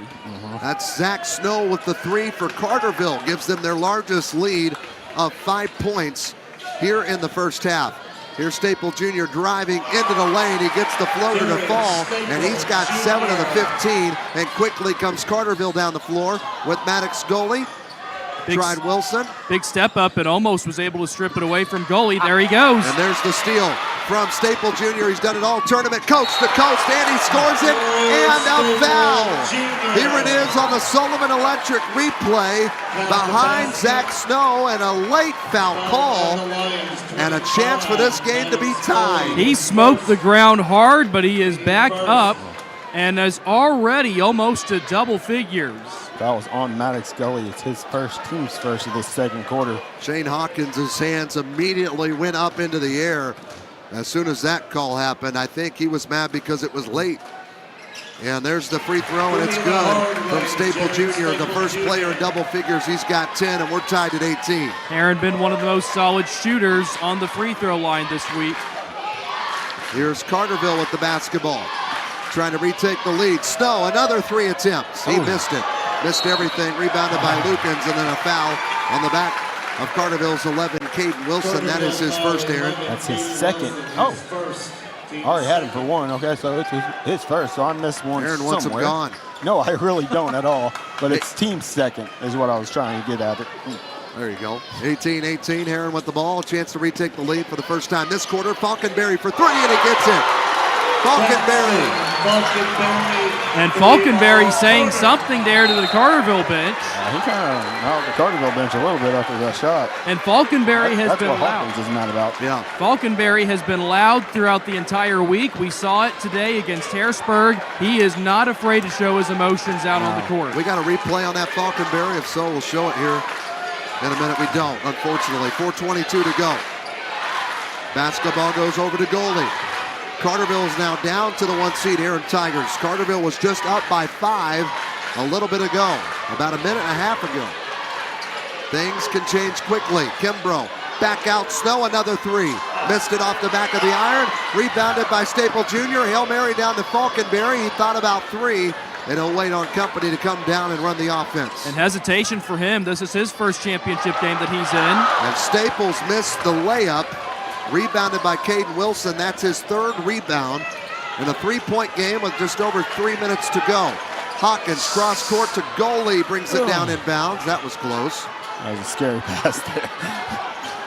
Goalie gonna drive into the lane, stops up with the floater, and he gets it to fall. Maddox goalie has got 4 of the 20 for Carterville. And Jared Staples signaling that he needs a break. It looks like he's gonna come out in just a moment for Chance Estes. Well, Heron does have the depth on their bench. And here's a 3 from Staple. He missed that one. Trying to get one in before he sits down to get that water break. And an interesting shot selection. We've seen a couple of interesting shots and interesting decisions from Heron in the last minute. 1-point game, 3 minutes to go in the first half. Championship game. Parker Poole set to check back in for the... Here's Hawkins for 3, and he gets it and puts Carterville back up by 2 points. And the Lions are 3 for 6 from long range here in the first half. And they have a lead. We'll take a break. We'll be back in 30 seconds. Potholes, curbs, and other road hazards can do damage to your vehicle over time. If your steering wheel pulls to one side or your tire treads are wearing down faster than usual, it may be time for a wheel alignment. Wheel alignment is a critical aspect of vehicle maintenance that can impact tire wear, fuel efficiency, and overall safety. Understanding when to get your wheels aligned, how much it might cost, and how long it takes can help you make informed decisions about the care of your car or truck. Best One Tire in Harrisburg can get you taken care of and back on the road today. Back at Duff Kingston Gymnasium, Shane Hawkins and his Carterville Lions just took back the lead on a big 3-point bucket from Colton Hawkins. That's his first points of this game. Here it is. He just straight up pulls up at that left wing. And now Carterville back up by 2. Both teams have had leads in this first half. It's been back and forth. And Carterville able to keep their composure really well in a fast-paced championship game. First time for them in this position. 2:46 left to go. EHT powered by Sullivan Electric here on Bulldog Media. Also Farmers State Bank. This one goes out to Falconberry. Another 3, and he gets it. That's his second of the game, and that gives Heron back the 1-point lead. If you're going to talk, you might as well prove that you have what it takes to be on the court. Back it up. And he was able to do that there. Right now he is, and he's playing great defense, 2 down low. He'll be responsible for Poole, as Heron, though, is in a zone defense right now. Goalie with the basketball. Back up to Hawkins, back to goalie, around to Kimbrough. Kimbrough on a bounce, swings it around the perimeter again.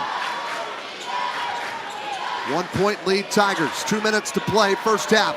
3 in the other corner, missed out from Caden Wilson. Here comes Kyrese Lukens and the Tigers, and he'll score it.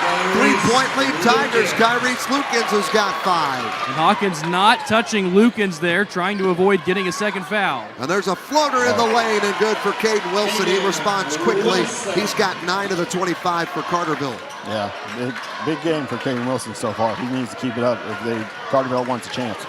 Reigning MVP of last year's tournament, Kyrese Lukens is fouled on his way to the bucket. Here is that last shot in the lane from Caden Wilson.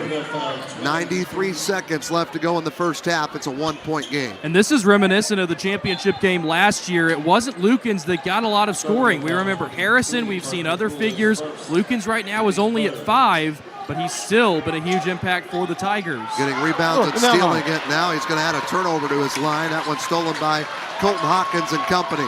Last foul on Carterville. Here's Hawkins, another 3, and he gets it. Colton Hawkins silences the Heron crowd and gives Carterville back the lead. He's got 6. He just doesn't want me to talk, because anytime I try to talk, he pulls it. Well, keep it up for Lions fans. Heron fans are telling you to stop. Yeah. Here's Estes out to Price. 1 minute to go, first half. We've got a shootout here. Near the rim. 1-point game, looking to tie is Rajon Price. And he missed it, out of bounds. Last touch by Carterville. Shane Hawkins going to argue this one. I think Estes came through on that. We got a replay. No. As Jared Sable Jr. checks in, replacing Estes. Estes is going to come out. We'll be running them replays. Who came in for Estes? Jared Sable Jr. Oh, okay. Well, that's bad news for Carterville. Yes, it is. Need him on the bench. Sorry, Tiger fans. Tigers do have the ball, though. The Lion fans. Here's Falkenberry. And he gets called for the foul with that forearm, and that's his second foul. Pushing away the Lions there. Replay by Sullivan Electric. Too much of an elbow there. And immediately clapping back is Wilson. Here comes Snow back in, Aaron. That takes away Parker Poole, and Estes came back in for Heron, taking away Jackson Falkenberry. And he will end the first half with 6 points and 2 fouls. Unless he comes back in for some reason. Heron's got the ball down by, or Carterville's got the ball. Heron's down by 1. Aaron also has the possession arrow. And there's a foul. Jared Staple is the last guy that Carterville wants to see leading the defense on the backcourt. Yeah, him just sitting up top of this defense. He is so active up there. It's crazy. Carterville looking to go into the locker room with a lead. They led Heron at the end of the first quarter, 15-13. They have been neck and neck since. Shane Hawkins and the Lions looking for their first EHT title and look to take away the chance at a four-peat for the Tigers. 10 seconds to go now. Hawkins, they're going to run this play. He's made 2 threes from there. He'll try a third, and he almost baked it in, no good.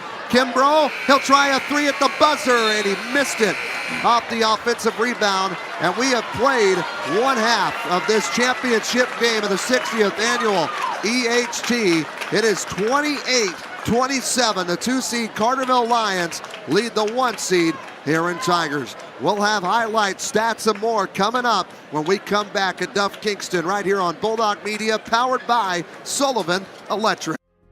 We know that legal action can sometimes be overwhelming. We are dedicated to providing you help in a language that you can understand. If you don't feel like you understand your options, just ask, and we will work to find an explanation that works for you. The types of law we practice is divorce, family, criminal defense, anything from basic traffic to all-level felonies, adoptions, guardianships, probate, property law. That's Hun Law Group, located at 218 East Poplar Street in Harrisburg, or call them today at 618-252-0875.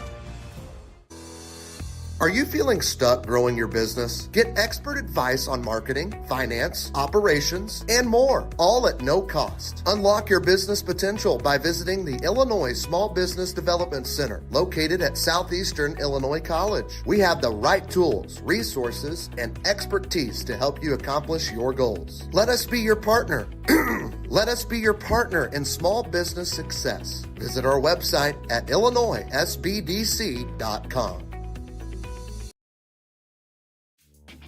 Are you having problems with your home or business's electrical system? Is a Generac generator in your near future? Maybe you were building your dream home. Well, Sullivan Electric is there for you. At Sullivan Electric, we are 4 generations strong of IBEW trained electricians serving Southern Illinois. From preventative maintenance to emergencies and anything in between, call on the trusted professionals at Sullivan Electric, our family serving yours. We are reliable, affordable, and professional. Give Mike a call today at 618-926-3304. Why spend thousands of dollars on a university or a for-profit trade school? What are you really paying for? At Southeastern Illinois College, the value is clear. A no-nonsense, personalized education at a fraction of the cost. You can take the money you save and the credits you earn and go get your bachelor's degree at another institution or jump right into the workforce. You'll be ready for it. SIC is the next step in your education. It just makes sense. SIC, Succeed, Inspire, Connect. Back at Duff Kingston Gymnasium, we are in championship night, championship game. And boy, it is not disappointed. Carterville, the 2-seed, leads 1-seed Heron 28-27. They won the first half, but there's still a lot of basketball left to be played. I'm Trey Reamer alongside Nick Triplett and Aaron McCroy here for this game. A little bit of an extended halftime, but not much as you watch highlights there on your screen. Guys, let's get into the numbers before we chat our opinions about that first half. Here's the stats. Yeah, and let's start off with the defending champion Heron Tigers. Who were the 2 people that you thought would be leading in scoring? Those are the ones leading right now. Staple with 10 points. After that, it's Lukens with 5. You then go across the board. Falconberry does have 6. Cox has 5 as well. Rajon Price with 1 free throw to go in. The Tigers overall 10 for 20 in their shooting, including 50% both in 2-point and 3-point field goals. They are also 4 for 6 in their free throws, but they do have 6 fouls, and they do have a few more turnovers than Carterville. They are going to have to look for even better shooting here in the second half if they're going to want to keep up with the Lions. And then on the other side for the Carterville Lions, they were led in scoring by number 11, Caden Wilson. He has 9 points, 6 from Colton Hawkins. Wilson also has 3 rebounds. Colton Hawkins also has 3 rebounds. 4 from Maddox Gully with 2 rebounds, and 6 from Parker Poole, and he has 1 rebound. Split stats, Carterville was 11 for 20 from the field, 4 for 10 from three-point range, 2 for 4 from free throw, had 10 rebounds, 4 fouls, and let's see, 1 block, 2 steals, and 3, well, I have them with 6 turnovers, actually. But, yeah, I mean, it's right now, this has been a very close game. Heron did outscore Carterville by 1 point in that second quarter. Caden Wilson is doing Caden Wilson things. Colton Hawkins is hitting threes when he needs them, and that's what's kept Carterville in the game thus far. Well, Aaron, since you see a lot of Carterville, what do you think is the big keys for them in the second half, even though they do lead by 1 here at the half? Protect the ball. Yep. It's split. I've got 6 turnovers apiece for Heron and Carterville, but Carterville protect the ball, clean the glass like they have been doing. That's another big thing in the offensive board. Parker Poole is just down there just smacking it out to everybody. And keep Jared Staples under wraps is one of the biggest things, I think. Yeah, I would almost say Heron. that for Heron, you might have to slow down the tempo, but even more so, don't hesitate. I mean, we've seen a couple hesitation plays from Falconberry. We've seen Maddox Billingsley not be able to make any points to this spot of the game. Right now, Heron just needs to continue to be confident in their ability to go out. They've beat Carterville earlier this year. They can do so again right now, but they are going to have to maintain a tempo. They don't need to just go out and immediately score on the first pass of every drive, but They do need to be able to move it around quickly and be confident in their game. Well, Carterville won the first half, 28-27, but there's still 16 minutes of basketball left in this championship game here on this Saturday night at Duff Kingston Gymnasium. We'll step aside for another break here at the half. When we come back, we'll have more and get you ready for half number 2 right here on Bulldog Media, powered by Sullivan Electric. H.E. Mitchell Construction is proud to have served Southern Illinois as a general contractor for over a century. With a humble beginning in 1914, H.E. Mitchell continues to provide exceptional quality and service in commercial construction that has transformed this business into what it is today. With a steadily growing portfolio, we hold tightly to the values and standards that makes H.E. Mitchell a name you can trust. We are proud to be part of the legacy that began 110 years ago. H.E. Mitchell Construction.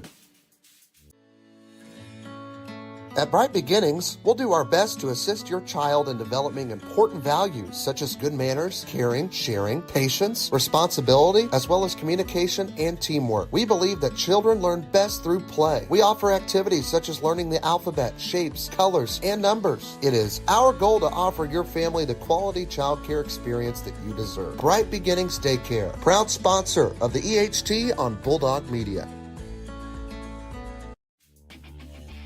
Are you having trouble with your home or business's electrical system? Well, Sullivan Electric is here to help. They are 4 generations strong of IBEW trained electricians serving Southern Illinois. Preventative maintenance to emergencies and anything in between. You can call on the trusted professionals at Sullivan Electric. They're reliable, affordable, and professional. So give Mike a call today at 618-926-3304. Sullivan Electric, a proud sponsor of Bulldog Media.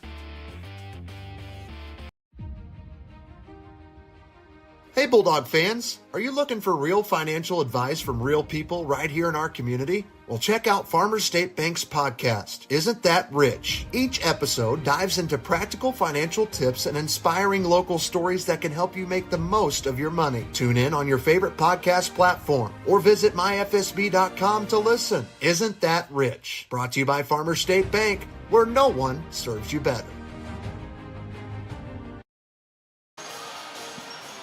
Back at Duff Kingston Gymnasium, and we are about 4.5 minutes left to go in halftime here at Duff Kingston Gymnasium. We are here in our Best One Tire broadcast booth, going 3 deep here for this one. I'm Trey Reamer, got Nick Triplett between us, Aaron McCroy on the far left. Well, here's the deal. A couple of people are messaging, reaching out to our Bulldog Media page, and I don't know a lot of information, but a Goreville player tonight was hurt in a championship game named Cole Tripp. Hurt, and I'm not going to get into too much detail. I don't know too much detail, but serious enough to end a championship game and postpone it to Monday. So our thoughts, our prayers at Bulldog Media are with Cole Tripp and his family, hopefully. Maybe it was just something, a reaction of the body, and now everything's good now. Yeah, and we don't want to speculate on it too much because, of course, we're not there. We're not around the Tripp family right now, and it's not in our position to go out and thoroughly explain what happened, but be thinking and praying for the Tripp family. A very scary situation, and basketball is the last thing that is on the Goreville Black Cats' mind. Very unfortunate to see go on, thinking about the Goreville family as they wrap up the Cesar-Valier tournament. Absolutely. All prayers up to the Tripp family, everything like that. Heard it was just a routine play, but don't really know. Like we said, we're not there. We are here. But wish all the best, sending all good vibes towards Cole Tripp, because he is an amazing basketball player. We were at Goreville earlier this season, yes. So they're in a different tournament. I think it's at Cesar-Valier. Yep. Cesar-Valier's tournament championship game. It's going to be moved to Monday. So hopefully he'll be back. Maybe it's that he'll get back. And we had one in this game ahead. Not this game. The 5th place game with Justice Dag got hit in the head. Not serious at the time. We didn't think. Went back in, came back out. Looked like severe migraine. Hopefully that is just it. I will say during my break of the game, I went over there. My wife is like 7 rolls off the court, and she said it was a pretty loud hit when they hit down there. So prayers are up to the the Daggs family as well. It's always sad because you think that those things are always going to happen. There's 26 games, and it almost feels like in these positions where there's so much pressure in all of these games, it's eventually going to occur. We saw that happen on the first night between Carmi and Eldorado, and we had Stockton who went down for Carmi. He wasn't able to return. We've had a few other players that have eventually been able to return into their games, but again, it's always never a good situation and helps us remember what basketball is in comparison to everything else in life. Absolutely, and I'm going to add to that. These kids, they're kids to first and foremost. I mean, that's the biggest thing. So their health and safety is everybody's biggest priority. I know they want to be out here playing a competitive game. Shane Hawkins said it best talking about Drew Barrington when he went down with his injury out at Carterville. You hate it for it. You wish you could take that part out of the game, but it's still a competitive game, and you're going to have that stuff. That's true. Best with the Dags, best with Cole Tripp and his family at Goreville from Bulldog Media. Second half of the championship when we come back. Carterville's got the lead. Can they hold on and upset the Heron Tigers? Find out when we come back. We'll be back in 60 seconds on Bulldog Media, powered by Sullivan Electric. At Hun Law Group, we are a Southern Illinois law firm with Southern Illinois values. We know that legal action can sometimes be overwhelming. With over 40 years of combined trial attorney experience, the attorneys at Hun Law Group pride themselves as criminal defense attorneys and family attorneys. No matter how simple your case is or how complicated it may get, you can bet we got the experience and the work ethic to handle your case. Give us a call today at 252-0875 or visit us at hunlawgrouppc.com. Are you feeling stuck growing your business? Get expert advice on marketing, finance, operations, and more, all at no cost. Unlock your business potential by visiting the Illinois Small Business Development Center, located at Southeastern Illinois College. We have the right tools, resources, and expertise to help you accomplish your goals. Let us be your partner. Let us be your partner in small business success. Visit our website at illinoissbdc.com. Back here at Duff Kingston Gymnasium, championship game, Carterville and Heron. Trey Reamer, Nick Triplett, Aaron McCrory with you. And guys, final 16 minutes, here we go. The Heron Tigers get the basketball to start half number 2. Led scoring by Staple Jr. For Heron, they're going to bring out their original 5, Staple, Lukens, Cox, Billingsley, and Estes. Here it is with Cox. Hands it off to Kyrese Lukens, a screen there. Lukens pitches it back, now in the corner to Billingsley. He's looking to score for his first points, working against Poole, shut down, out of bounds. No, picked up by Poole and saved. What a play. I don't know how that stayed in bounds. I have no idea. So Parker Poole gets the steal, a Heron turnover to start half number 2. And there's a steal for Heron. It's just a forced pass there by Caden Wilson trying to force it down low to Parker Poole. Down the floor come the Tigers. Basketball is missed and rebounded out by Caden Wilson. Billingsley with a couple of three-point attempts now. Close on every one of them. Neither one can fall yet. That was one thing that was in the first game between these two is Billingsley was on fire from the arc. Here's driving Hawkins all the way down. He's fouled. And again, Colton Hawkins has got 6 points. Here it is on the Sullivan Electric replay. And Sullivan Electric, 618-926-3304. Mike Sullivan here. Give him a call. Foul on Chance Estes, his second, team's first of this third quarter. Colton Hawkins goes to the line, shooting 2 for the Carterville Lions. And the free throws. Colton Hawkins has the basketball ready to go. His first one is up, and it is good. He's got 7 points, does Hawkins. Colton Hawkins trying to join his brother Caden, making it onto an all-tournament team. Caden made it on in 2022. The second free throw coming up from Hawkins. It is up, and it's no good. He missed it. Rebounded out by Chance Estes. That's his first rebound. Heron down by 2 points with about, well, we're 1 minute into the second half. Here's Kyrese Lukens over to Staple Jr. Shane Hawkins begins to clap at his team's defense. Back up top to Staple Jr. At the left wing, hard pitch to Billingsley. He'll drive, take 2 steps, and a foul. Called against 23, Parker Poole, his first. That sends Billingsley to the line. Was nearly going to get called for a travel. And that is Poole's second, actually. Team's first of this third quarter. Billingsley looking to find the scoreboard for the first time tonight. He'll miss that first free throw. Heron at the charity stripe in this game is 4 for 7. The Lions are 3 for 6, so 3 misses each in a 2-point ball game. And that one goes in. So the score is now 29-28. The 2-seed Lions still lead the 1-seed Heron Tigers. Carterville's been able to lead at the end of the first and at halftime. Here's a driving Caden Wilson underneath, shot up and good, and he's got 11 points. First Lion in double figures, he leads the way. The junior really showing off here. Quite a few points earlier today as well. Him stepping up in a big game. This is nothing new for Carterville. Here's Billingsley. Pump fake drives into the lane, kicks it out. Chance Estes for a 3, and he gets it. Lucky bounce. Estes has his first points, and we're tied at 31. It's always fun watching Maddox drive in, and there's another steal for the Tigers. A Carterville turnover. Tigers looking for their first lead of the second half. A deep 3 from Staple Jr., and he got it. 13 points. Big shot there by Jaden Staples for Heron. He's up to 13 now. What a change in momentum. In the championship game, the Heron fans are coming to life. Here's Colton Hawkins at the left wing. Spinning into the lane, shot up, and it's good. Trying to get that momentum back. He's got 9 of the 33, does Hawkins. And he's showing his emotion now as well. Here's Staple Jr. Out to Kyrese Lukens. Pitches it. Estes doing some work against the defender. And here's a 3 from Billingsley, no good, and a rebound from goalie. Here come the Lions down the floor. Down by 1 point. They're going to slow things down a bit. Under 5 to play in this third quarter. Hawkins thought about 3. I thought he shot it, but it was a pass to Poole. Back out to Kimbrough. Good hands from him. He drives baseline left, feeds Poole. Shot up and good. Count the bucket. He's fouled. And Grady Cox had nothing to do but just stand there and watch the Lions take advantage. He's going to get called for another foul against him, and that's his third personal.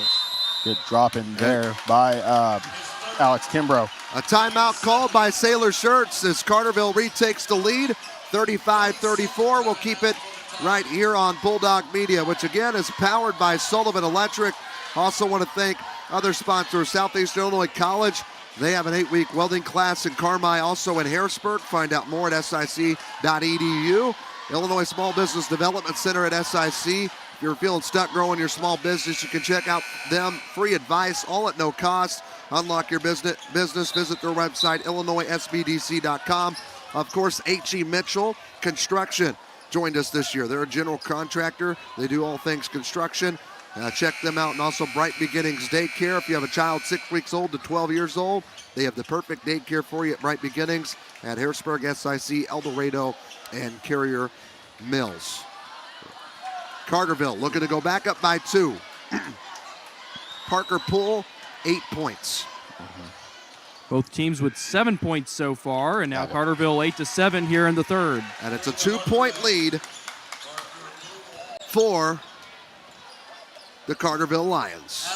The technically underdogs in this game, but they're the number 2 seed. Heron's number 1. And really underdogs from everybody else's perspective as well. We were asking everyone this morning on Bulldog Media, more than half of the people voting thought that Vienna would be in this championship game, but Carterville has proven everybody wrong. Yeah, go look at that poll now on Harrisburg Bulldog Media's Facebook page from this morning and see how that one went. Here's a driving Staple Jr. and a foul called, and that's on number 11, Caden Wilson. That's his second. And still no harm for him yet. His second, team's second of this third quarter.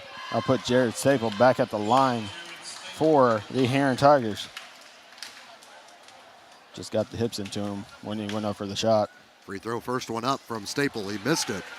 And it stays a 2-point game. Staple Jr., I really think, is going to be on the all-tournament team. Oh, absolutely. He has averaged 14 points per game this season, so with the free throw here, he would even that out. And the next one is up and good. 1-point lead for Carterville, and the Lions have the basketball heading down the floor.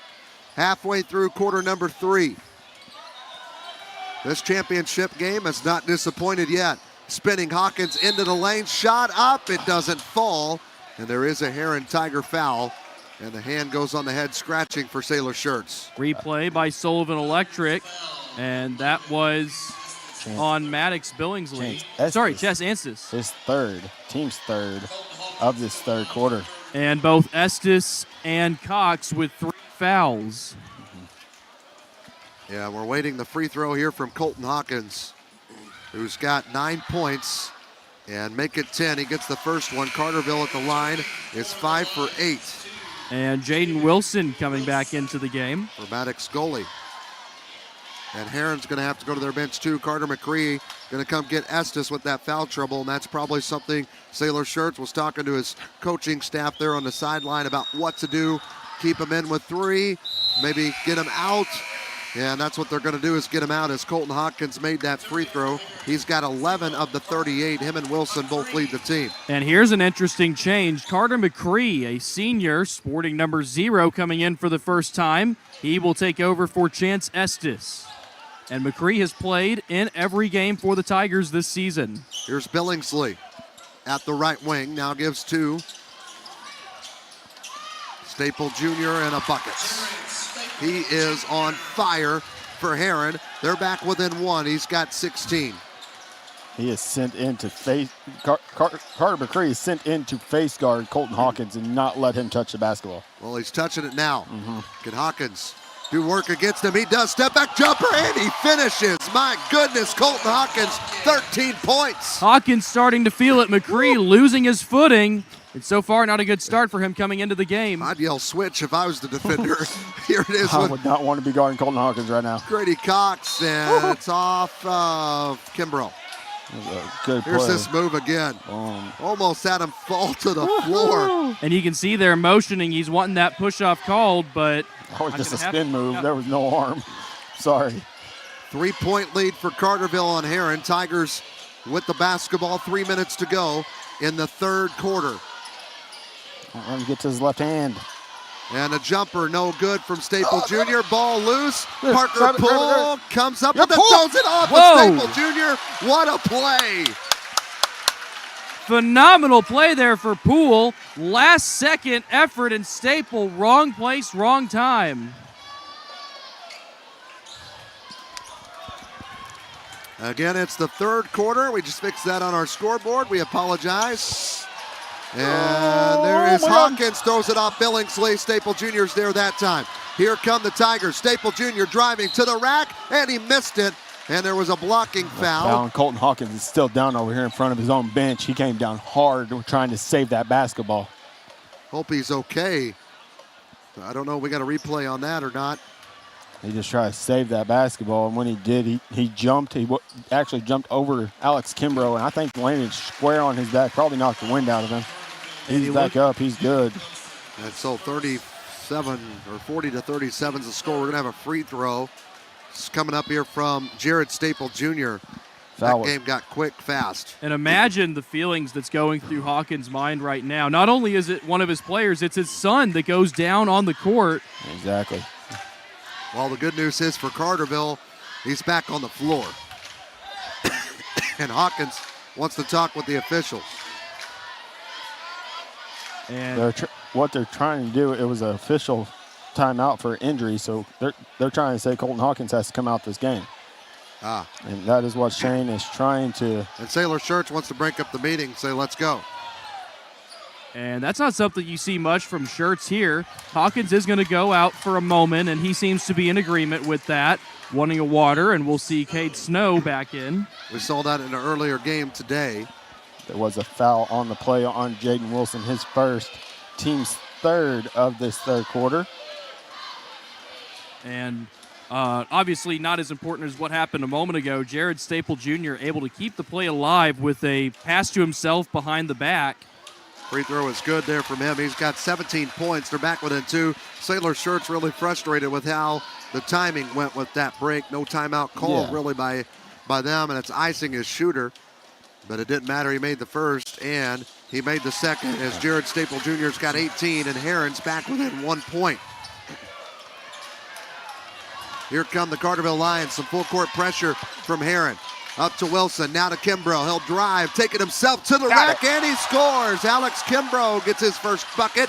Carterville back up by 3. Lukens and Cox had the ball trapped, and it almost looked like it wouldn't be able to get out, but the Lions run through as if they never saw any hands up in the air. And there's Staple Jr. getting back to the rack. He's got 20 of the 41 for the Heron Tigers. He leads all scores right now. He's going crazy. He is on fire. Lukens hasn't been the problem. It's been number 1, Staple Jr. Here's Kimbrough driving into the lane, cuddles the ball off the glass, and he's got back-to-back buckets for Carterville. Here at Eldorado. At Eldorado. I'm not way out there. Here's it up top. Grady Cox with it. Heron a 3 away from tying. There's a missed 2. Rebounded out by Zach Snow, his first rebound. And down to the last 10 minutes, do both teams have enough energy to make it? They are going quickly right now. Moving. 3-point game. Basketball in the front court with Jaden Wilson for Carterville. They could take their time, run the offense if they wanted to. Snow's got a big 3 in this game for nice Carterville. move. That's a nice move, nice feed from Poole, and it just got stripped by Cox. Here come the Tigers down by 3. Lukens, and it's an offensive foul. And Heron Tiger fans, here's the replay. Threw the arm into him. And a push off there. Let's see that one more time. LeBlond on the replay as there's check-ins. Maybe slow it down. Yeah, I don't know. There may have not been a foul. Either way, looked like a reaction kind of near the upper chest, maybe the lower face. And limping off the court right now is Alex Kimbrough. No, that's Jaden Wilson. Yes, Jaden Wilson mixing up 2 and 3 there. Yes. Colton Hawkins is back in. That's good news So is Maddox Gully. For Carterville. They're up by 3, and they have a ball under a minute to go. Hawkins a pump fake, finds Kimbrough. He's had the last 2 or 4 points for Carterville. Missed that one, got his own board, puts it to the floor, and it's stolen by Falkenberry of Heron. Here come the Tigers down by 3. Staple Jr. really thought about it. Now he drives, takes it to the rack, lays it up, missed it. Rebounded by Colton Hawkins, his 4th rebound with his 13 points. Here come the Lions looking to extend. Driving baseline. To the rack is Maddox Goalie. He missed it. Offensive board again from Kimbrough. And the clock at 25, they can slow it down. And they have the arrow. Staple trying to get another steal. They're letting them play here. Carterville has the ball, the lead, and the possession arrow. And that's really what you only are able to do in this game. You have to let them play it through. 8 seconds. Kimbrough gonna drive on Rajon Price into the lane. Good fake, shot missed, and rebounded by Billingsley. Full court shots over the backboard. And 3 quarters in the book. Carterville has led after every quarter. Can they keep it up and upset the Heron Tigers? It's the final 8 minutes when we return on Bulldog Media, powered by Sullivan Electric. Are you having trouble with your home or business's electrical system? Well, Sullivan Electric is here to help. They are 4 generations strong of IBEW trained electricians serving Southern Illinois. Preventative maintenance to emergencies and anything in between. You can call on the trusted professionals at Sullivan Electric. They're reliable, affordable, and professional. So give Mike a call today at 618-926-3304. Sullivan Electric, a proud sponsor of Bulldog Media. Are you looking for a bank that gives it their all? Well, as the Harrisburg Bulldogs give it their all, Farmers State Bank is proud to invest in the future of our community. Farmers is all about community, from sponsoring local sports teams to supporting educational programs. They're committed to helping our youth succeed. Together, we're building a brighter tomorrow. Stop by their Harrisburg branch or visit them at myfsb.com to learn more. Farmers State Bank is a proud sponsor of Bulldog Athletics on Bulldog Media. Farmers State Bank, no one serves you better. Tweet. Back at Duff Kingston Gymnasium. Can't believe it comes down this. This is the final 8 minutes. Nick, do the quick math. 26 games, 8-minute quarters. How many have we had? We have had, 103. 103 quarters. Minutes, I meant. Minutes? Oh, you got to give me a little bit more on that. 824 minutes of Thank basketball. You, Jamal. Wow, in 3 days, 16 teams, 3 days, 26 games. Here we go, final 8 minutes. Carterville up by 3. trying to prevent the Heron Tigers from getting a four-peat. Carterville with the ball. Hawkins. Now Maddox goalie for a three. Missed it. Rebounded by Kyrese Lukens. Here come the Tigers. Lukens will score it. Got the rebound, got the bucket. He's got 7. Tigers back within 1. That is his first bucket of the second half. That is his first bucket since early in the second quarter. There's Kimbrough back up to Maddox goalie. Goalie with the basketball. Hard pass over to Caden Wilson for 3. And he missed it. He missed everything, and a foul called against Kimbrough. It's going to be Kimbrough's third, team's first of this fourth quarter. And Falconberry, a little bit upset with that. I think he wanted to play it out. 1 point game. Heron's not been able to get over that hump against Carterville. Will they wait till the end? Kyrese Lukens lost it, got it back. And there was a point in the first quarter where it seemed like they were starting to carry away with it. Not anymore. And there's Lukens and a foul, and we'll have 2 shots coming up from Kyrese as the Tigers have a chance to retake the lead. That's on Alex Kimbrough. That's going to be his 4th foul. Team's second of this fourth quarter. And that's huge because Kimbrough had 2 big buckets in that third quarter for the Carterville Lions. When Colton Hawkins was on the bench. Tie ball game. Lukens makes the free throw. He's got 8 of the 44.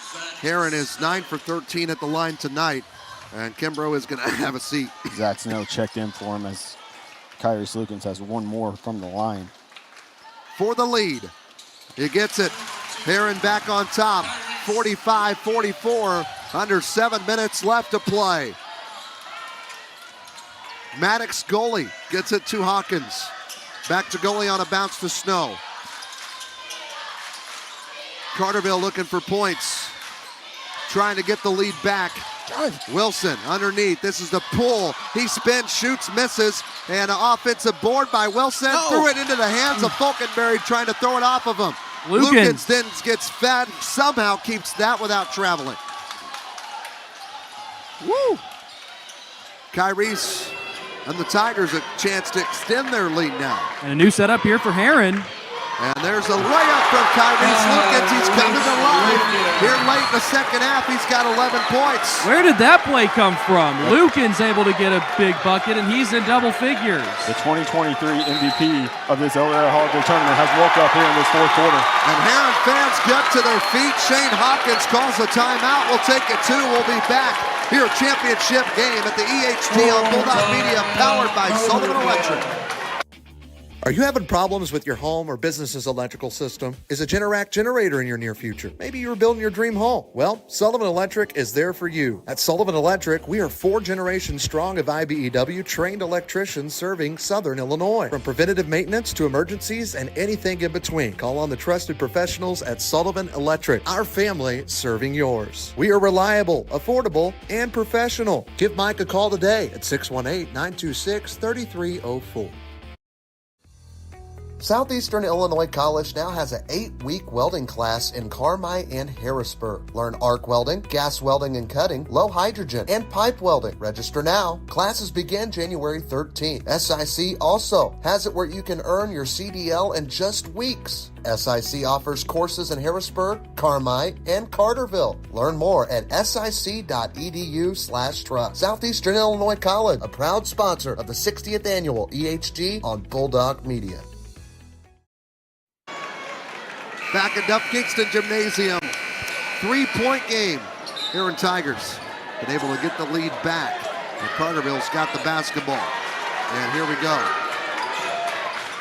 Snow. Underneath the pull. Back out to Snow.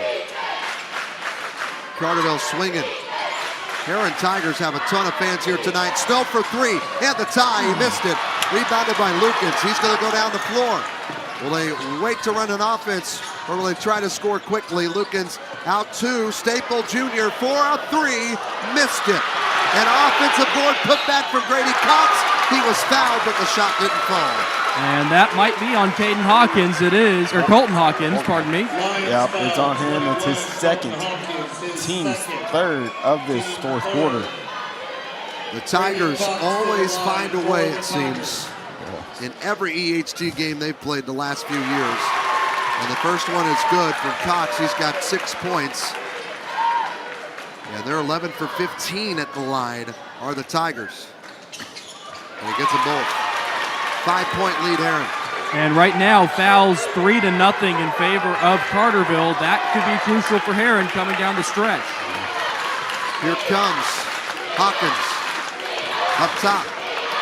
Now over to Snow. Back to goalie. Now to Wilson. Half this gym is cheering for Heron. Oh, yeah. They want to see a four-peat. Snow for 3. He got it. Big three-pointer for Snow, his second one, and the Lions back within 2. Big shot from Zach Snow. He hit one against to end the JV game at the Heron Carterville game at the buzzer for the win.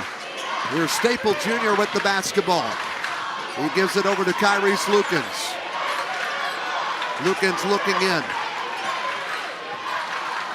He'll dribble high in the front court. Heron just going to take their time. We're about halfway through this fourth quarter. Lions have led after every quarter this game. Lukens for 3. Oh my goodness! Hand in his face. Kyrese Lukens, 14 points. The reigning MVP from a season ago, putting on a show in the second half. And what I love about Lukens is he's immediately focused back on his side. He knows that he's been in this position before. He can't celebrate yet. He's going to get right back into it with a Carterville team that can easily score once again. Up with goalie. Lukens answered the call from Snow. Back to a 5-point game. Goalie back over to Wilson. Hawkins going to do some work. He'll spin. And he gets blocked. Here is Lukens again for the Tigers. At the right wing. Looking inside. He'll begin to drive. He's shut down on the double team. Back up top. Thought about 3. This time he'll pop another one. And he gets it. Kyrese Lukens and the Heron Tigers are rolling up by 8. Their largest lead of the game. Time out on the floor. We'll be back in 60 seconds. H.E. Mitchell Construction is proud to have served Southern Illinois as a general contractor for over a century. With a steadily growing portfolio, we hold tightly to the values and standards that makes H.E. Mitchell a name you can trust. We are proud to be a part of the legacy that began 110 years ago. H.E. Mitchell Construction, a proud sponsor of the 60th annual Eldorado Holiday Tournament, right here on Bulldog Media. Bright Beginnings Daycare offers a loving, safe, play-based, and educational environment for your child to grow, learn, and play. If you have a child 6 weeks old to 12 years old, we have the perfect daycare for you at Bright Beginnings. Check them out today in Harrisburg, Southeastern Illinois College, Eldorado, or Carrier Mills. Bright Beginnings Daycare, proud sponsor of the 60th annual Eldorado Holiday Tournament. Back at Duff Kingston Gymnasium, Kyrese Lukens had 5 points coming into the fourth quarter and now has 17 for the Heron Tigers, and he gives them their largest lead of 8 with that last three-pointer. Trey, it's crazy. I mean, he has just, like I said during the break, he just went unconscious here. Like, he's just pouring from anywhere, and it's nothing but net. Basketball back with the Carterville Lions. Up top, goalie. Underneath the pull, Hawkins back to goalie. He'll try a 3. He missed it, and a tip. Falkenberry gets the rebound, and it goes out of bounds. Last touched by Heron. Tapped there, and Colton Hawkins with the last-ditch effort to try to get it back in. So belly sliding. Whew.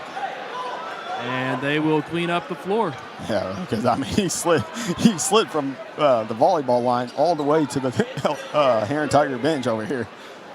Now they're going to clean the floor. Sailor, oh, I thought that was Sailor. No, that's not Sailor. That is Justin Lukens. He's letting one of his assistants do it. Half-time coach or part-time coach, part-time janitor. Yeah, a very good ball player for the Heron Tigers. You said Lukens is the last name? Justin Lukens. It's a relation to Kyrese. Yes, uncle. Okay. Look around. Yes, and a former Logan player. He played at Logan. Okay. Oh, yes, there is. Eli Downing. There you go. So John A. knowledge here. Producer Jonathan LeBlanc, and Aaron McCroy. Kyrese Lukens was a Heron player that got on the all-tournament team as well in 2022. It's Kyrese Lukens finally misses one. Came back to life here. On the floor and a jump. And the arrow is with Heron. And everything going right for the Tigers, including getting the possession on that. And it's surprising Lukens can miss a shot. Yeah, I mean, you can't go 100%. Can you? Justin Lukens did make the all-tournament team back in 2012. I thought he did. He was a 1 year younger than me in school, so he was he was very good for the Heron Tigers and the John A. Logan Volunteers. That was 2012. They didn't even make it to the top 5 that year, did Heron, nor did they win the consolation. But Kyrese Lukens was a year, like I said, 2 years ago for Heron, so that was 2022. That's when they won their second in the row at the time.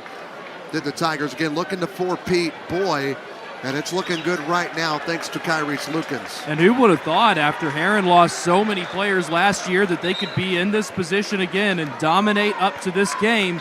Here we are. These seniors 3 minutes away from winning in the Eldorado Holiday Tournament every single year that they've been with the Tigers in high school. Shane Hawkins pacing. Well, you got to think about it. Grady Cox was out with an ACL last year. And Maddox knowingly wasn't on the team last year, so. Lions foul. There's a foul against Caden Wilson. That's his third. Yeah. His third, team's fourth. And here we go, back with Kyrese Lukens, who is on a roll for the Heron Tigers as we approach 10:30 at night. 17 points for Lukens. They put Alex Kimbrough back in the game to guard Kyrese Lukens. Now the ball goes in the corner, now left of the lane. Back out to Falkenberry, finds Staple Jr. He's been quiet this half. He got pushed, literally pushed. Parker Poole, that's his third, team's fifth. There he is, 23 on your right, and just pushes two his hands body. into his ribs. Desperation. He was. They're looking for. They want a technical. No, they want a intentional. Well, Heron fans are doing the T. No, it's not. But yes, that would be an intentional is what they would maybe call. Now Sailor Shirt's going to get involved and talk with the official. The ball came through right there. There's no. I don't see how you get an intentional foul there. Heron is now in the bonus. So I think that's a good call. It is the 15th foul on Carterville. Fouls 5-0 here in this fourth quarter. And we've got 2:49 left to go in it. Yeah, but Heron will be shooting from here on out. Zach Snow set to check in for the Carterville Lions. Well, here's Staple Jr. He leads still Heron in scoring with 20 points and all scorers. Tigers at the line tonight are 12 for 16. And Staples' first free throw is up, and he missed a rare one. And a substitution into the game comes Zach Snow. He'll check in for Parker Poole. And so the game will stay at 3 possessions for the time being, no matter if this is a make or a miss. Free throw number 2. I can tell it's been a long 3 days. He gets it. And that's 21 points and a 9-point lead for the Heron Tigers, their largest of the night, with 2:45 left to play. Can Shane Hawkins' team pull out a comeback against the Tigers after leading the whole game for Carterville? Or most of it. And there's a tip ball stolen by Staple Jr. and an immediate foul from Zach Snow. It's a frustration foul for Zach Snow. He wanted the ball there in that corner and just could not get it to him with Staples just being handsy. And if there's one thing that every single team trailing in this tournament has done, it is not attack quickly. We're down to the final 3 minutes. You know that Heron's easily able to score. You have got to find ways to get openings as quick as possible. There's a made free throw from Staple Jr., 22 points. Fouls now 6-0. Carterville's got all 6 in this quarter. And to be 1,000% honest, what has slowed down the Carterville Lions is Heron fell into a 3-2 zone. It doesn't look like Carterville knows how to penetrate. It penetrated the zone. Second free throw is good. 11-point lead for the Heron Tigers here late. And here come the Lions. looking for a late comeback as people start to kind of file out. Here is Wilson. Hawkins into the lane, to the rack, lays it up and in. Colton Hawkins has got 15 points of the 49. Carterville back within 9. And a 30-second timeout. We'll keep it right here. Again, we want to thank all of our sponsors of the EHT. Our title sponsor, Sullivan Electric, Farmers State Bank, Little Tractor, Best One Tire, Hunt Law Group, Small Business Development Center at SIC, Southeastern Illinois College, H.E. Mitchell, and Bright Beginnings Daycare, which has 4 locations, Harrisburg, SIC, Carrier Mills, and right here in Eldorado. Aaron, can Carterville get back in this? I hope so, but right now, Heron has outscored Carterville 17-5 here in this fourth quarter, on the back of number 21, Kyrese Lukens. They're going to have to find a way to penetrate the zone. Colton Hawkins did right there, had the fake pass out, and then just got to the bucket. You got to have a guy high about the free throw line. You got to get it to him and make some magic happen. If you're Carterville, your only hope is you can get steals or you can get mistakes here from Heron, because they have made a ton of free throws. Absolutely. You do not want to foul, especially that man right there. And that's 7 fouls now on Carterville. Yeah, that is there on number 2, Wilson. Jaden Wilson, his second. More free throws coming, and Kyrese Lukens, like you said, Aaron, that's not a guy you want to foul when he's got 17 points, and most of those here in this fourth quarter. Yeah. I wish this book said record for scoring in a quarter. And 12, Kyrese Lukens 13 here in the fourth. Makes the first. He's got 13, looking for 14 here in the fourth. We've seen a couple impressive performances recently. Caden Hawkins actually had a good game 2 years ago, nearly 20 points, but Lukens nearing that number here. Now that next one is up and good, 60-49, and a timeout on the floor by Heron. It's a 30-second timeout. We'll take it too. We'll be back right after these messages.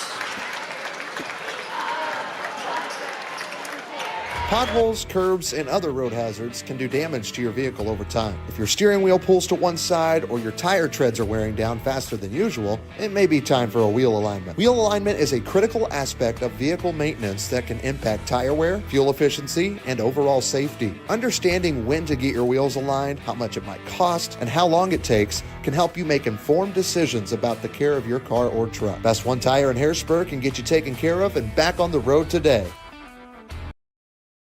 Yeah, 19. Back here, taking a live look at the Heron faithful, and they came out in droves tonight. Yeah, they did. They filled half of this gym from about, if you look at the court, you call it a football field, the 50, I'd say about the 40, all the way wrapped around to the 40 on the other side in this bowl here at Duff Kingston Gymnasium. And if there's Carterville fans here, I just not heard them, but their team needs some momentum. Their team needs some really magic here late as they're down by 11 points in this fourth quarter to the 1-seed Heron Tigers. And what's shocking is Carterville's led after every quarter in this game until, and probably felt like, hey, we're doing good. We have stopped Kyrese Lukens. We have limited Kyrese Lukens to 5 points through 3 quarters. Yeah. Absolutely. Staple Jr., had 20. He's at 23 now. Okay, we could settle for that. We're in this. No, Kyrie showed up. Maybe he was saving it for the fourth quarter, but he has got himself now 19 points. And Carterville down. They have the ball right now, under 2 minutes to go. Heron, potentially 2 minutes away from getting their 4th EHT title in a row. And there's the rebound by the Tigers. And here comes Lukens down the floor. Lukens does have a tie of the points that he had against Harrisburg is at 19. Yeah, and a handoff faked by Staple Jr. And there is the foul on Winter Road, and that is his 5th. That is Road. Winter Road plays for Vienna. And Staples still down. Goodness. It's been a long day, Trey. They both wear 3. Yep. He fouls out with 4 points.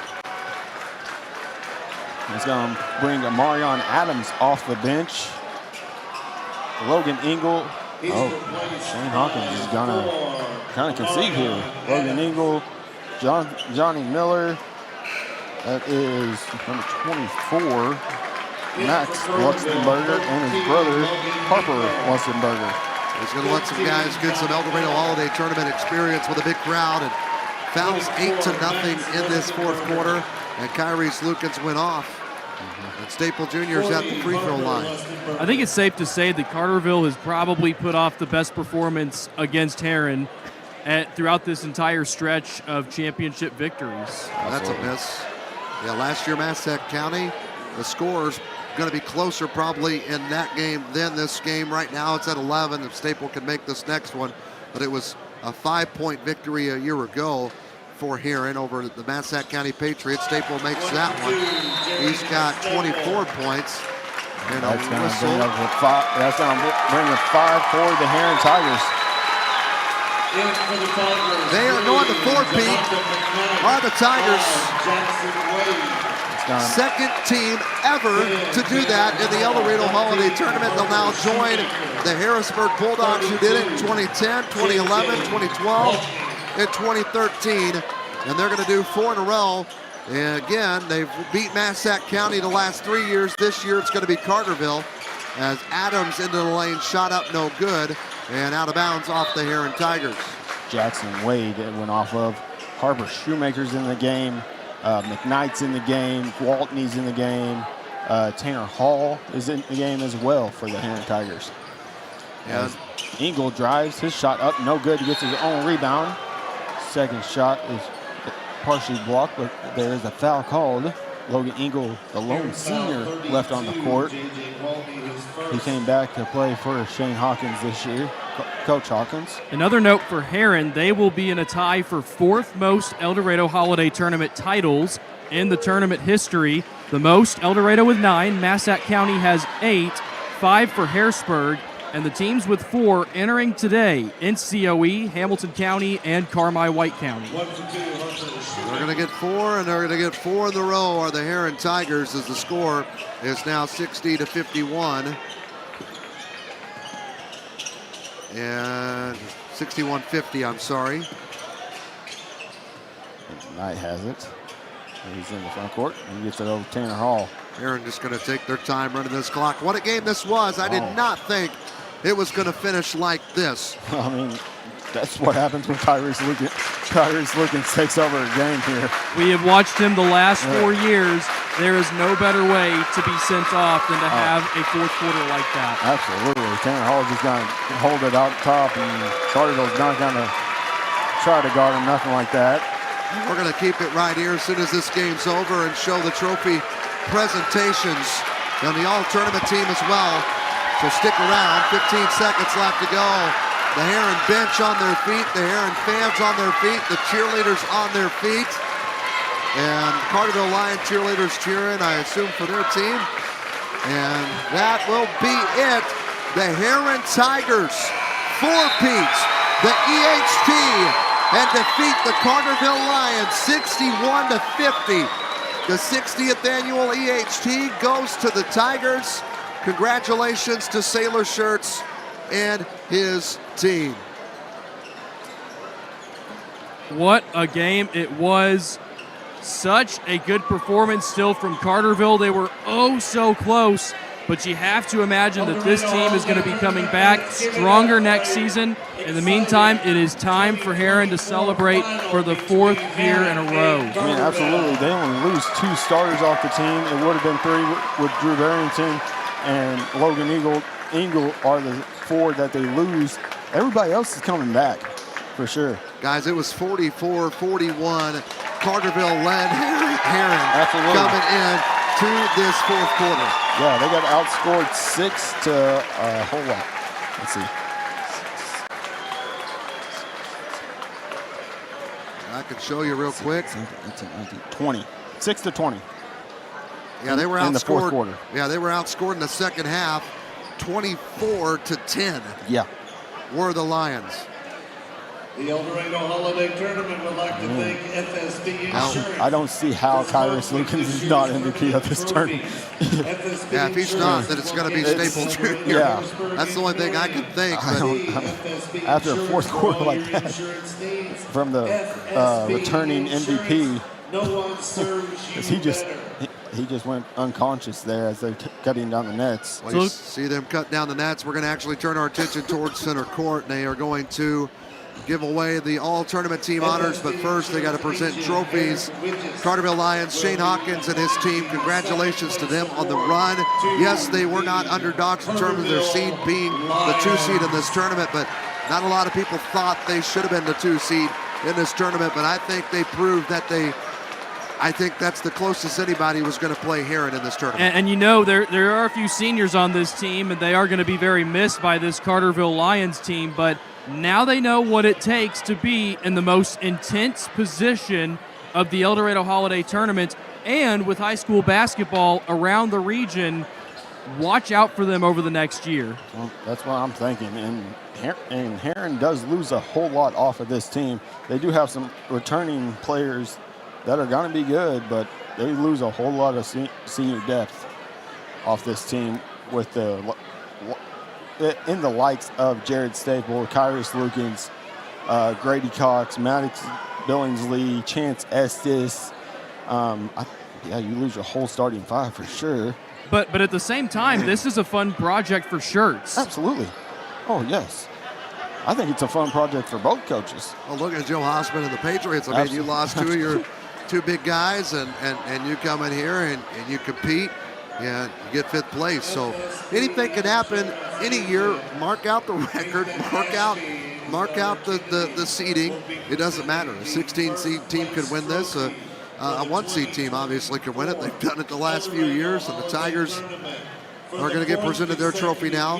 Carterville already got presented theirs. And a 4-peat. This is history. That was awesome. And they celebrate, and so do their fans. As a Harrisburg Bulldog, I hate to see it, but as a basketball fan, I love to see it. Yeah, well, I love to see it as well. Congrats to Sailor Shirts. And he's going to hold his baby and bring her out to the floor. Oh, my goodness. What a moment to for celebrate. Shirts. Oh, my goodness. Thinking about the senior class, has to go down as, without a doubt, a top 3 senior team of all time in terms of what they've been able to complete here in Eldorado. And Heron, the Tigers are going to get a team picture at underneath the goal where Kyrese Lukin scored a ton of points in that 4th quarter. I think we're missing that. I mean, not missing it, but we need to talk about that. 5 points going into the 4th quarter. Carterville, I don't even think they're even mentioning, hey, guys, we got to keep Kyrese Lukens where we've had him. I think it's been, hey, we got to stop Staple. We've kept Kyrese under wraps. Yeah. I don't think it was a focus at that point. Exactly, but then he goes off 14 in the 4th quarter. He comes out of nowhere, does Kyrese, and he makes that game two a big blowout. threes, gets to the cup, a couple of and ones. I mean, yeah, he turned the game on its head. One single player did. And so, congratulations again from us here at Bulldog Media for the championship title going to the Heron Tigers. Now the big question mark is, can they fight, Pete? Last year, I'm telling you, last year, I remember our talk. I'm with that. Jamal and I were talking last year, I remember, and a couple other. It was, I don't think Heron, 3 in a row, that's great, but are they really going to be able to come back and do 4, losing Jonathan Harrison, losing Xavier Williams? It's going to be Kyrese Lukens and a couple other guys that did some things off the bench. They were able to. Yeah, I mean, I'm with that 1,000%. Before the recognition of the all-tournament, we're going to send Nick down there. Maybe we can get an interview with Sailor Shirts at some point.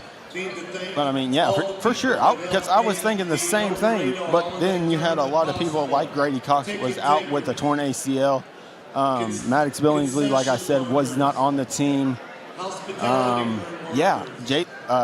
Jared Staple Jr. He was still at Marion. So they got their pieces, and they're ready for Bear. And I think it's going to be a team to watch out for in River to River, Ohio. 61-50 was the final score when the Heron Tigers defeated the Carterville Lions. And Sailor's going to go do an interview with the radio team for the Tigers. And we'll see. We'll get Nick Triplett. He's down there on the floor. We'll see if he'll be able to get an interview as well. We're getting ready to have the all-tournament team announced here as well. Jacob's ready to go. He's the athletic director for Eldorado. He has done a fantastic job. This is just his 2nd season as the AD and doing this EHT, and a lot goes into it. We heard about it in an interview, but here we go. Award winner from Hamilton County, Braxton Miller. Braxton Miller gets the Duff Kingston Award. Congratulations to him. That's with Hamilton County. Hamco, yep. And if you have a program, maybe you've been in the tournament and you took one home, you can actually fill this out on the yellow page on the back. The bracket's on the front, and the rest is on the back. Here's the all tournament team. Cash Connor got votes from Edwards County. He is here. He's walking down to get his plaque. Yeah, I saw him in the stands. He was wearing an Evansville shirt, I think. From Fairfield, Justice Dagg from Fairfield, if he's still in attendance. Again, he had that head injury. And that is well-deserved right there for that young man. Well, listen, if I knew he'd be on the all-tournament team, I even thought maybe he might get that Duff Kingston Award just because he's a great player, but he's not cocky, he's not arrogant, he's a great kid, and he goes about it the right way. Jared Staple. That's a no-doubter. From Heron.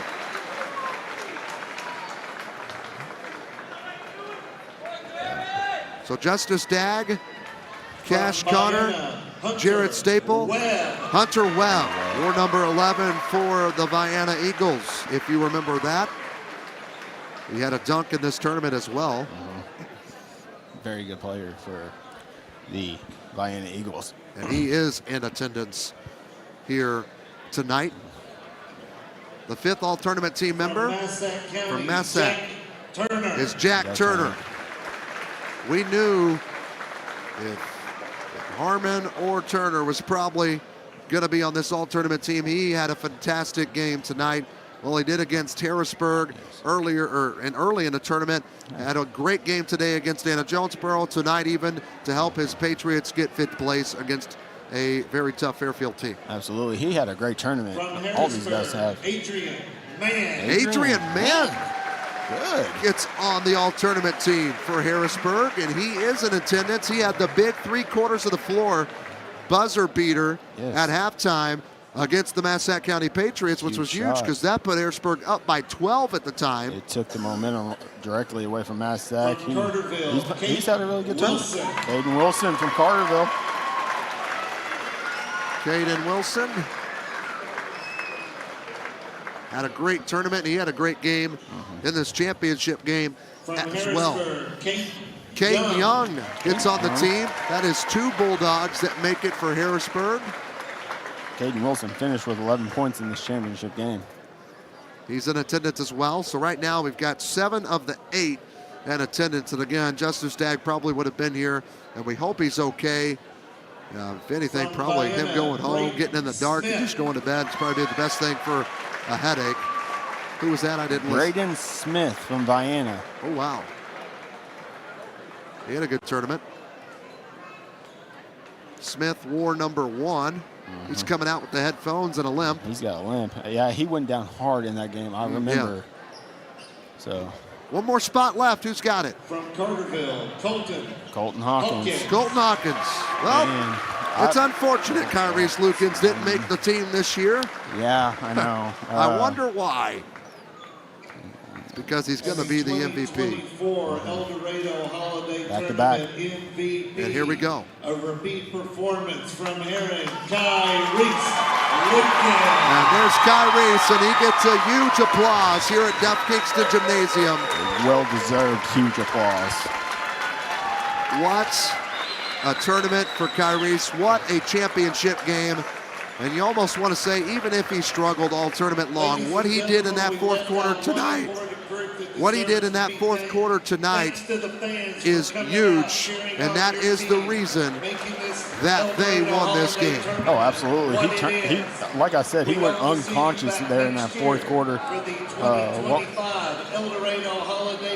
What did he have in that fourth quarter? I know I'm counting this up 27 times. 3, 6, 7, 8, 9, 10, 11, 12, 13, 14 in that fourth quarter. Had 5 points going into it. Did not score a point in the third quarter.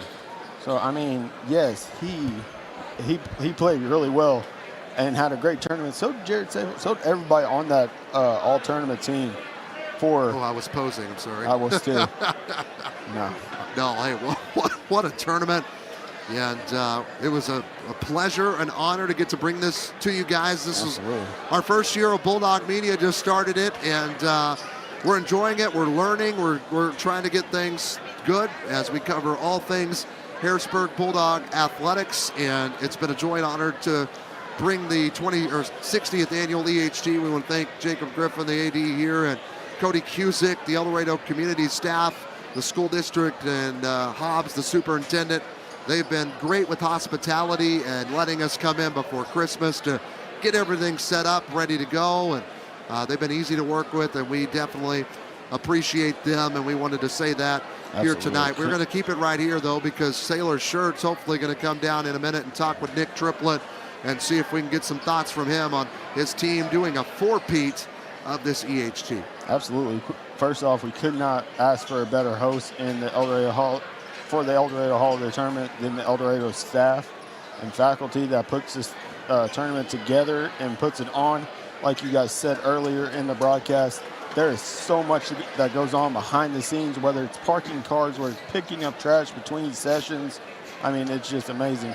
And, so boss, and the next thing I want to do is thank you, sir, because like I told Nick earlier, I think that was during the Consolation Championship game, I never thought I'd put on a headset again and call a basketball game, and I've had a blast this weekend doing this. I've always loved the Eldorado Holiday Tournament. I came here when I was a little kid with my dad, and coming back and doing this, it was more or less like a dream come true because I never thought I'd be back calling games on the radio. Well, I appreciate you. Like I said, you got to come out retirement. We got to get you back to Harrisburg, Mr. Carterville Lion. Are you probably going to go home and cry that this Carterville lost this game and you didn't really show much emotion? You know, I'm not really going to. I'm sad about that, but I'm more sad that Harrisburg is not the only one with the four-peat anymore. Yeah. To be 1,000% honest. Because that's something that they've been able to say in this tournament. Like, listen, yeah, you beat us. You took us out. Oh, we lost first round. But ain't nobody four-peated like us. But that's not the case. That was one thing when Harrisburg four-peated, I was in high school. Wow. Yeah. So that's another thing. Here, we're going to go real quick. Sorry to, Nick Triplett. And we are here now with head coach Sailor Shirts. Shirts, this is the second team in Eldorado Holiday Tournament history to four-peat.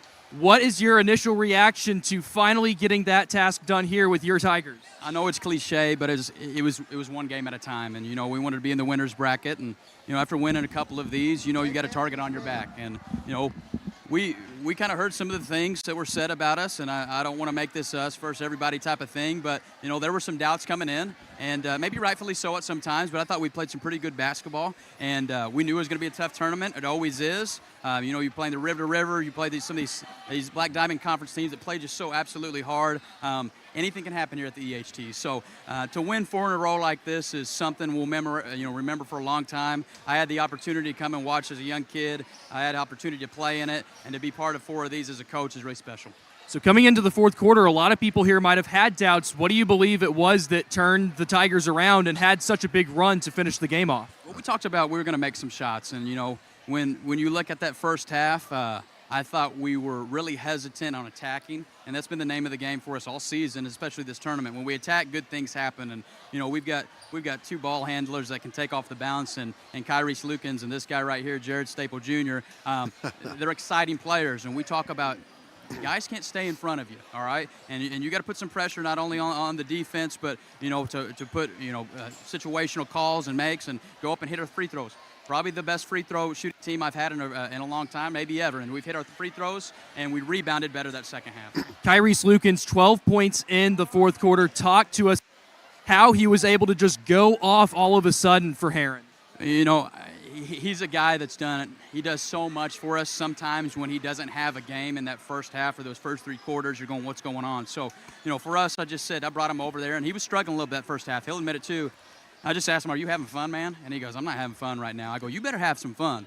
And in the show he put on right after that, man, he was having some fun, and so were we. And one more player to mention out, Jared Staple Jr. scoring 20-plus points tonight for the Tigers. He had a phenomenal week for you and the team. He was the constant. He was the straw that stirred the drink this week. Man, he attacked, and I don't know how he gets the rack some of the times he does, and he just put a lot of pressure on that defense off the bounce, and he's just made us such a complete team.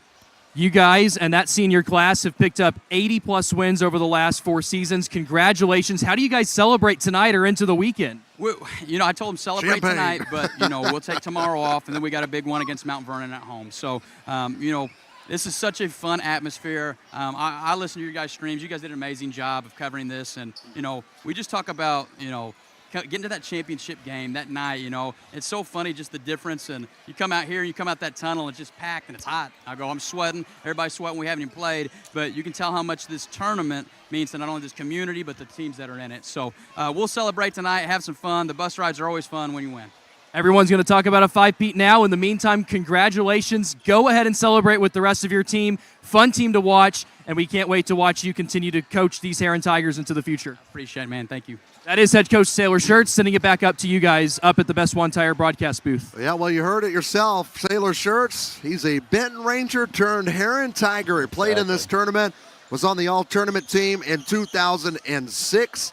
That year, excuse me, in the EHT, yes, Benton did play in the Eldorado Holiday Tournament. For those wondering, that year they ended up finishing 4th, and a game they lost in the 3rd place game to West Frankfort. So what a career he has had. Now he's coaching, and a 4-peat is huge. Oh, it's unheard of, more or less. I mean, Sailor Shirts has the Heron Tigers. I mean, when he took over for that program, it wasn't struggling because they had Irv Lukens there for a while, but they were wondering who was going to step into his shoes and lead this program.